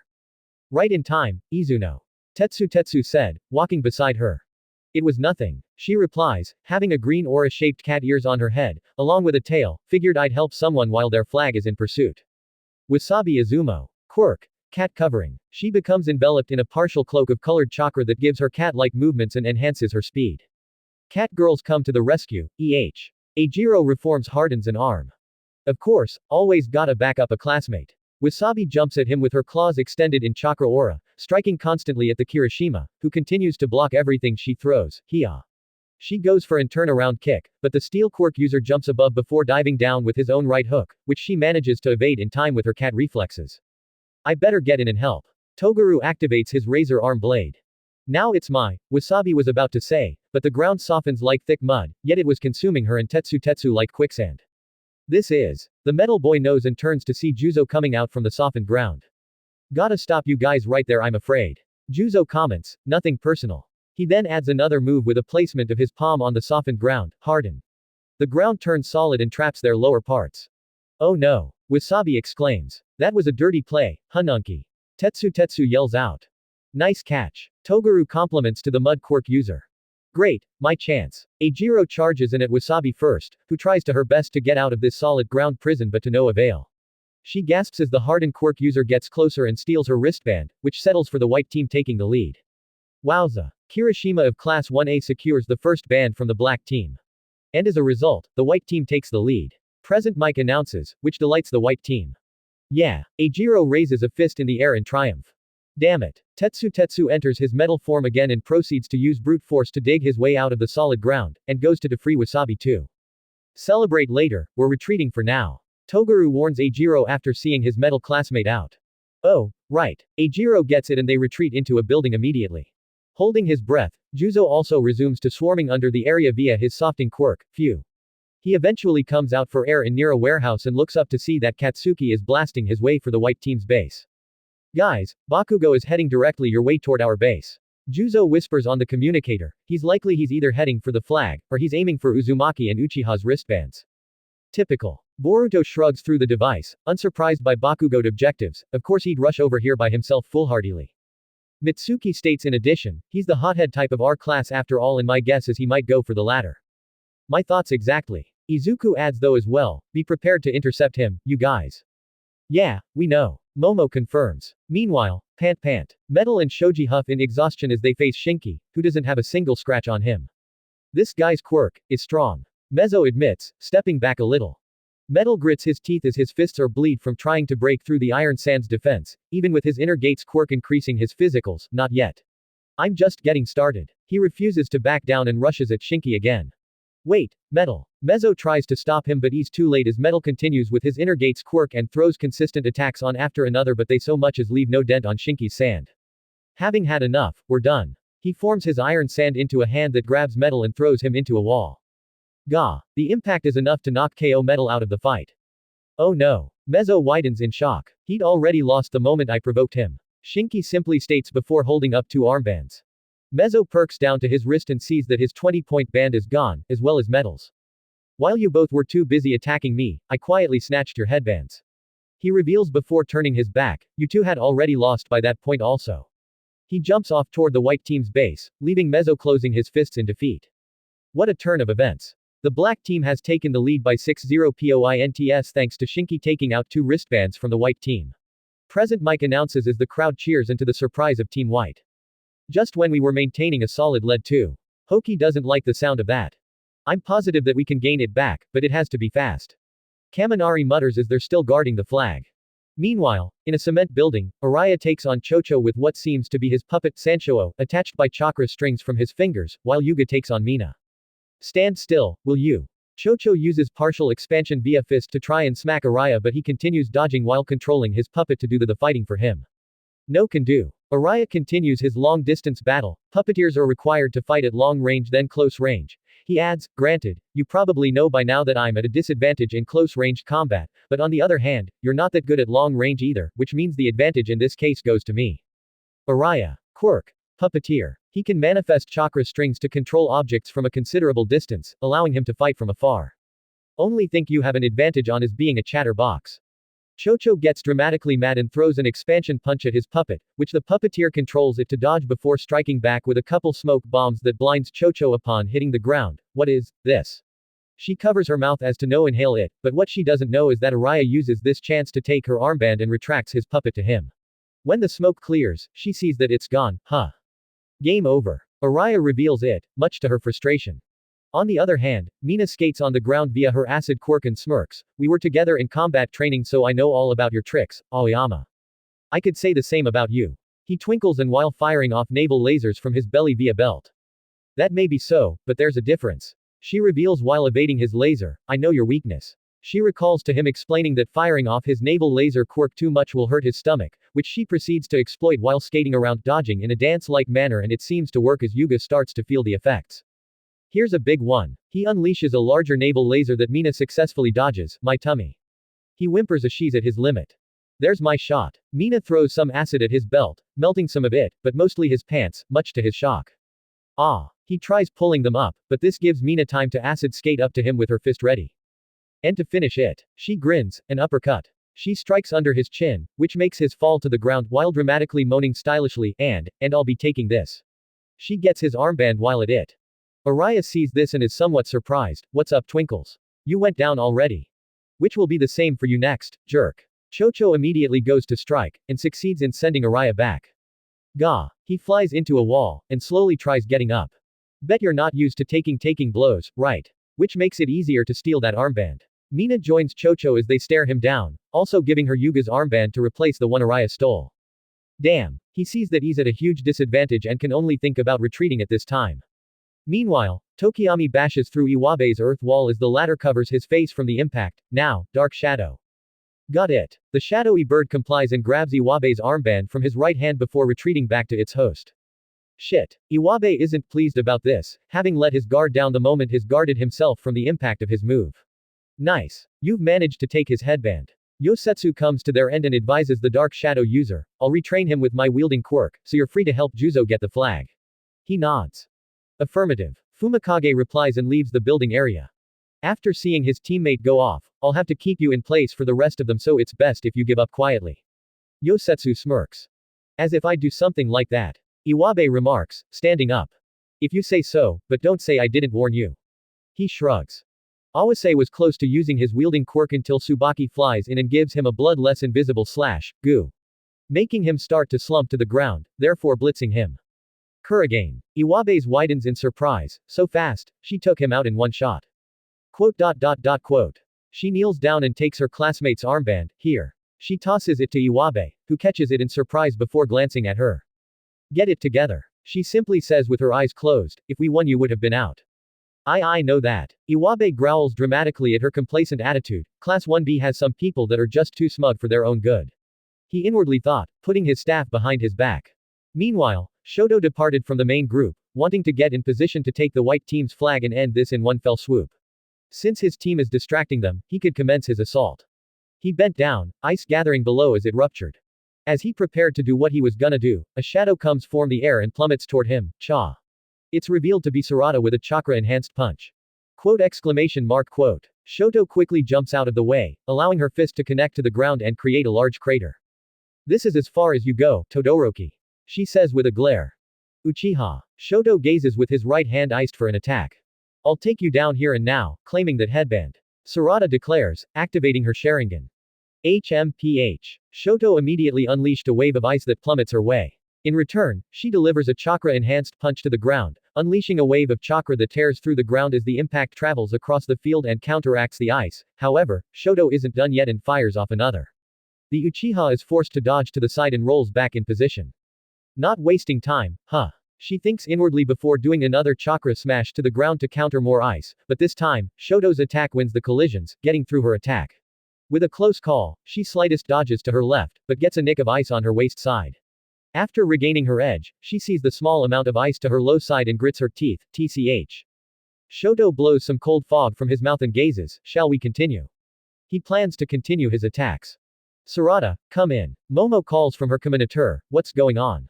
It's Todoroki. Sarada answers while glaring at him, I'm facing off against him as we speak and I'm in a bit of a mess right now.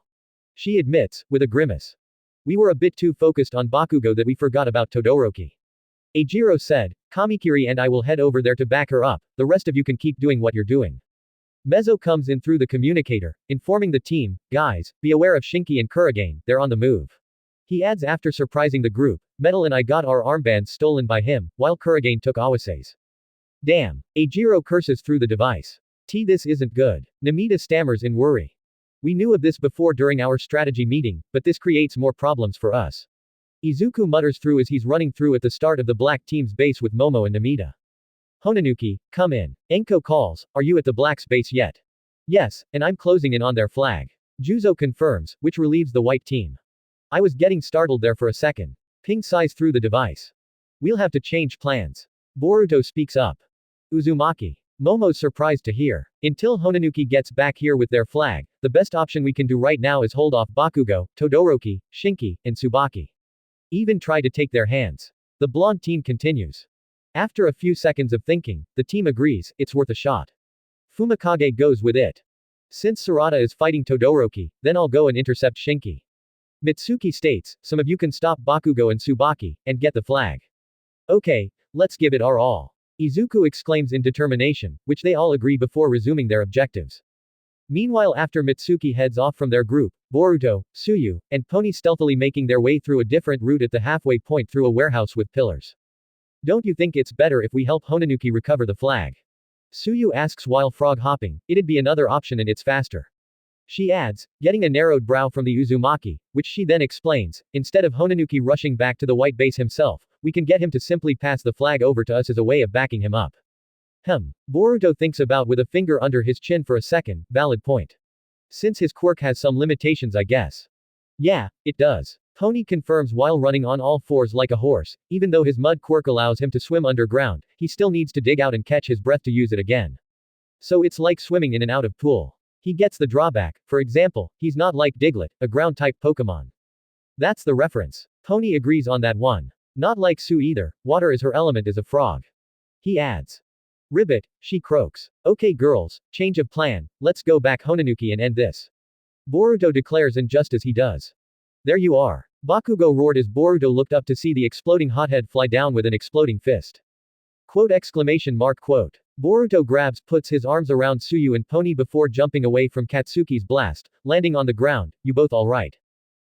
Yeah. Pony gets up. More or less. Tsuyu adds, straightening up too. So I'm his first target then. Standing up in a stance after Katsuki clears the dust, thought you'd be going for the flag, then again, you're unpredictable sometimes. He smirks. I don't give a shit about that. Katsuki sneers, I'm only here to get your armbands and that's that. If you want it, come and get it. Boruto dares him, in fighting position before telling the girls. Sue, Pony, go on ahead to Honanuki. He adds, I'll deal with this berserker. You sure about this? Sue asks. Positive, now go on. Boruto insists, which they nod before moving on out. You first, then the other two. Katsuki cracks his palms with small explosives while Boruto further straightens out. 8 minutes remain. Hatsume, how's it going over there? Tenya asks, who is having an excited grin at what she's seeing thanks to her zoom quirk that allows her to see 2 kilometers, Hatsume. He calls again, what's going on? Oh, you mean the enemy. She tilts her head, seems like a couple of fights are breaking loose and, hello. What? Shiro asks. What a surprise. Hatsume leads back, refocusing her goggles on something, seems like that guy from the general studies course actually made his way into the enemy's base. Seriously. Tenya perks a brow of surprise. Not off the hook yet, my friend, there's even a few of them infiltrating here as we speak. The support girl adds. We should go and intercept them, Iida. Hinata suggests. We should if we want to defeat in our flag. Sumire adds, with nod from Ochako. Tenya takes a deep breath. Alright everyone, get ready. We've got company heading this way. He announces, as he, Sumire, Hinata, and Ochako move out from their designated spots. Ending 3 inches Dakara, Hitori ya Nai, by Little Glee Monster. Starts at daylight with flower petals falling from a tree and an Ochako turning her hand into a fist as she, Sumire, Sarada, Suyu, Mina, Chocho, Toru, Kyoka, and Momo laying down on the beautiful grass with smiles of enjoyment and relaxation while conversating and looking up at the sky. As the ending plays, the next shot shows the 1A girls fighting off giants together in their hero costumes while having each other's backs. Next shows them chilling out at the park, exhausted after a long day of training. Kyoka sitting on the bench with a hand to her forehead, Sumire on her knees and Mina laying down, both sighing of fresh air, Ochako bending down and catching her breath, Suyu and Toru bending over the trash can, puking a little bit, Chocho sweating a lot after a bunch of running, Sarada leaning against the tree with her glasses off and hand over her eyes, and Momo standing up straight and take a few breaths. Next shows them walking in the rain in their school uniforms while looking at the screen with medium expressions, before the sky changes from overcast rain to daylight. It then switches to the Class 1A girls in their hero costumes once again in completing an obstacle course together while looking back at some of the Class 1A boys Izuku, Boruto, Katsuki, Mitsuki, Tenya, and Shikadai, and Shota, who watch them from the starting line. It moves on to the 1A girls running home on the sidewalk, with Tenya, Boruto, Izuku, Minoru, Katsuki, Mitsuki, and Shikadai chasing behind them and keeping up. Last shot shows the girls smiling after having a great time with today's class while flower petals bloom in the evening sky on their way home before the logo shows in the end. Esuha City. The Otsutsuki trio have descended to the middle of the street, getting the attention of one civilian before everyone else. Hey, one random civilian, what are you three doing? That's the middle of the road. One female adds. Unrefined creatures taking me lightly. Momoshiki says under his breath, not pleased at hearing that. Excuse me, for your own good. A random pro-hero walks up to them in trying to convince. Please move to the side of the crash. Before he could finish that sentence, Kinshiki crushes him on the road with his large him, creating a crater after squashing this random hero to death, having splattered in blood. How brutish of you. Urashiki comments with a smirk of non-care at Kinshiki, who has blood on his large hand from that. Kya. A female citizen screams at the sight, so are some of the shocked people, as they step back at seeing a pro getting effortlessly squashed by whoever these three individuals were. This is when a car heads toward the alien trio's way, but they still remain unbothered as Kinshiki backhands the vehicle away, sending it flying to a building and exploding upon impact, which then sends some debris plummeting down toward some civilians. And just in the nick of time, a few other pro-heroes manage to save them out of harm's way, and among them is C, a man with dark eyes and short blonde hair and wears a sleeveless, black shirt with a one strap over one shoulder white flak jacket, elbow-length arm guards, and shin guards. Whoever the hell you guys are, we won't let you wreak any havoc here, villains. C exclaims, pissed off.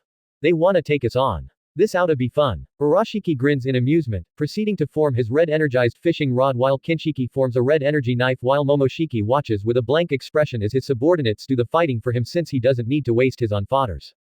Some of you, evacuate the people while we bring these three down. C advises to a four random pro-heroes. Understood. One of them complies before get to it. This is when four police cars begin to surround the three Otsutsukis from all sides as they get out of the cars with their guns and rifles pointed at them. Put your hands up.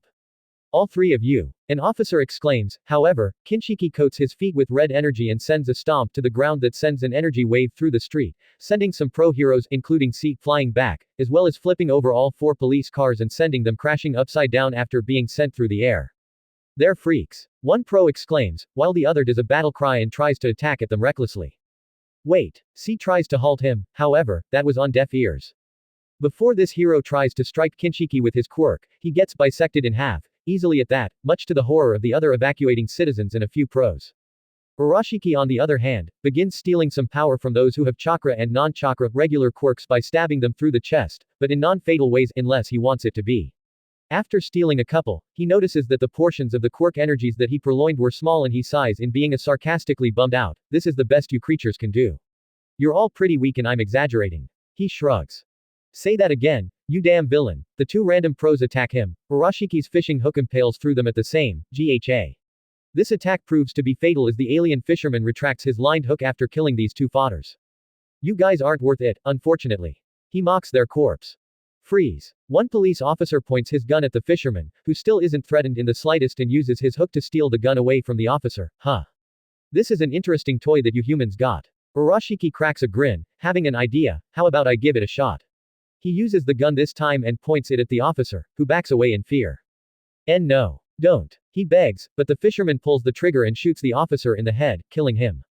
Too late. The alien mocks. HMPH. Kinshiki slaughters down another pro before doing the same with the rest of the police officers, brutally. While Momoshiki watches this chaos, 3 pro heroes try to sneak attack him by firing a combination of water, fire, and petals, but the leading alien turns around with his left palm activating a red eye, the Rinnegan, and he proceeds to absorb them into his hand eye completely. What? They're shocked by this as they step back, but in the blink of an eye, Momoshiki blitzes them with a spinning kick at their heads at the same time, which is enough to break their necks. Pitiful. He remains unimpressed. For you that is. He turns to C, who does a hand sign that causes a burst of light to flow out of him. C. Chakra Quirk. Blind. By releasing a ray of light from his body, he can blind his opponents while using false images. Momoshiki gets annoyed with this bright light, his eyes gets agitated. Using this chance, C creates an afterimage of himself attacking with a knife. However, get your false illusions out of here. Momo sees right through his little trick and proceeds to kick the real C in the stomach. Guh. C coughs out blood. Impossible. How? As he's sent flying, Kinshiki grabs him and holds him by the head and turns him toward Momoshiki, who walks over before stopping in front of him. I'm through playing games, now tell me where this killer bee is. He demands to the injured C. Like hell I'll answer to you. He exclaims in refusal. Momoshiki keeps his calm composure and simply threatens, you know, a small percent of my power is enough to destroy this city completely. The sound of this shocks C completely. Unless you spill the beans on where he is, then this place gets wiped out, only with the reason of these vulgar creatures. Gritting his teeth in shaking frustration on what to do, C is having a hard time choosing between the Yusha city or Killer Bee's location. Well? Kinshiki asks, tightening his skull, which makes C grunt in pain. After a few more seconds of choosing, he finally gives in and answers, okay. I'll tell you. Before he does reveals anything, no need to reveal my location, ah yeah. A man swoops in and saves C from Kinshiki's clutches and gains some distance before setting the injured blind Quirk user down. After that, he turns and faces the Otsutsuki attackers that have done some big damage to Asuha so far. His appearance is a muscular build with white hair and a tattoo of a bull's horn on his left cheek. He wears a long, dark, sleeveless vest with baggy white pants held up by a cord. He carries 3 swords on his back. C slowly perks up. There he is. Kinshiki confirms as they gaze at their target, he's one of the Jinchuriki with a power sentiment quirk. He definitely possesses tremendous chakra in his quirk. Momoshiki admits, just like that Rinnegan fellow we encountered before. That's right, I'm a Jinchuriki hero, I have the power of 100 men. Killer bee of the 8 tails, that's me. He raps and finishes it with a fist held high, ah, yeah. In his consciousness.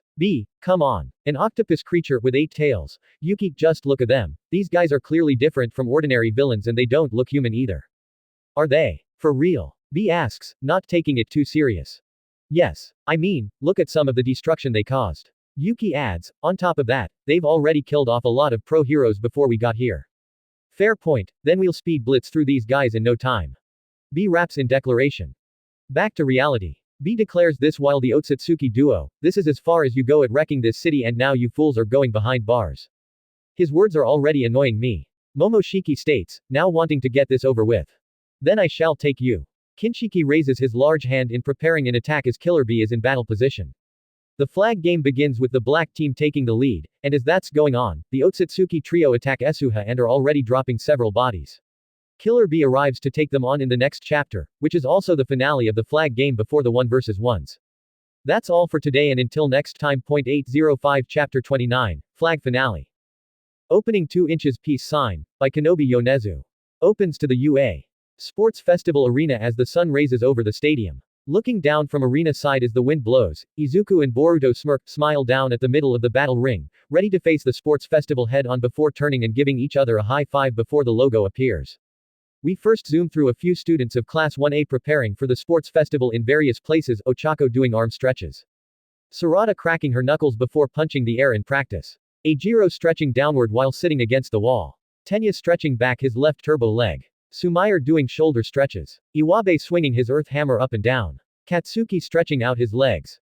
Boruto doing squats with his arms out and forward. Izuku stretching with his arms bended back. Shoto doing arm circles and breaths of fresh air upon being finished. We then cut to the UA Sports festival arena where the battles take place with the main competitors unleashing their signature attacks. Boruto throws down a bolt of lightning. Izuku's finger flick smash release a shockwave. Shoto releasing a wave of ice. Sarada comes from above with a punch that creates a small crater in the ground. Eijiro punches forward with his hardening quirk. Shikadai using shadow possession. Tenya dashing with his turbo engines activated. Mitsuki firing off snake lightning. Shinki attacking with a wave of iron sand with his arms crossed. Shinso turns with a glare. Iwabe smashes his earth weapon to the ground in using stone edge. Tokiyami releasing dark shadow to attack. Katsuki firing off explosions from both hands before attacking bare-handed. Tsubaki slashing the air with her sword covered in blue aura. Hoki launching an earth pillar. Tetsutsu punching forward with his steel quirk. Hatsume turns with grin and hands behind back. Next shows Naruto, All Might, Present Mic, Midnight, and Shota, still covered in bandages, turning back to Class 1A, who glare at them with determination as they're ready to give it their all during the sports festival. Last shot shows everyone in their costumes and jumping in the air, diving straight into battle. Chapter 29, Flag Finale. Meanwhile, Fireball. Sarada blows from her mouth and Shoto counters with a stream of ice that seems to work, but fire has the advantage over ice, meaning Sarada's attack is making progress of getting through Shoto's wave. Hey, I got him. She's thought in confidence as she continues blowing fire. However, as her attack almost seems to have the upper hand against Todoroki's, the half-cold hot quirk user glares with eyes that seems to be full of wide hatred at seeing her fire, reminding him of his old man, Endeavor, who keep urging him to use his fire. He sneers under his breath, enough. He increases the aptitude in his ice to a humongous wave that starts to get through Sarada's fire. What? She exclaims in shock after her attack is drive through completely and Nod plummets toward her. This is when his ice spreads out through almost half of the arena side, shocking some of the audience. Even some of the team plays stop what they're doing after hearing and feeling this rumble of ice. Unbelievable. Present Mic shouts, Todoroki summoned a mountain of ice from out of nowhere against Uchiha. Did that put her down for good, or is she ready to fight again? The cold fog clears to reveal that Sarada's arms and legs are trapped in a glacier of ice, while only her face free. She freezes and she has a hard time trying to free herself as Shoto glares at her with cold fog from his mouth. I did say I was going to beat you, after all. He stands up straight before walking to go after the flag. Wait, you're not going anywhere. Sarada exclaims, but Shoto only turns to her with his gazed glare.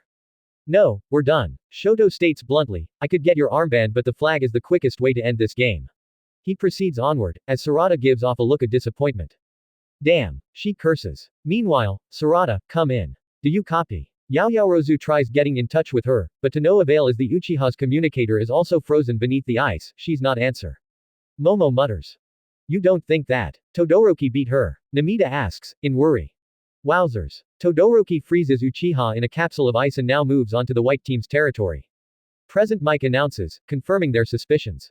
No way. Izuku mutters in disbelief. She lost to him. Boruto couldn't believe it before dodging an explosion attack from Katsuki. That icy hot bastard, she was one of my targets. Katsuki sneers, angered with Shoto. Crap. Tokiyami huffs as he continues moving through a building. Eijiro and Toguru arrive to where Sarada is, but were too late to prevent her from getting frozen. Guys. She calls out. Uchiha, sorry we were late. Eijiro runs up in being ashamed, we could have helped you fight off Todoroki and you wouldn't have been frozen. It's okay. She assures, I didn't expect Todoroki to be that strong, even though I had an advantage with fire against ice. Even with that you still lost. That's kinda pathetic on your part. Toguru started, bluntly with arms crossed. Put a sock in it, dude. Eijiro exclaims at him, before hardening his arms to bust Sarada out of the ice prison, I'll get you out quickly. Meanwhile, Juzo peeks out of a counter and eyes Kamiko, Yodo, Kyoka, and Inojin guarding the flag. And to his surprise, Inojin leaves to go and help the rest of the black team after using his paint quirk to fly on an eagle. Alright. Juzo prepares to secure his team's objective, it's show time. Yodo yawns with hands on pocket as they wait for their team to pull things through. Kyoka notices and alerts, come on now, this is no time to have sleepy eyes on the job. 10 minutes of waiting here is bound to make someone drowsy eventually. She replies. We only have 6 minutes left, hang in there a little long, will ya? Kamiko pleads with her, who sighs in defeat. Fine, I guess. She complies anyway. You three won't have to be on the lookout very long, the perk to see Juzo walk in front of them, I'll be taking that flag now. Honanuki. Yodo identifies, being a little ready. Not a chance, as long as we stall you for you flag to be secured, we win. Kyoka said in determination, with Kamiko agreeing as his surges with his lightning quirk. Then let's begin. Juzo goes to put his hand to the ground and Yodo predicts what he's about to do thanks to seeing his mud quirk during their class training. She grabs her long hair before whipping it forward, releasing a sonic wave that catches Juzo and makes him cover his ears in shock. Yodo. Quirk. Sound wave. By whipping her hair at her target, she can generate a power sonic boom that's capable of disorienting an opponent and physically harm them. Ah. Juzo covers his eyes. Sonic waves, huh? Kyoka glances in surprise. Her quirk is just like mine. Now it's your chance. Yodo tells Takamako and Jiro after stopping her attack. Attack him before he gets the chance to touch the ground for his quirk. I'm on it. He rushes forward at the mud quirk user with blue lightning red to strike him. However, Juzo is forced to take his hand off one ear and forces his right hand on the ground, finally activating his quirk and trapping Kamiko before he could get close. Crap. Yodo sees that it's too late as the ground beneath her and Kyoka also turn soft, sinking their lower bodies underneath. And harden. Juzo turns the ground to normal and traps all three of them in one spot as they struggle to move and break out. Geez.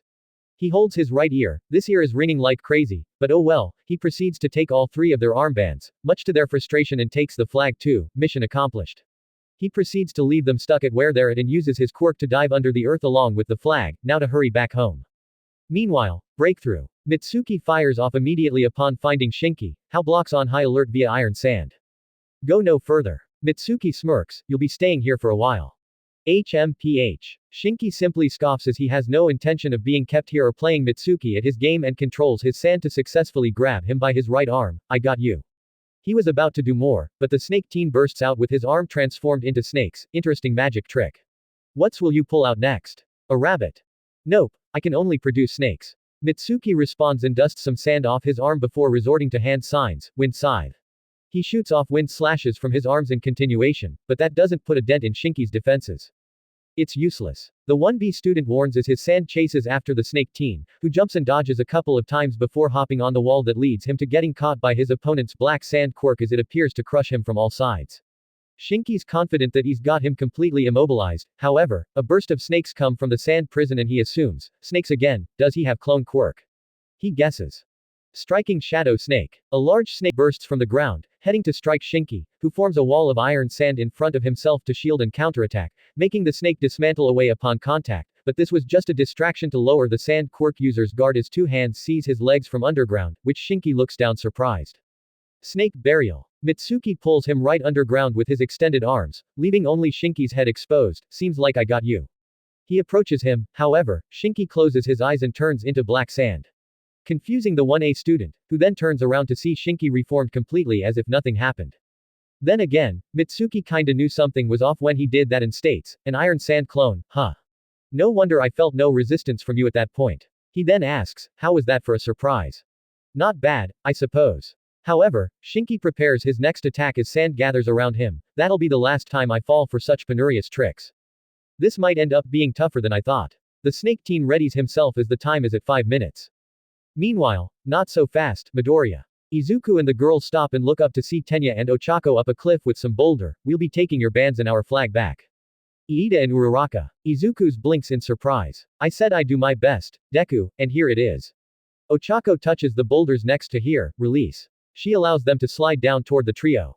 Quote exclamation mark quote. They're forced to dodge to behind the building corners. Rock slide, huh? Izuku mutters. They were taking the time to prepare for us at this checkpoint. Momo figures. Do we have a plan on how to get past them? Namida asks. All we're doing is stalling until the flag is taken, not to get past them. Izuku said. I agree. Momo nods. Before they come out the corner, we'll do what we can until then. Yeah, he nods in determination. Inwardly, he knows that he can use one for all, full cowling for only 1 minute before some bones start to break, and using that is the only way to counter Tenya's recipro. Meanwhile, Juzo signals everyone's communicators and reports, attention everyone, I've succeeded in obtaining the black team's flag and already at the halfway point of the way to base. Really? Izuku's delight to hear, so is Momo and Namida. Yes. Kaminari jumps happily from his position. About damn time. Toguru grins for his classmate. All that's left for us is to stall our adversaries. Mitsuki adds, while dodging an attack from Shinki. Right. Boruto agrees, dodging an explosion attack from Bakugo. Don't ignore me, damn it. The hothead exclaims. Honanuki, Pony calls, Asui and I are on the way to assist you. We're tracking your communicator to meet up with, so continue doing what you're doing. She adds. Got it, and thanks. Juzo appreciates before using his quirk to dive by under the earth with the flag. Would JA look at that? The black team's flag has been stolen by HONENUKI. Will they take it back somehow? Present Mike shouts, and hearing this surprises some of the black team. Oh no. Ochako perks in surprise. My strategy didn't work. Tenyas notices in shame and regrets having Kyoka, Yodo, and Kamiko guard the flag alone. That's not good. Hinata mutters. They couldn't protect our flag. Shinki wonders as he continues fight Mitsuki, how shameful. He scoffs. It's just that we had a better course of action than you guys. Mitsuki smirks, gaining his attention before resuming his attacks. Meanwhile, Eijiro succeeds in busting Sarada out of Todoroki's ice, with her adding her own physical strength at the last second. Thanks for help, Kirishima. She appreciates. No worries, and it seems that Honanuki successfully got the flag. He notes. And I'd rather we got back him up prevent anyone from getting in his way or we'd be done for. Toguru said, arms crossed. Then before Sarada finishes, she spots Tsubaki dashing their way her sword almost unsheathed. Quickly activating her Sharingan, she intercepts the sword girl by holding her right arm in place which prevents her from unsheathing her blade. Whoa. Eijiro's caught off guard by the amount of speed these girls have, and so is Toguru, but he isn't all that surprised since he knows Tsubaki pretty well. Found you. Tsubaki glares as they interlock. So you were looking for me, huh? Is it because of I stole you headband during the cavalry? Sarada asks, in a mock. HMPH. Tsubaki goes to kick her, but the Uchiha dodges and backflips backward to reserve her distance.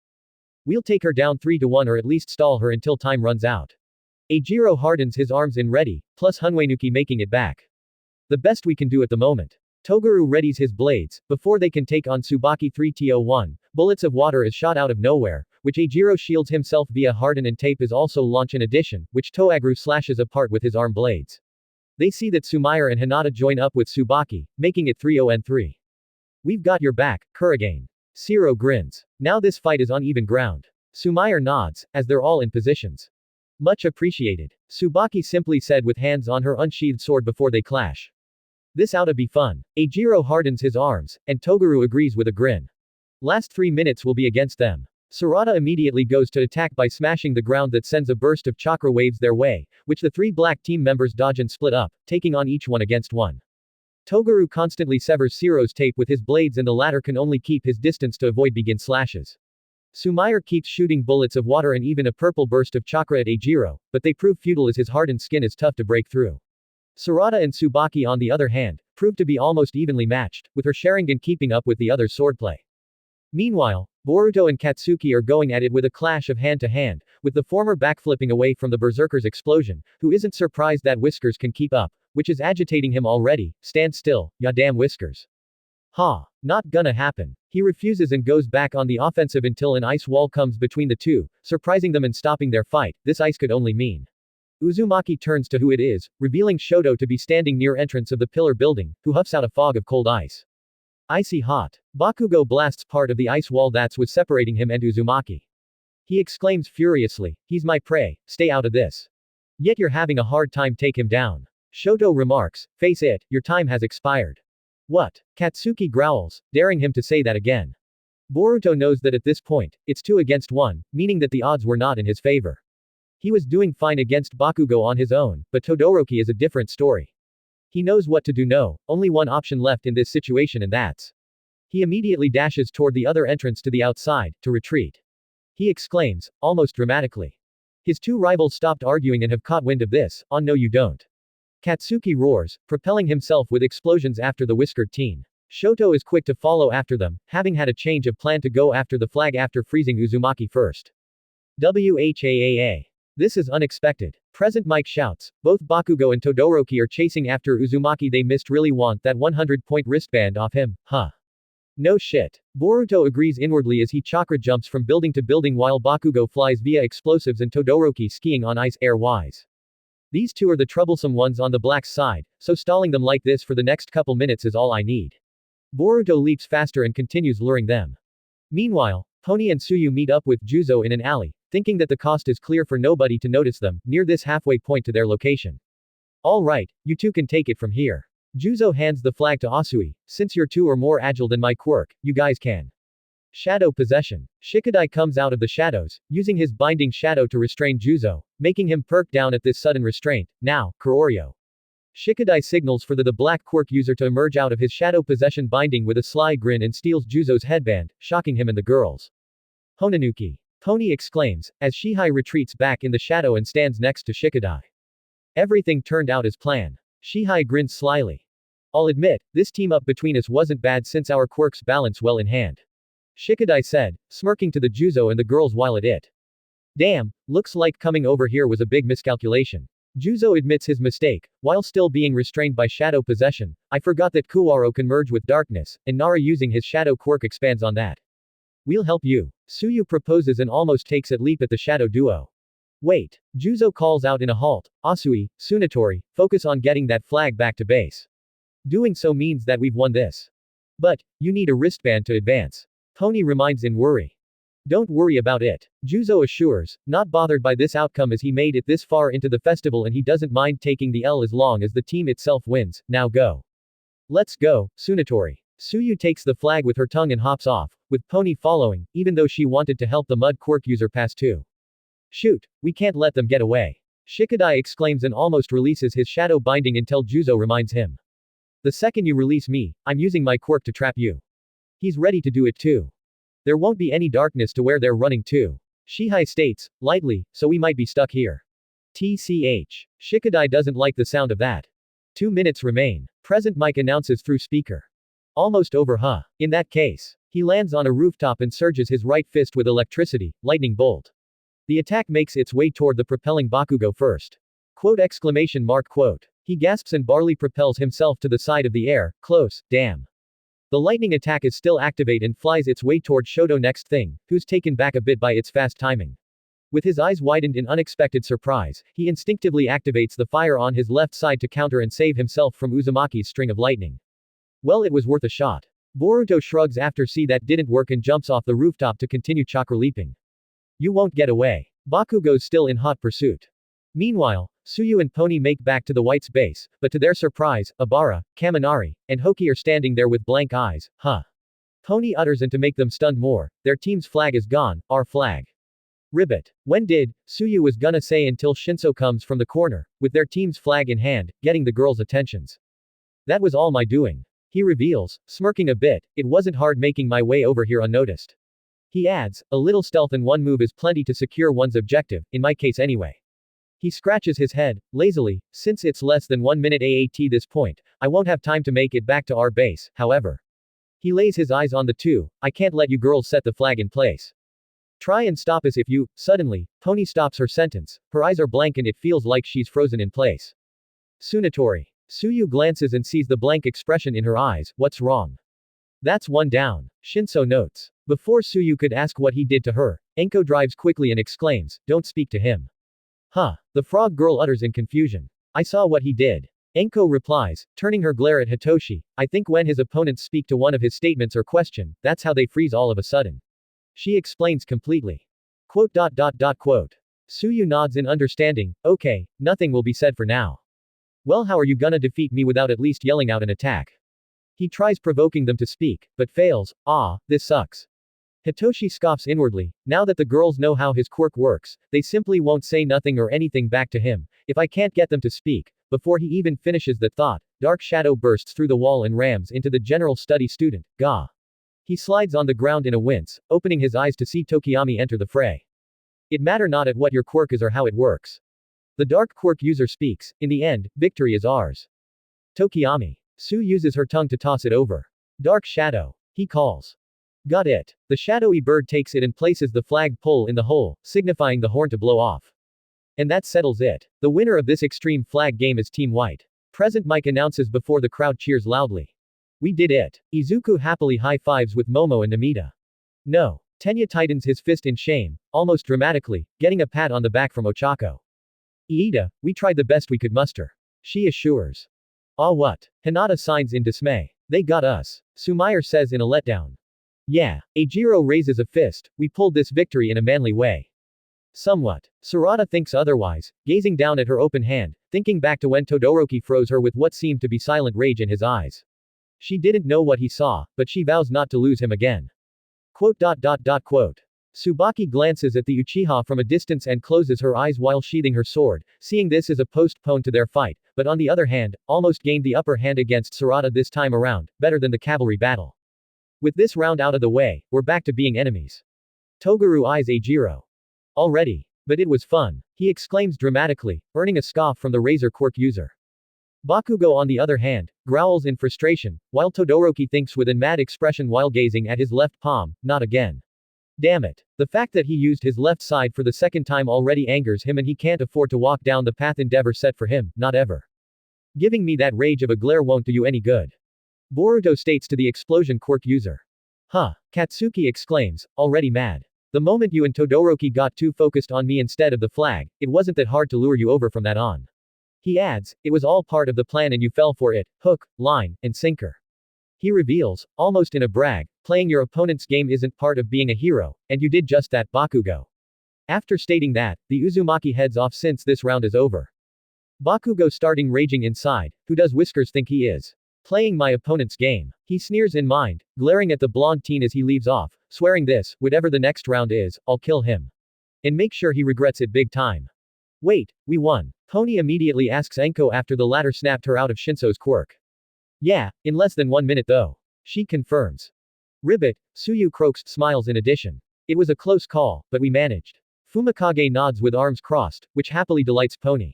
Shinso on the other hand, glares a little at them before walking off to the waiting room, even though he didn't mind this loss too much since he still kept his armband, which guarantees his spot to the next game. Alright, everyone, listen up. Midnight speaks on the loudspeaker as a while. This concludes our difficult version of Capture the Flag, and now, we'll announce who moves on from the black team who still has headbands and perform to the best of their abilities during the game. The board turns on and shows the participants of THW losing team who made it through. Katsuki Bakugo, Shoto Todoroki, Shinki, Tsubaki Kurigane, Tenya Lida, Sumair Kake, Hinata Siro, Ochako Uraraka, Mei Hatsume, Chocho Akamichi, Mina Ishido, Shikadai Nara, Tetsutsu, Shihai Kuwaro, Inojin Yamanaka, Hitoshi Shinso, and Iwabe Ueno. The announced participants of the black team were jumping with delight. On the other hand, Bakugo's still pissed about not catching his targets, while Todoroki, Shinki, and Tsubaki only kept calm expressions, having already guessed that they would move on. We'll use the next hour to take a break and change the setting of the arena for the final round. She adds, after that, we'll announce the final round of the sports festival. She finishes, and the students start to feel some tensity and a little nervousness on what this final game is, but one thing's for sure, it'll be different from the obstacle course race, cavalry battle, and extreme capture the flag. Ending 3 inches Dakara, Hitori ya Nai, by Little Glee Monster. Starts at daylight with flower petals falling from a tree and an Ochako turning her hand into a fist as she, Sumair, Sarada, Tsuyu, Mina, Chocho, Toru, Kyoka, and Momo laying down on the beautiful grass with smiles of enjoyment and relaxation while conversating and looking up at the sky. As the ending plays, the next shot shows the 1A girls fighting off giants together in their hero costumes while having each other's backs. Next shows them chilling out at the park, exhausted after a long day of training. Kyoka sitting on the bench with a hand to her forehead, Sumair on her knees and Mina laying down, both sighing of fresh air, Ochako bending down and catching her breath, Tsuyu and Toru bending over the trash can, puking a little bit, Chocho sweating a lot after a bunch of running, Sarada leaning against the tree with her glasses off and hand over her eyes, and Momo standing up straight and take a few breaths. Next shows them walking in the rain in their school uniforms while looking at the screen with medium expressions, before the sky changes from overcast rain to daylight. It then switches to the Class 1A girls in their hero costumes once again in completing an obstacle course together while looking back at some of the Class 1A boys Izuku, Boruto, Katsuki, Mitsuki, Tenya, and Shikadai, and Shota, who watch them from the starting line. It moves on to the 1A girls running home on the sidewalk, with Tenya, Boruto, Izuku, Minoru, Katsuki, Mitsuki, and Shikadai chasing behind them and keeping up. Last shot shows the girls smiling after having a great time with today's class while flower petals bloom in the evening sky on their way home before the logo shows in the end. Esuha City. As the Esuha City atmosphere already in shambles from Alien Trio, Killer Bee stares down Kinshiki while surging a lightning from his right arm up to his fist. On the opposite side, Kinshiki forms and wields an energy machete, on guard. The moment the bulk Otsutsuki speaks, Bee already flies at him with high speed. Lariat. Bee goes straight for his opponent's throat, however, Kinshiki reacts on point and blocks the attack with his humongous left hand before resorting to his machete, going for a slice and dice strike. Bee barely dodges the blow, but it still gives a small cut to the side of his waist. This fool almost bisected me, in that case. He raps inwardly, bringing out 3 of his blades, holding 2 of them while having one by the mouth, in a blade pose. Kinshiki isn't fazed by this and goes for the offense with a swing of his machete, which Bee manages to parry with 2 blades, but is surprised by the amount of strength that the bulk Otsutsuki has and feels the weight of being overpowered. It's time to stop playing around, Bee. Yuki advises in his consciousness, regular tricks and tactics aren't enough to take this guy down, so transform into tailed beast mode immediately. Nah, what a minute, 8. B interjects on that, that's too soon for me, yo. Going to version 1 right now, ah yeah. He raps, but Yuki is still against this idea and knows a full-on transformation is their best bet, but of course, the rapping hero doesn't take his advice. Fine, I'll back you up, but these couple of hits gotta get the job done or you have a choice but to use it. The octopus affirms, with a teeth grimace. While holding Kinshiki off in the interlock position, B yells out in raping style and separates himself from the bulk Otsutsuki, and upon getting some space, he begins to have red aura leaking around him that surrounds him like a suit of armor, making boiling sounds while in this mode. Quote. Kinshiki doesn't say anything and continues wielding his machete for his adversary's next assault. Whoa. Urashiki expresses some amazement at this, while standing with Momoshiki and observing their fight, so that's the first part of his tailed beast transformation, fascinating I must say. HMPH. The leading Otsutsuki huffs, ignoring that comment. Although, there's a ton of chakra energy in this one, at the same time, he's not impressed by B's show of skills as of right now that is. B does a rapping battle cry and spins in the air, flying down full speed at his large foe, clashing blades with his red machete. After a couple second interlock, get him, 8. He calls to Yuki, and uses his sentiment quirk to sprout out octopus tails from his rear and wraps them around Kinshiki to hold him in place. However, using brute strength alone, the latter breaks free from B's restraints and it makes the hero jump back and get some space. They then continue to perform a series of fast speed clashing, back and forth. Unlike before, B's first version of tailed beast state enables him to fight on even ground with Kinshiki, who isn't fazed by the hero's enhancement and continues on the offense and defense without any difficulty. The shockwaves from Kinshiki's blows further causes destruction to this side of the streets of Esuha. B notices this during the clash and hopes that the civilians are evacuated farther away so he can go all out if needed. Kinshiki swings his machete faster than before and B barely ducks below the attack, thinking that even if he did block it, the force behind that swing would have destroyed his blades and then his head. Just after dodging, he's bashed in the face by the bulk alien's left fight, go. The Jinchuriki hero is sent flying and crashing into a building that begins to topple and crashes upon impact that spreads more damage on the streets. Right now, as he gets up in the messed rubble, B sees that he's outmatched in brute strength and Kinshiki isn't even flinching to whatever he throws. Yo, this is tougher than I thought. B gets up, shaking his head from that impact. This goes back to my point before, these are no ordinary villains. Yuki remains him again, from here, it's tailed beast mode. FA show. B finally agrees with a rap. Outside the destroyed building rubble, Kinshiki begins moving toward where his foe is, wondering if he's alive or done. I guess it's game over. Urashiki wonder aloud, with his arms hanged around his energized fishing rod. Quote. Momoshiki on the other hand senses an enormous amount of energy coming from underneath the mass rubble and speaks, there it is. With a loud crash, B bursts out the mass. The Otsutsuki trio sees he's fully transformed into the 8 tails and having Yuki take it from here, a horned Ushi Oni with 4 horns on its head, arms, a muscular body with spiked protrusions on the elbows, and hands with opposable thumbs like that of a human and 8 tails via low half. Killer B. Quirk. Lightning and tailed beast mode. He's proficient with the former and can use it to coat his arms like armor. He can also transform into his most powerful form of a tailed beast, which increases his quirk 10 times than it was before. He finally revealed his full power. Kinshiki notes, with his machete in hand. Tailed beast. Momoshiki gets his right-eyed palm to glow, thinking about going into the fight. Now this is getting interesting. Urashiki smirks. The transformed Yuki attacks immediately with a sprout of his of 4 tentacles heading Kinshiki's way. However, the latter swings off 4 chakra slashes from his machete and cuts off all 4 tails, making blood splat and gets Yuki yelping in pain for a couple seconds until he grins and shows that the 4 tails that was previously slashed off has now regenerated back to the way they were as if nothing happened. The fight continues with another large fist from Yuki and Kinshiki flies upward and high enough to prepare another chakra slash via machete. Gotcha. Yuki opens his mouth, creating a black-yellow energy ball, tailed beast bomb. He fires at massive speed. Quote. Kinshiki widens in a look of surprise, not having enough time to dodge and seemingly gets engulfed and blown up by the attack before smoke from the explosion fills the air from that impact. What power! Urashiki seems surprised by this, but not much. Did Lord Kinshiki die from that? I wonder. The both of you will soon follow. Yuki sets his sights on Urashiki and Momoshiki, but he already sees that the latter of the two is floating in the air, staring the 8-tailed octopus down. That was the full extent of your power. Momoshiki knows and expresses, continuing as meaningless. Offended by that comment, Yuki instantly goes to bash his brains in, but before he could, Momoshiki raises his palm, with his Rinnegan activating and launching 10 humongous black rods. Quote. Yuki gasps, getting his arms and tail struck, pinned to a building, now unable to break away. What are these things? I can't move. Yuki voices out. Black poles that restrain someone in one place without resistance. How unfair is that? B raps freely. This is no time to be rapping. Yuki exclaims in annoyance. The smoke that filled the air earlier from the tailed beast bomb attack begins to clear, revealing a red energized shield, which then deforms, revealing Kinshiki to be fine from that attack.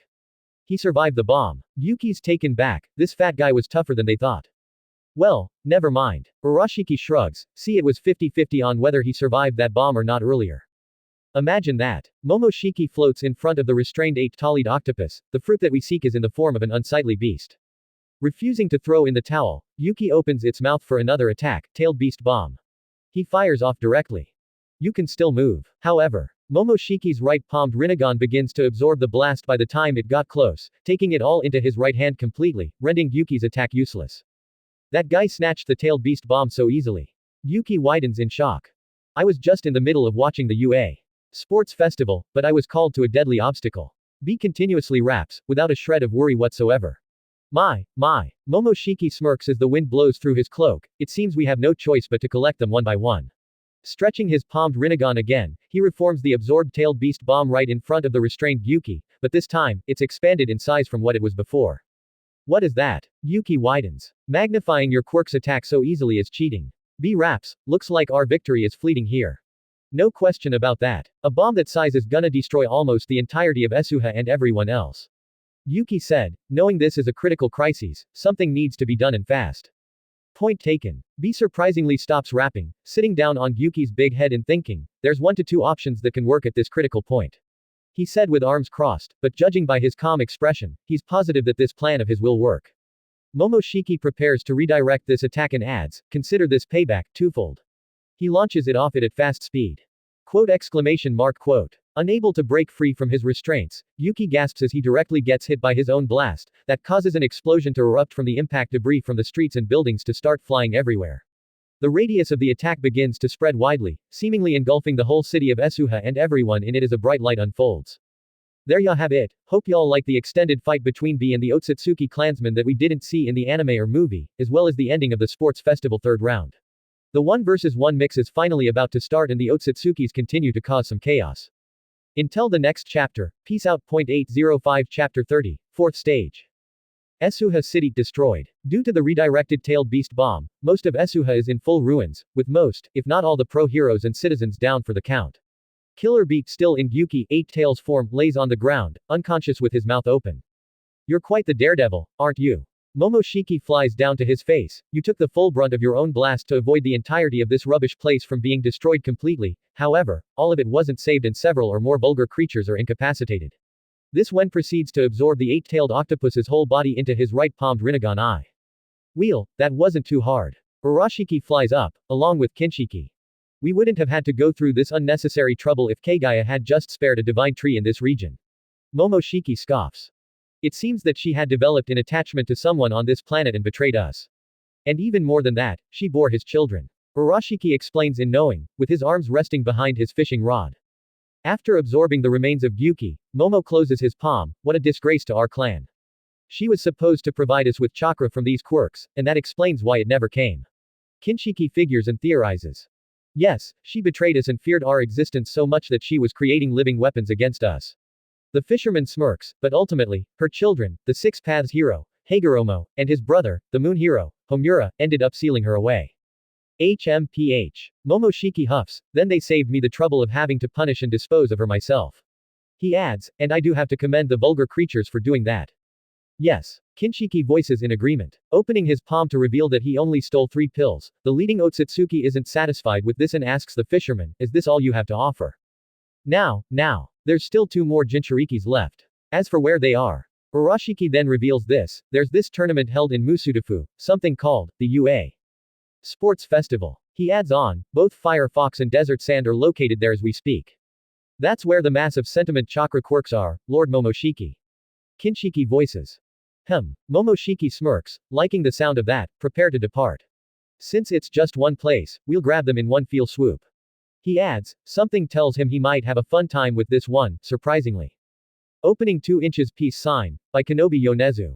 Opens to the UA Sports Festival Arena as the sun raises over the stadium. Looking down from arena side as the wind blows, Izuku and Boruto smile down at the middle of the battle ring, ready to face the sports festival head on before turning and giving each other a high five before the logo appears. We first zoom through a few students of Class 1A preparing for the sports festival in various places, Ochako doing arm stretches. Sarada cracking her knuckles before punching the air in practice. Eijiro stretching downward while sitting against the wall. Tenya stretching back his left turbo leg. Sumair doing shoulder stretches. Iwabe swinging his earth hammer up and down. Katsuki stretching out his legs. Boruto doing squats with his arms out and forward. Izuku stretching with his arms bended back. Shoto doing arm circles and breaths of fresh air upon being finished. We then cut to the UA Sports Festival Arena where the battles take place with the main competitors unleashing their signature attacks. Boruto throws down a bolt of lighting. Izuku's finger flick smash release a shockwave. Shoto releasing a wave of ice. Sarada comes from above with a punch that creates a small crater in the ground. Eijiro punches forward with his hardening quirk. Shikadai using shadow possession. Tenya dashing with his turbo engines activated. Mitsuki firing off snake lightning. Shinki attacking with a wave of iron sand with his arms crossed. Shinso turns with a glare. Iwabe smashes his earth weapon to the ground in using stone edge. Tokiyami releasing dark shadow to attack. Katsuki firing off explosions from both hands before attacking bare-handed. Tsubaki slashing the air with her sword covered in blue aura. Hoki launching an earth pillar.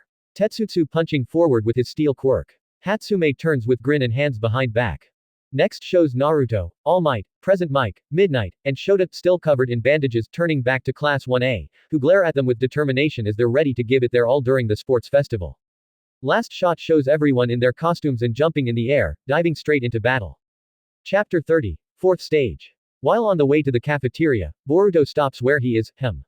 He turns and catches wind of Shoto and Izuku walking off somewhere, out of everyone else's sight. What are those two doing? He wonders, curious and suspicious at the same time. What's up, Uzumaki? Ya starting off into space. Kaminari notices, along with Mitsuki and Minoru. Oh, it's just that I gotta go and take a leak real quick. Boruto makes up that lie out of his head. I'll meet you guys back here. He immediately runs off, but really wants to know what Todoroki and Midoriya are wandering off for, so he's quick to follow. In a hallway that leads to the outside, Izuku sweats a little in nervousness as he faces Shoto, who leans back against the wall with hands in his pockets. So, you brought me here, now what? Izuku mutters in question. Quote. Shoto doesn't say anything yet and only deep gaze. We should probably eat soon, since the cafeteria is busy. He tries some convincing, don't you think? He asks, but Shoto still gives him the glare, making the freckled teen gulp in nervousness at his cold intimidation, and it was way different from Katsuki's fury intimidation. Unbeknownst to them, Boruto is listening through the hallway facility door that they're standing 6 feet away from. He leans back against the wall inside, while listening through the door to ease in on their conversation. I was overwhelmed. Shoto begins talking, and it made me break my promise I made to myself a long time ago. He adds to this, glancing at his left open hand, you and Uzumaki, both made me use my left side, first during the cavalry and then flag battle. Izuku perks up in surprise, skipping one beat. He couldn't tell whether this was a compliment or not, neither could Boruto, who continued to listen through the hallway side door. Furthering on, Shoto senses and theorizes that Izuku's power is similar to that of All Might's. He felt it during the cavalry battle, making Izuku go pale. Boruto hears this too and knows that this isn't good because Todoroki's gonna end up knowing the secret between Izuku and All Might. Midoriya, are you the half-ice hot quirk user asks, All Might's secret love child or something? This completely catches Izuku off guard dramatically. Love child. I guess this guy has some sense of humor. Boruto thought, also caught off guard, but kind of finding this a little funny. That's not it. Izuku stammers, waving his hands nervously. I mean, even if I was, I wouldn't say I wasn't, so I don't think you'd believe me. But I swear, it not like that. He assures before asking Shoto why does he think of him that way, to which Shoto guesses that there's something between them that they can't talk about. This guy is catching on too fast. Boruto said in thought while continuing to listen. My father is the flame hero, Endeavor, I'm sure you've heard of him. Shoto reveals to the One for All user, which means you're aware that he's the number 4 hero. He adds. Top 10 worldwide just like Dad and All Might, obviously. Boruto thought, not surprised on the other hand since he knew Todoroki was Endeavor's kid since the recommendations exam. Since I'm connected to the number 4 hero, and Uzumaki is connected to the number 2 hero, Fire Fox. Shoto continues, if you're connected to the number 1 hero, All Might. He glares, then it gives me all the more reason to beat you both. With Izuku blinking in surprise, bring it on then, dude. Boruto challenges on thought, not intimidated by him. I already defeated Uchiha, who's the number 3 hero, Fantome's daughter, during the flag battle. Shoto reveals surprising Midoriya and the hidden Uzumaki. Back on topic, my old man is ambitious and aims for the top. He adds, he made a name for himself as a hero using his power, but he was never able to beat All Might, Fire Fox, or Fantome. He's still at it though, planning to take them down one way or another. What exactly is Todoroki getting at? This is kinda out of the blue. Boruto thought.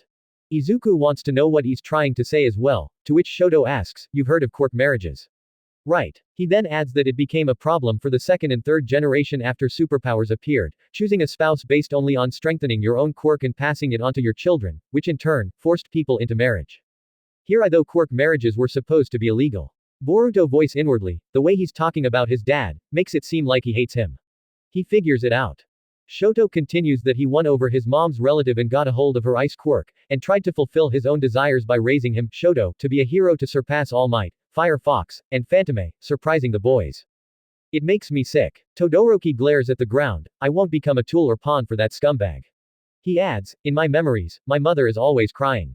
He puts his left hand over his scarred left face, I remember that she called my right side, unbearable, before she poured boiling water on my face. Quote exclamation mark quote. Izuku gasps in shock at hearing this terrible backstory. What? Boruto exclaims in thought, shocked, but mad to hear this.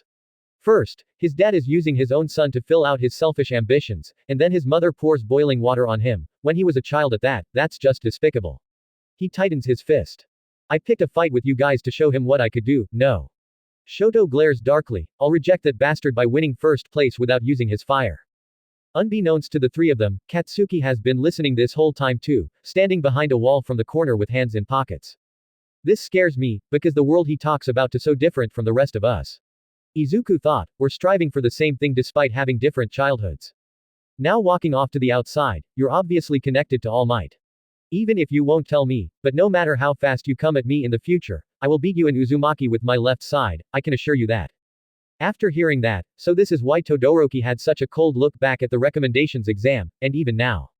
Boruto looks down at the ground, now understanding why he's been acting this way, he has such a tragic backstory that none of us can relate to. Izuku relates this to a main character in a comic book before walking behind Shoto, stopping the latter where he is. The freckled teen admits that he's been supported by others to have made it this far, one likes Uraraka, Inko, Mitsuki, Tsuyu, Minoru, Hatsume, Tokiyami, his master All Might, and best friend Boruto. While glance at his right palm, he states that he wants to be like All Might, but he has to be strong enough to reach that goal, and declares that he can't lose either as he owes it to everyone. You declared war on me earlier, well right back at you. He states firmly, with a bold fist, I am going to beat you. It's a moment of a stare down between Izuku and Shoto as the wind blows, before the latter walks off. Having heard their conversation end in a declaration, Boruto walks out of the staff room using the opposite door, while Katsuki also leaves and heads back to the cafeteria. The stakes were rising between these four competitors, each of them vowing to win with everything they've got. During lunch break in the cafeteria, hey girls. Mina greeted as she suddenly skipped over, putting an arm around Sumair, causing her to blink in surprise, excited to get into the next round. She guessed with a smile. Why yeah. Sumair stammers, we managed to get in despite losing the flag game. She admitted, I didn't think we did much during that round. Well, that is true. Considering that even Hatsume got in without really doing anything, Chocho chimes in, eating a bag of potato chips as they wait in line. Though I didn't expect to see the competition be thinned out so little after the last game. Kyoka admits. Me neither. Sarada chimes in, there's only 30 of us left and I wonder what they got on store for us by the time we resume. Only one way to find out is when Miss Midnight announces what it is. Tsuyu said. Hey, Yaoyorozu, Uchiha. Denki's voice chimed in, getting the attentions of the girls as they turned to see him there alongside Minoru. What is it, Kaminari? The creation quirk user asked. I'm not sure if you girls heard. Minoru began, turning and pointing towards a group of cheerleaders skipping through the cafeteria, but all the girls gotta wear those uniforms for the big cheer battle this afternoon. Huh, Kyoka exclaimed in surprise as her cable-like earlobe sprung up. You can't be serious. Sarada exclaims, blushing in surprise at having to wear those. That's funny, I didn't hear anything about that. Momo admitted as she raised an eyebrow. Well, you don't have to believe me if you don't want to get in trouble. Minoru sweats in nervous, knowing that he's blackmailing them into wearing those outfits for his own perverted mind and entertainment. Yep, we thought maybe that we'd remind you in case you'd forgotten. Denki nods with arms crossed in backing that up. Marching through the hallway back to the cafeteria, processing Todoroki's backstory took some time. To be honest, Boruto can't help but sympathizes with Shoto a little bit. His own father thinks of his as nothing more than a test subject to achieve what he couldn't and then getting boiled water poured on him purposely by his mother. All that was because of endeavor, and it's no wonder he rejected the idea of using his left side this entire tournament and had a scorned look until this point. But still, this wasn't gonna stop the young Uzumaki from going all out to win. He's also striving for the top spot after all. He has a serious expression as he thinks these thoughts. As he makes his way around the corner left of the hall, Sasuke Uchiha appears out in front of him, causing the blonde teen to stop in a blink of surprise. Hold up, you're. He utters, knowing who he is. You must be Fire Fox's son. Sasuke figures, gazing down at the teen. Your name? Boruto Uzumaki. He introduced a little hesitantly, but clears that up. I know you. You're Phantome, the number 3 hero. He adds to this knowledge, and also my dad's rival, who's at the same level as All Might, which means you're at that level too. More or less. Sasuke replies, you probably know my daughter, Sarada. I do, she's in the same class with me. He replies, we recently were on the same team for the flag battle and won it. I see. Well, congratulations. Sasuke gives him before walking on ahead past him. Thanks. Boruto trails, looking back at the black-cloaked hero. That was really unexpected, running into one of the top 5 heroes right off the bat. He smirks, with one small sweat on the side of his head. In another part of the hallway, job well done on making it to the 4th round of the sports festival. Gaara talks with Shinki, congratulating him for his accomplishment. This upcoming game is sure to be more intricate than the last 3. Are you ready for it? Yes. Shinki nods, I swear to you that I will win and take first place without fail. He firmly declares, your name won't be dishonored, father. Just try to relax, Shinki. Gaara advises, you really should be focusing on your rivals. They'll prove to be formidable. That won't be a problem. He responds, confident that he can do this. In any case, make sure to get some lunch. Gaara suggests, restore your energy for when things start back up. Yes sir. Shinki complied with a nod and walks along back to the cafeteria. Before the desert sand hero leaves for the opposite direction, Gaara. He hears a voice from his consciousness, belonging to a sandy brown-colored tanuki that has a large one tail with black cursed seal markings all over its face, body, and tail. It has a jagged, concave mouth with no tongue, and the sclerae of its eyes are black, with yellow irides and pupils that each takes the shape of a black 4-pointed star with 4 black dots around it. What is it, Shukaku? Gaara asks inside his consciousness, facing him, I can a little distress in your voice. Meaning that something is important. That's because my connection with 8 tails is cut off. Shukaku confirms, something happened. Is it only with the 8 tails? Gaara asks for further answers. Yes. My connection with the other tailed beast is fine, but I got a bad feeling about this. Shukaku responds, voicing his concerns. Quote. Gaara isn't on board with the sound of that, which only means that a looming threat is around the corner that could potentially even come here to UA, even the festival, and that wouldn't be good. Back to in the arena. With the stadium back to normal from the previous game, all the student participants are present as President Mike announces, now that lunch is over, get those daggers in the air because it's time to reveal the last round. He speaks in the loudspeaker, even adding to those that didn't make can still participate in the side games. This is when everyone blinks rapidly and in question when they see the girls of Class 1A dressed up in cheerleading outfits, like they're going full on fan service mode. Boruto trails, confused to why they're wearing those. Why are the girls dressed up cheerleaders? Ojiro covers his face with one hand, blushing a little. Beats me. Iwabe looks away, blushing a tad bit. Denki and Minoru give each other a thumbs up with perverted looks at the scheme they pulled off, which Sarada and Momo noticed from afar at the 2 pervs, and the latter exclaims, what? You tricked us. Just wait till I get my hands on the both of you. Sarada exclaims in dramatic anger with a blush. Wearing this is embarrassing. Sumire has a large blush on the other hand. I hate those guys. Kyoka throws her fails down with a blasted look of anger. This is the last time we're falling for that little pervert's scheme. Mina does the same thing, totally not alright with this. These outfits aren't all that bad. Chocho checks herself out, seeming unbothered. Same, I do like these uniforms so, let's go with it. Toru wobbles around enthusiastically, much to Kyoka and Sarada's chagrin, while Ochako cheers up a dramatically depressed Momo. Wow Toru, you're quickly into this. Suyu said, seeing that unexpected. All right everyone. Let's have fun competing in the recreational games. Present Mike exclaims out as the screen reveal the last round of the sports festival, which will take place after the sides games. The top 32 participants will duke it out in a tournament style, 1 versus 1, and whoever wins is guaranteed to be at the top of UA. After everyone draws a card from Midnight, she announces with a flop of her whip, based on the result of the drawing, this will be the bracket. The crowd cheers as the matchups are set in stone on the screen and the participants gaze up to see who they'll be facing off against. First half. Boruto Uzumaki vs Pony Tsunatori. Inojin Yamanaka vs Togaru Kamikiri. Tsuyu Asui vs Namita Suzumono. Eijiro Kirishima vs Shinki. Hitoshi Shinso vs Izuku Midoriya. Tsubaki Kurigane vs Denki Kaminari. Momo Yaoyaorozu vs Mitsuki. Shoto Todoroki vs Hinata Shiro. Second half. Abara Shiozaki vs Chocho Akamichi. Sarada Uchiha vs Hoki Taketori. Tenya Lita vs Mei Hatsume. Enko Anikuma vs Shikadai Nara.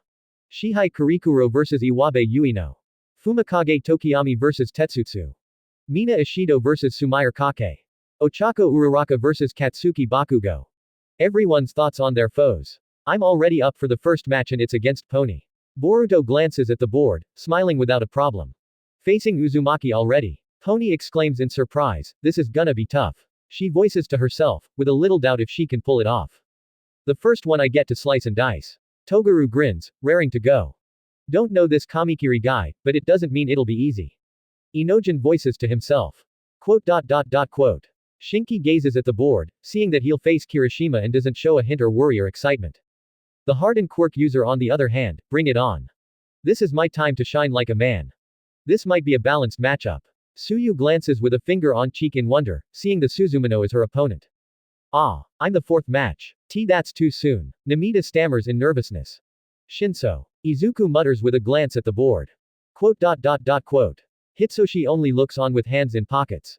HMPH. Tsubaki huffs, not intimated with her foe. I'm up against a pretty babe.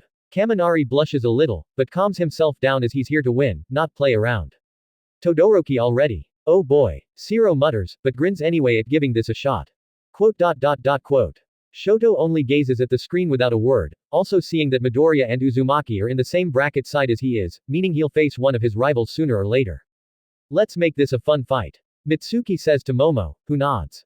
Okay, but I'm going all out to win. She replies determinedly. Shiozaki. Who's that? Chocho looks around, unaware that she just saw the green-haired girl a few feet away. Quote. Abara glances to her, before back at the board. Give me all you got. Hoki says to Sarada in challenges. Just what I'm gonna do. She already knows. You're Iida, right? Mei asks, walking up to him. Indeed, I am. Tenya replies, which she tells him her idea for their match afterward. Anikuma. Shikadai narrows a brow at who that is. This guy doesn't seem all that motivated at all. Enko exclaims in thought while gazing at Nara. Will there be any darkness that I can use in this match? Shihai mutters lightly, seeing that he'll fight Iwabe in an open field with no darkness. I'll win this in one shot. Iwabe exclaims, full on ready. I won't be holding back. Tokiyami tells to the metal quirk user. You better not cause I won't either. Tetsu exclaims in accepting the challenge. We're against each other. Sumire exclaims to Mina in surprise. Unexpected, isn't it? Mina does the same as they gaze widely at the other. Huh, Uraraka. Who's that? Katsuki asks in confusion even though she's right behind him. Hua. She's surprised at him being fully oblivious. With the matchups on full display, everyone was prepared to fight in whatever way they needed, psyching themselves up however they could and thinking of strategies. These are going to be some epic duels from here. Ending 3 inches Dakara, Hitori ya Nai, by Little Glee Monster. Starts at daylight with flower petals falling from a tree and an Ochako turning her hand into a fist as she, Sumire, Sarada, Tsuyu, Mina, Chocho, Toru, Kyoka, and Momo laying down on the beautiful grass with smiles of enjoyment and relaxation while conversating and looking up at the sky. As the ending plays, the next shot shows the 1A girls fighting off giants together in their hero costumes while having each other's backs. Next shows them chilling out at the park, exhausted after a long day of training. Kyoka sitting on the bench with a hand to her forehead, Sumire on her knees and Mina laying down, both sighing of fresh air, Ochako bending down and catching her breath, Tsuyu and Toru bending over the trash can, puking a little bit, Chocho sweating a lot after a bunch of running, Sarada leaning against the tree with her glasses off and hand over her eyes, and Momo standing up straight and take a few breaths. Next shows them walking in the rain in their school uniforms while looking at the screen with medium expressions, before the sky changes from overcast rain to daylight. It then switches to the Class 1A girls in their hero costumes once again in completing an obstacle course together while looking back at some of the Class 1A boys Izuku, Boruto, Katsuki, Mitsuki, Tenya, and Shikadai, and Shota, who watch them from the starting line. It moves on to the 1A girls running home on the sidewalk, with Tenya, Boruto, Izuku, Minoru, Katsuki, Mitsuki, and Shikadai chasing behind them and keeping up. Last shot shows the girls smiling after having a great time with today's class while flower petals bloom in the evening sky on their way home before the logo shows in the end. The brackets are set and reveals who's up against who. The Otsutsuki trio isn't finished with the hunt yet as they move to the sports festival next to get Naruto and Gaara. The plot intensifies from there as more major stuff will show this season. Until next time. 805 Chapter 31, Tournament begins. Opening 2 inches peace sign, by Kenobi Yonezu. Opens to the UA Sports Festival Arena as the sun raises over the stadium. Looking down from arena side as the wind blows, Izuku and Boruto smile down at the middle of the battle ring, ready to face the sports festival head on before turning and giving each other a high five before the logo appears. We first zoom through a few students of Class 1A preparing for the sports festival in various places, Ochako doing arm stretches. Sarada cracking her knuckles before punching the air in practice. Eijiro stretching downward while sitting against the wall. Tenya stretching back his left turbo leg. Sumair doing shoulder stretches. Iwabe swinging his earth hammer up and down. Katsuki stretching out his legs. Boruto doing squats with his arms out and forward. Izuku stretching with his arms bended back. Shoto doing arm circles and breaths of fresh air upon being finished. We then cut to the UA Sports Festival Arena where the battles take place with the main competitors unleashing their signature attacks. Boruto throws down a bolt of lighting. Izuku's finger flick smash release a shockwave. Shoto releasing a wave of ice. Sarada comes from above with a punch that creates a small crater in the ground. Eijiro punches forward with his hardening quirk. Shikadai using shadow possession. Tenya dashing with his turbo engines activated. Mitsuki firing off snake lightning. Shinki attacking with a wave of iron sand with his arms crossed. Shinso turns with a glare. Iwabe smashes his earth weapon to the ground in using stone edge. Tokiyami releasing dark shadow to attack. Katsuki firing off explosions from both hands before attacking bare-handed. Tsubaki slashing the air with her sword covered in blue aura. Hoki launching an earth pillar. Tetsutsu punching forward with his steel quirk. Hatsume turns with grin and hands behind back. Next shows Naruto, All Might, Present Mic, Midnight, and Shota, still covered in bandages, turning back to Class 1A, who glare at them with determination as they're ready to give it their all during the sports festival. Last shot shows everyone in their costumes and jumping in the air, diving straight into battle. Chapter 31, the tournament begins. As the recreational games are underway, the top 32 that made it to the main tournament are each preparing up at separate places in the arena, while some choose to play in the cool games. In one of the waiting rooms, Boruto goes over his plans for the upcoming tournament, especially since he'll be the first match right off the bat. While gazing at his right palm, the Uzumaki inwardly thinks, let's see. I have no idea what quirk Pony has, but I don't plan on using my Rasengan till later on in the tournament. He adds, in being sure, my guess would be the semifinal or finals, or when I really needs to resort to it. He closes it, either way, I'm souped up for this. He smiles while at it, maintaining his confidence all the while. The waiting room door then opens, getting the young Uzumaki's attention. Walking in was none other than Naruto, who's in his hero costume. Yo. He greets. Ah, hey dad. His son greets, but in a little surprise to see him. What brings you here? Came to see if my son here is ready for the big competition. Naruto grins after walking up.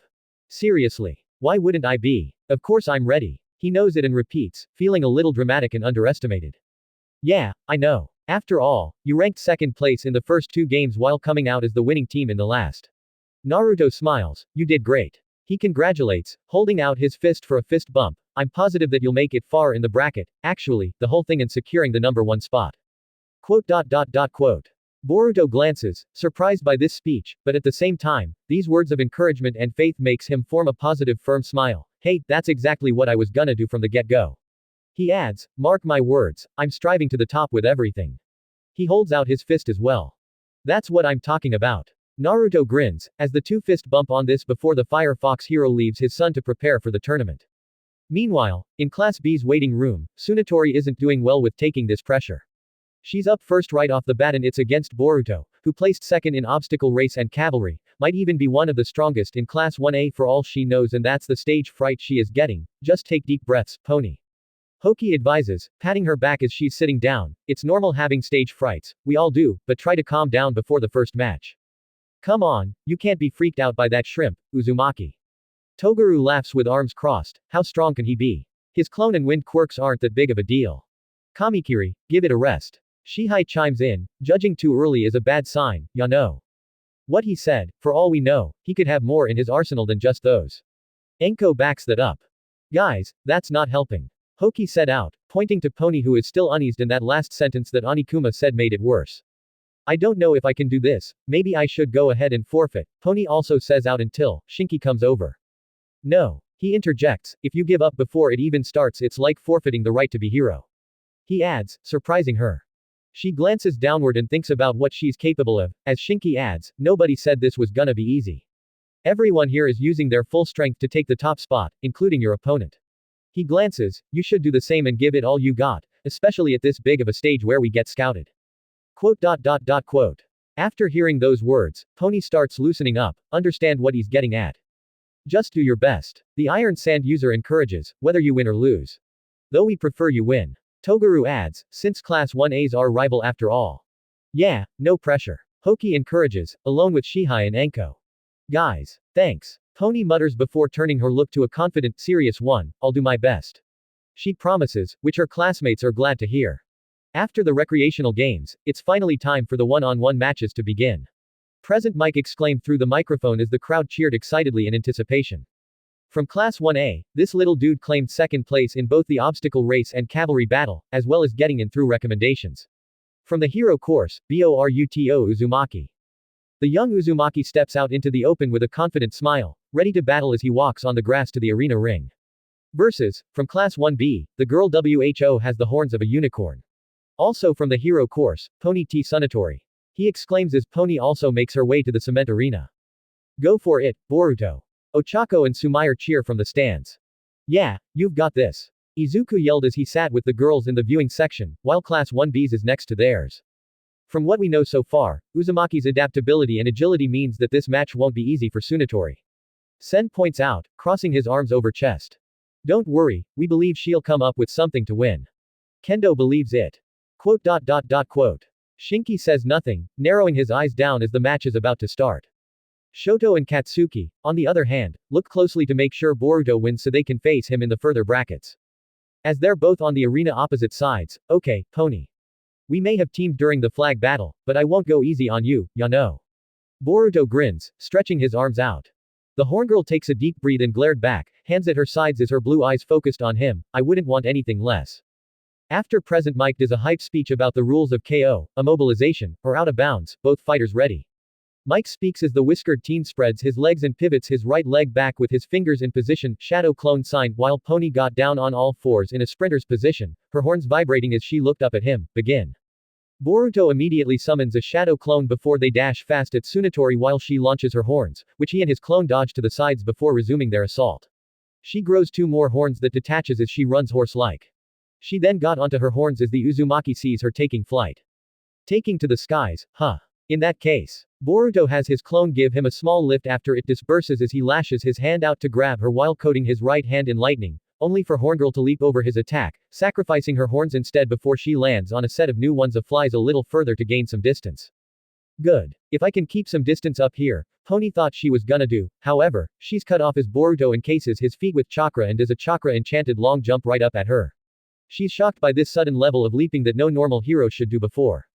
Now at her flight level, Boruto stuns her with lightning palm, sending painful shocks throughout her body, which makes her lose stableness of her levitating horns. As she bends back in starting to fall, the Uzumaki wasn't done yet as he then grabs her by the right leg and tosses her from the air to the ground, which makes her land hard on her backside. Gah. She spits out, wincing in pain as Boruto lands on the ground, successfully getting her out of the air. Now that's gotta hurt. Uzumaki closed the distance between him and T Sunatori with a combination of lightning and a powerhouse slam. Present Mike exclaims in hype. Good moves. Ochako exclaims in cheer. He's got the upper hand. Sumire smiles brightly. Amazing, he mixed both his mobility and physical strength to remove her arsenal capabilities. Izuku murmurs in illustration.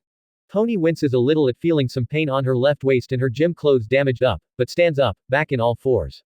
She wasn't finished yet and continue in launching more horns, to which the whiskered teen dodges them and sees a set of her previous horns on the ground and smirks in getting an idea. As he continues avoiding horns, he picks up 2 of them and uses them as sabers to block the 2-headed his away, successfully defending them to the ground. What? Pony exclaims in shock, he used my own horns to defend himself. I won't lie, these horns are more like hardened nails than ivory. Boruto said, holding the ones in his hands like they're swords, but they do have masses nevertheless. Pony clenches her teeth before flying on another set of horns and fires off more, but it's useless as the Uzumaki keeps defending them off with the same set he's been hanging on to and doing so with a straight face and without a hint of concern. She's getting desperate now. Narengeki mutters from the section. That may be the case, but this is the hardest she's ever been in a fight. Kendo said, "Godin say I'm proud. She's giving it her all." Quote. Shinki continues observing with arms crossed, but does agree with Kendo that Pony is trying her hardest to win. It's no good. Nothing's working, she thought, frustrated. Even if I stayed up here, it wouldn't help. She then decides to change gears, in that case. She flies down and charges towards on 4 sets of horns, with the 2 on her head out and forward. At this speed, I'll send him out of bounds. She thought, confident it'll work as she closes in.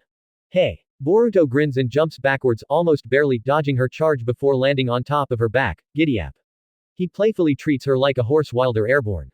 Gee, get off me, she exclaims, trying to shake him off. I will, after I do this. He places a palm to her back, enhanced gale palm. He bursts a big gust of wind that's different from his normal palm of gale and sends Tsunatori plummeting down from the air to the field, landing hard yet again. As she struggles and gets up, she sees that she's on the grass and with a sad look on her face, no. She realized that she had lost as Boruto lands on the cement arena.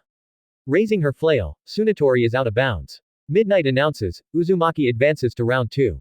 The crowd shouts in cheers at his win, as expected from the Sin of Fire Fox and some pros in the stands saying he'll be the next cage hero. There ya go. In the finals, the first person to advance to the second round is Boruto Uzumaki from Class 1A. Present Mike exclaims in hype as the crowd cheers more. He won. Yay. Himiyawari jumps up and down brightly, happy for her big brother, with Hinata smiling in agreement as they watch the festival on TV at the house. That's my boy. Naruto grins, proud of him. He did it. Sumire exclaims brightly. As expected from Uzumaki, he's shown that he'll be tough to beat. Tenya said, closing his fist in confidence and smiles. Amazing. Sarada mutters. He was awesome out there. Suyu said, finger on cheek. Yeah, he put on a good show all right. Shikadai states. So all I gotta do is win against this Kamikiri and I'll face Boruto next. Inojin said, smirking. I wouldn't be cocky too soon. Iwabe tells him. The way he rode on her like a horse way uncalled for. Kaminari sweat drops, makes me a little jealous. Lucky bastard. Mineta mumbles to himself. I knew he'd win. Izuku smiles, now it's my turn to win too.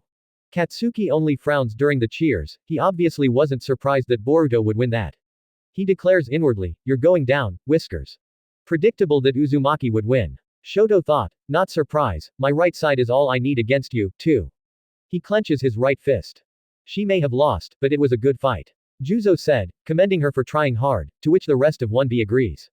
Quote. The Iron Sand user gets up and walks away, to which Kendo notices. Shinki. She raises a brow, wondering where he's going. That kid's pretty good. Darui said from the Cage Hero viewing section. Lots of pros are gonna fight it out to make sure he's in their agency. Kuritsuchi smirks. So far, yes. Chojuro agrees, while Gaara looks on with arms crossed. I couldn't. Pony starts to whimper out. Hey. Boruto said, getting her attention as he looked up to see him extend his right hand to her, you did great. Those horns pack a punch and that last charge almost caught me. He compliments to her surprise, keep it and you'll be in an agency, I guarantee it. He adds with grin of assurance. With her eyes shaking, she took his hand anyway as she was lifted to her feet. That's a good sign of sportsmanship and a great match to start off the first round, kids. Present Mike announces, let's show them some praise everyone. He exclaims as the crowd claps for a good first match to begin things off. After that, as they walk through the tunnel's opposite sides, Pony sees Shinki ahead and walks over to him. Pony. Shinki trails, about to say something, but she instead speaks. I'm sorry. I couldn't win. She mumbled, feeling like she'll tear up again with her head lowered, I wanted it so badly. No apology is needed. Shinki assures, surprising her as she looked up to him, with what you did today, you'll get scouted for sure. He nods. Yeah, thank you. She nods, having collected herself and feeling much better after the encouraging words. Meaning, Naruto walks up to Sasuke, who watched the matches from another part of the stands. Yo, Sasuke.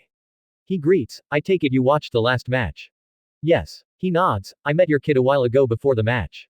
He adds after catching some characteristics, seems just like you when you were young. Nah, he's nothing like I was. Naruto states the opposite, he's a lot more like you when you were young, giving how he adapted well during his match just now.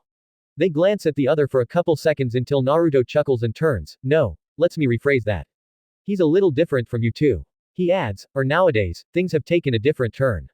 Wrong. Sasuke looking back at the arena, surprising Naruto to what he means, the soul of a hero always remains the same, even when times have changed. I wonder about that. He sighs, anyway, I think I win this argument. He smirks. giving back a competitive smirk. You're one to talk, loser. Meanwhile, Boruto makes it back to the 1A viewing section. Oh, Boruto. Sumire calls, getting his attention. We saved a seat for you. Izuku points to a clear one between him and Mitsuki. Great work out there. The snake teen smiles usually. Thanks. Boruto replies, coming down and taking a seat. Amazing how you won that without getting touched. Kyoka murmurs, impressed. Having mobility and adaptability does its wonders. Boruto grins and shrugs. You hopping on her during that last jump did its wonders too, huh? Hinata grins teasingly. Huh? Boruto asks, confused. You know. What was it like riding on her in the air? Kaminari exclaims, very dramatically in tears. Yeah, tell us. Minoru exclaims the same way, both being jealous. What's there to like about it? I brought her out of midair and sent her outbounds is all. Boruto shrugs, not caring all that much to brag. That's it. The perverted duo exclaim, confused dramatically. Way to get them crying of envy. Suyu said, finding it amusing. They're just weird as if anything. The Uzumaki replies, not caring for their perverted antics. Looks like we're moving on to the next fight. Sarada points, getting their attentions back to the cement arena. The match between Inojin and Toguru gets underway and so far, Toguru is gaining the upper hand as he consistently cuts down Inojin's multiple art birds and one that's beast-like to pieces. No way. Inojin exclaims, shocked that nothing's working. You're as good as dead. Toguru rushes at him and inflicts a small cut to Inojin's right shoulder. Guh. The paint user grunts in pain and falls to the ground, and by the time he perks up, Toguru holds him at blade point to his neck. What was it you said before? This was gonna be easy. You jinxed yourself the moment you said that. The blade quirk user grins, it's over. Inojin knows there's nothing he could do and grits his teeth in defeat. I give up. Yamanaka gives up. Midnight flops her flail. Kamakiri advances to the second round. Oh well. Sai trails, smiling to see at least his son tried. Inojin may have lost, but this will make him learn the hard way to never underestimate whoever he's up against. Says a young lady next to him who wears a purple outfit exposing her midriff with one mesh warmer on her left arm and wears a longer skirt that reaches her ankles, along with high-heeled sandals. Ino Yamanaka. The third match immediately starts off with Namita firing off a scream attack that sounds like a canary cry. Ah. Namita Suzumino. Quirk. High scream. She can create ultrasonic vibrations whenever she screams, allowing her to severely damage her opponents. Suyu is forced to cover her ears, so does Midnight, Semtos, and the crowd. What's with that voice? Eijiro exclaims. It's hurting my ears. Mina exclaims in addition. She's acting like Black Canary right now. Iwabe yells out, all covering their ears. Not throwing in the towel, Suyu fights through it and extends her tongue at Namita, tying her up and prevents her from screaming any farther. Quote exclamation mark quote. This stuns Namita, who tries to fire another scream with her loose mouth, but Asui's tongue covers it and she's then swung out into the field, landing on the grass. Midnight uncovers her ears. Suzumino is out of bounds. She flops her flail towards Suyu. Asui advances to the second round. Way to go, Su. Ochako and Sumire cheered. Yeah, good job Asu. I mean, Su. Izuku yelled, correcting himself at the last minute. Nice willpower getting through that scream. Boruto grins, impressed, with Itsuki nodding in agreement. Ribbit. Suyu croaks happily, while Namita tears up dramatically on the other hand. Alright, I'm fired up to win now. Eijiro smashes his first together as he's about to leave for his match. This will be a manly victory. You said it, go out there and kick some ass. Iwabe grins as the fist bump. Do your best, Kirishima. Toru encourages. You bet I will. The hardened quirk user heads off to the arena ring. So Kirishima is against that Shinki guy. Boruto murmurs. Yes, I wonder what Shinki's fighting style consists of. Izuku wonders. Either way, this should be a balanced matchup. Mitsuki chimes in as they watch. Cage viewing section, Shinki's your adopted son, am I right, Desert Sand? Kuretsuchi asks, is he strong? You'll find out soon enough. Gaara simply replies, getting his gaze at the cement arena as Shinki and Eijiro come out of the tunnels. The third match, manly and passionate in hardening. From the hero course, Eijiro Kirishima. Present Mike Hypes, versus, the calm and collected makeup guy, WHO also got in through recommendations. From the hero course, Shinki. Alright. Eijiro roars, fired up with his fists ready, you may be one of Class 1B's strongest, but that won't stop me from going all out. HMPH. Shiki gives him a glare, I apologize in advance. He begins to form some iron sand in his right hand, I'm not good at using discretion. He adds, this will be a crushing defeat for you. We'll see about that. Eijiro hardens his arms as they both stare down the other in what will appear to be an epic battle. Ending 3 inches Dakara, Hitori ya Nai, by Little Glee Monster. Starts at daylight with flower petals falling from a tree and an Ochako turning her hand into a fist as she, Sumire, Sarada, Suyu, Mina, Chocho, Toru, Kyoka, and Momo laying down on the beautiful grass with smiles of enjoyment and relaxation while conversating and looking up at the sky. As the ending plays, the next shot shows the 1A girls fighting off giants together in their hero costumes while having each other's backs. Next shows them chilling out at the park, exhausted after a long day of training. Kyoka sitting on the bench with a hand to her forehead, Sumire on her knees and Mina laying down, both sighing of fresh air, Ochako bending down and catching her breath, Suyu and Toru bending over the trash can, puking a little bit, Chocho sweating a lot after a bunch of running, Sarada leaning against the tree with her glasses off and hand over her eyes, and Momo standing up straight and take a few breaths. Next shows them walking in the rain in their school uniforms while looking at the screen with medium expressions, before the sky changes from overcast rain to daylight.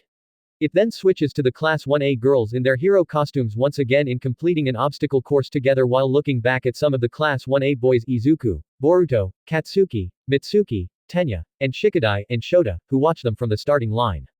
It moves on to the 1A girls running home on the sidewalk, with Tenya, Boruto, Izuku, Minoru, Katsuki, Mitsuki, and Shikadai chasing behind them and keeping up. Last shot shows the girls smiling after having a great time with today's class while flower petals bloom in the evening sky on their way home before the logo shows in the end. Here we are, the first 3 matches are done and the next chapter features way more fights on screen. Until next time. 805 Chapter 32, Challengers, Battle On. Opening 2 inches peace sign, by Kanobi Yonezu.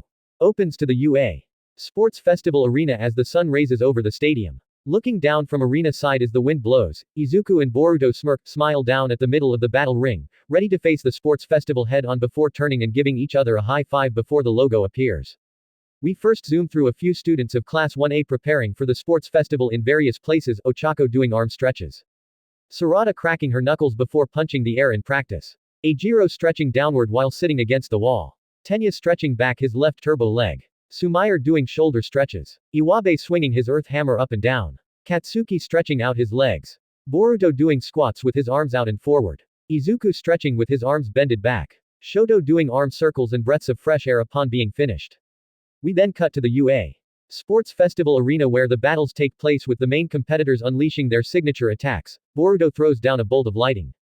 Izuku's finger flick smash release a shockwave. Shoto releasing a wave of ice. Sarada comes from above with a punch that creates a small crater in the ground. Eijiro punches forward with his hardening quirk. Shikadai using shadow possession. Tenya dashing with his turbo engines activated. Mitsuki firing off snake lightning. Shinki attacking with a wave of iron sand with his arms crossed. Shinso turns with a glare. Iwabe smashes his earth weapon to the ground in using stone edge. Tokiyami releasing dark shadow to attack. Katsuki firing off explosions from both hands before attacking bare-handed. Tsubaki slashing the air with her sword covered in blue aura. Hoki launching an earth pillar. Tetsutsu punching forward with his steel quirk. Hatsume turns with grin and hands behind back. Next shows Naruto, All Might, Present Mic, Midnight, and Shota, still covered in bandages, turning back to Class 1A, who glare at them with determination as they're ready to give it their all during the sports festival. Last shot shows everyone in their costumes and jumping in the air, diving straight into battle. Chapter 32, Challengers, Battle On. The fight between Shinki and Eijiro starts with the latter going for a hardened strike to begin things off, brute strength right off the bat. Shinki sounds unimpressed, not refined at all. Underestimating me will be your undoing. Eijiro yells and appears to strike him, but instead, to his surprise, a shield of iron sand appears from his gym clothing, blocking the hardened blow before another part of sand appears from his back, reforming into a fist that go to strike Kirishima. Luckily, the latter managed to block it with both coated arms, but still ends up being driven back a little. Shit. He scoffs, I felt the impact a tad bit from that punch. Just what is his quirk made of? What type of quirk is that? Sarada wonders in the section. If I remember correctly, Metal and Shoji had a hard time against this ability. Tokiyami recalls, arms crossed over chest. We did. It was a helpless situation. Mezzo nods and admits. He has a chakra-type quirk and it's iron sand, with such high-level density. Metal explains. In other words, it's like some sort of absolute defense. Yaoyaorozu figures, Kirishima's in for a tough battle. Raw. Eijiro continues on the offense, throwing back-to-back blows while maintaining and going all out with his hardening, but it proves to be useless as Shinki's sand defense remains unscathed. Your desperation is intriguing enough, but this where things end. The 1B competitor forms sand arms form his back, with his arms crossed over his chest, and proceeds to turn the takes on Eijiro, who's forced to block everything, and struggles to maintain his hardening as he starts feeling these impact. Yowza. Shinki counters again, and this time it's working. Present Mic exclaims. GUH. Ejiro holds his right side in pain, stumbling back. There's a limit to how much you can maintain that hardening. Shinki knows, having caught on to how his quirk works, you tried ending the match quickly and kept your form going this whole time to avoid a drawn-out match, but sadly that didn't go in your favor. He turns his floating sand into large iron black pebbles. With your weakness exploited, it's over. He proceeds to bombard Ejiro with iron sand pellets and the hardened quirk user grunts and feels the damage. It's too much. He struggles to extend the durability of his hardening and begins getting his blue sports outfit in large tatters. As the finishing blow, Shinki forms a floating sand fist that bashes and breaks through his rock-hard defense. Ejiro tumbles to the ground, defeated. Looking down at his unconscious foe, the moment you were overusing your quirk, the match was already decided. Shinki states, eyes closed as he recedes his sand. Kirishima is KO'd. Midnight flops her flail. Shinki goes to the second round. The crowd cheers as Shinki departs back through the tunnel after securing victory and while Ejiro. That sucks. He lost. Iwabe sigh, haven't seen that coming. Shinki had control of the match, and he didn't move from where he stood, not even once. Kamiko noticed, finding that surprising and kinda amazed. What error did Kirishima do in that fight anyway? Kaminari wonders. Isn't it obvious? He used his quick too much and focused on rushing the match instead giving himself time to recharge. Katsuki scoffs, hands in pockets while laying back. When you put it that way, maybe. Hinata said. Shinki infused his chakra into the iron sand, therefore manipulating it. Mitsuki explains, surprising the girls. That'll be tough to get though. Shikadai murmurs, sweating a little. It sure will, and I'll be going against in the second round. Suyu thought, wondering how this will play out. One option of winning is all I can come up with, for now. Ochako notices Izuku not in his seat and asks, where did Deku go? His match is up next against that guy from Gen Studies who declared war on us. Boruto said and recalled, so he's getting ready as we speak. What really catches me off guard is how'd he even get here over the others in the hero course? Iwabe wondered aloud. That's what I'd like to know. Tenya nods, which we'll see during this match. As Izuku and Hitoshi are on the arena to fight, ready. Begin. Present Mike yells via speaker. You know, before the flag battle, that monkey was going off about his pride earlier, Hitoshi noted to the one-for-all inheritor, getting his attention, but I think he's an idiot for letting this chance go to waste. Jolting his eyes open, Izuku angrily grits his teeth at hearing this mockery of Ojiro and begins to spark with green electricity to use full cowling and one-shot this guy off the bat. Shut up. Don't you dare talk about. Izuku roars as he was about to lunge forward, but then, his eyes blanked out suddenly. That's it, I win. Hitoshi reveals with a menacing glare. Masharao groaned as he stood up from his seat. I warned him not to say anything. Ochako utters in confusion. What do you mean by that? Boruto asks, turning to Ojiro. The long-tailed student grimly explained, I told Midoriya about what happened to me during the cavalry battle. Shinso approached me and he asked me a question, then the next thing I know it's the end of the battle. I have no memory of what happened after answering his question. Taking all of that into consideration, I told Midoriya that my guess was that Shinso has the ability to control people's minds. In other words, it only happens when someone answers his question. Mitsuki figures out. Yeah, Ojiro confirms. They start grimacing in frustration as Hitoshi orders Izuku to walk out the ring, which the controlled freckled teen does and is slowly committing to it. Izuku, what are you doing? Boruto exclaims, shocked at seeing a blank look on his face that's unmoving. This is bad. Sumayor looks worriedly. Lita's arms chop in the air frantically. He can't walk out of the ring, he'll lose the match if he does. Unless he does something about Shinso's quirk, this match is gonna be over before he realizes it. Sarada hates to point out. Deku. Ochako utters in worry at this situation. Come on Izuku. You're stronger than this, use that willpower and snap out of it. Boruto grits on frustration, especially seeing that his best friend isn't that far off from stepping out of the ring. Meanwhile, the one-for-all user was cursing himself for falling under Hitoshi's mind games. Even though Ojiro warned him beforehand, he was still about to lose the match. Telling himself that it's his fault, he doesn't want things to end here. Not for All Might, not for Boruto or his friends who had helped him grow stronger till this point. As he wanted to move so desperately, all of a sudden, he saw faces in his mind. There were about 8 of them, all staring with piercing white eyes. Energy suddenly surged through him as his left pointer and middle fingers twitched before flicking, unleashing a blast of air that blew through the field, causing Hitoshi to flinch from its force in shock all of a sudden.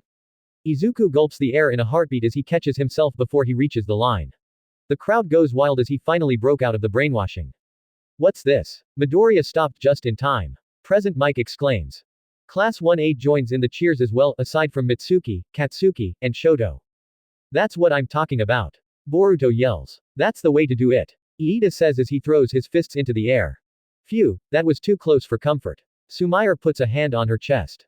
Uraraka sighs in relief as well. Whoa, I was about to freak out. Excellent work, Izuku. Mitsuki smiles. Glad I was proven wrong about the match ending quick. Sarada grins, in relief though. You had a benefit of a doubt, huh? Momo narrows a brow in surprise at her thinking that. Izuku huffs more in relief as that move was impulsive and is lucky that it worked and sets his sights back at Hitoshi with a serious glare. The latter tried to get him to talk again, stating how blessed the one-for-all user is for having that quirk. Even though the freckled teen knows he's right, he stays silent this time and activates full cowling, knocking him outside of the cement ring with a punch to Hitoshi's gut. Shinso is out of bounds. Midnight flops her flail, Midoriya moves on to the next round. As the crowd cheers, he pulled it off in the nick of time. Boruto grins, proud of him.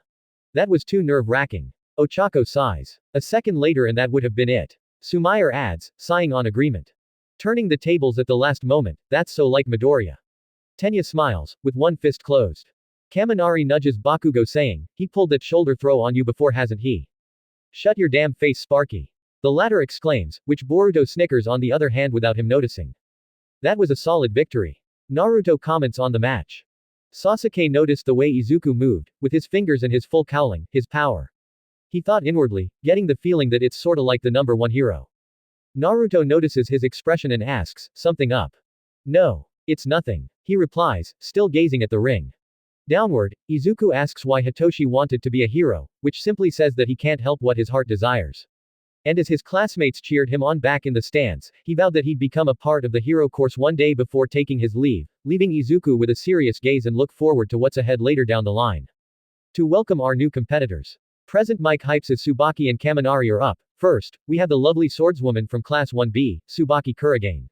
He adds, versus, the boy with the electric personality. Also a hero in the making, Denki Kaminari. As they gaze at one another, Kaminari's inner love struck to surface as he focuses on Tsubaki's cute looks. Look at those big beautiful pink eyes, and it looks like she's really strong after what I heard before. He tries calming himself down, come on idiot. This is a competition. He gazes at her again, but, oh man she's so cute though, this is terrible. I'm gonna have to ask this girl out sometime. He then smirks, once I win this. As Mike signals for their match to begin, what do you say me and you go out after this? Kaminari asks, playing around, I'd be happy to treat you to a bite. Quote. Tsubaki simply glares at him, not caring for his antics as her thumb unsheathes the tip of her sword. It'd help comfort you after you're lost. Kaminari grins and says way too confidently, cause this will be over in 2 seconds, honey.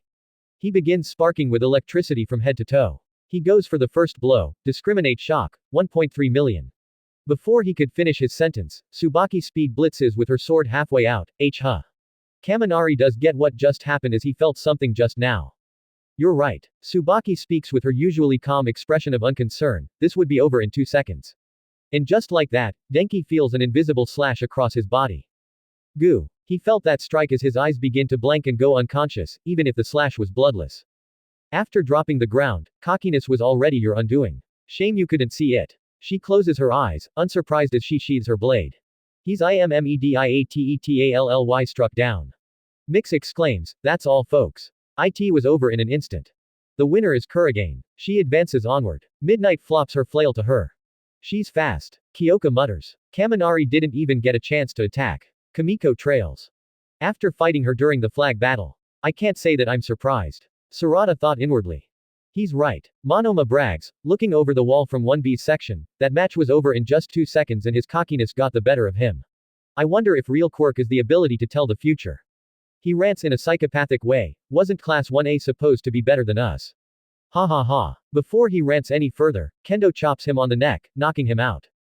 Sorry about him. She apologizes for her classmate while looking over to them. I hate that guy. 1A thought. Talk about serious issues. Shikadai sighs.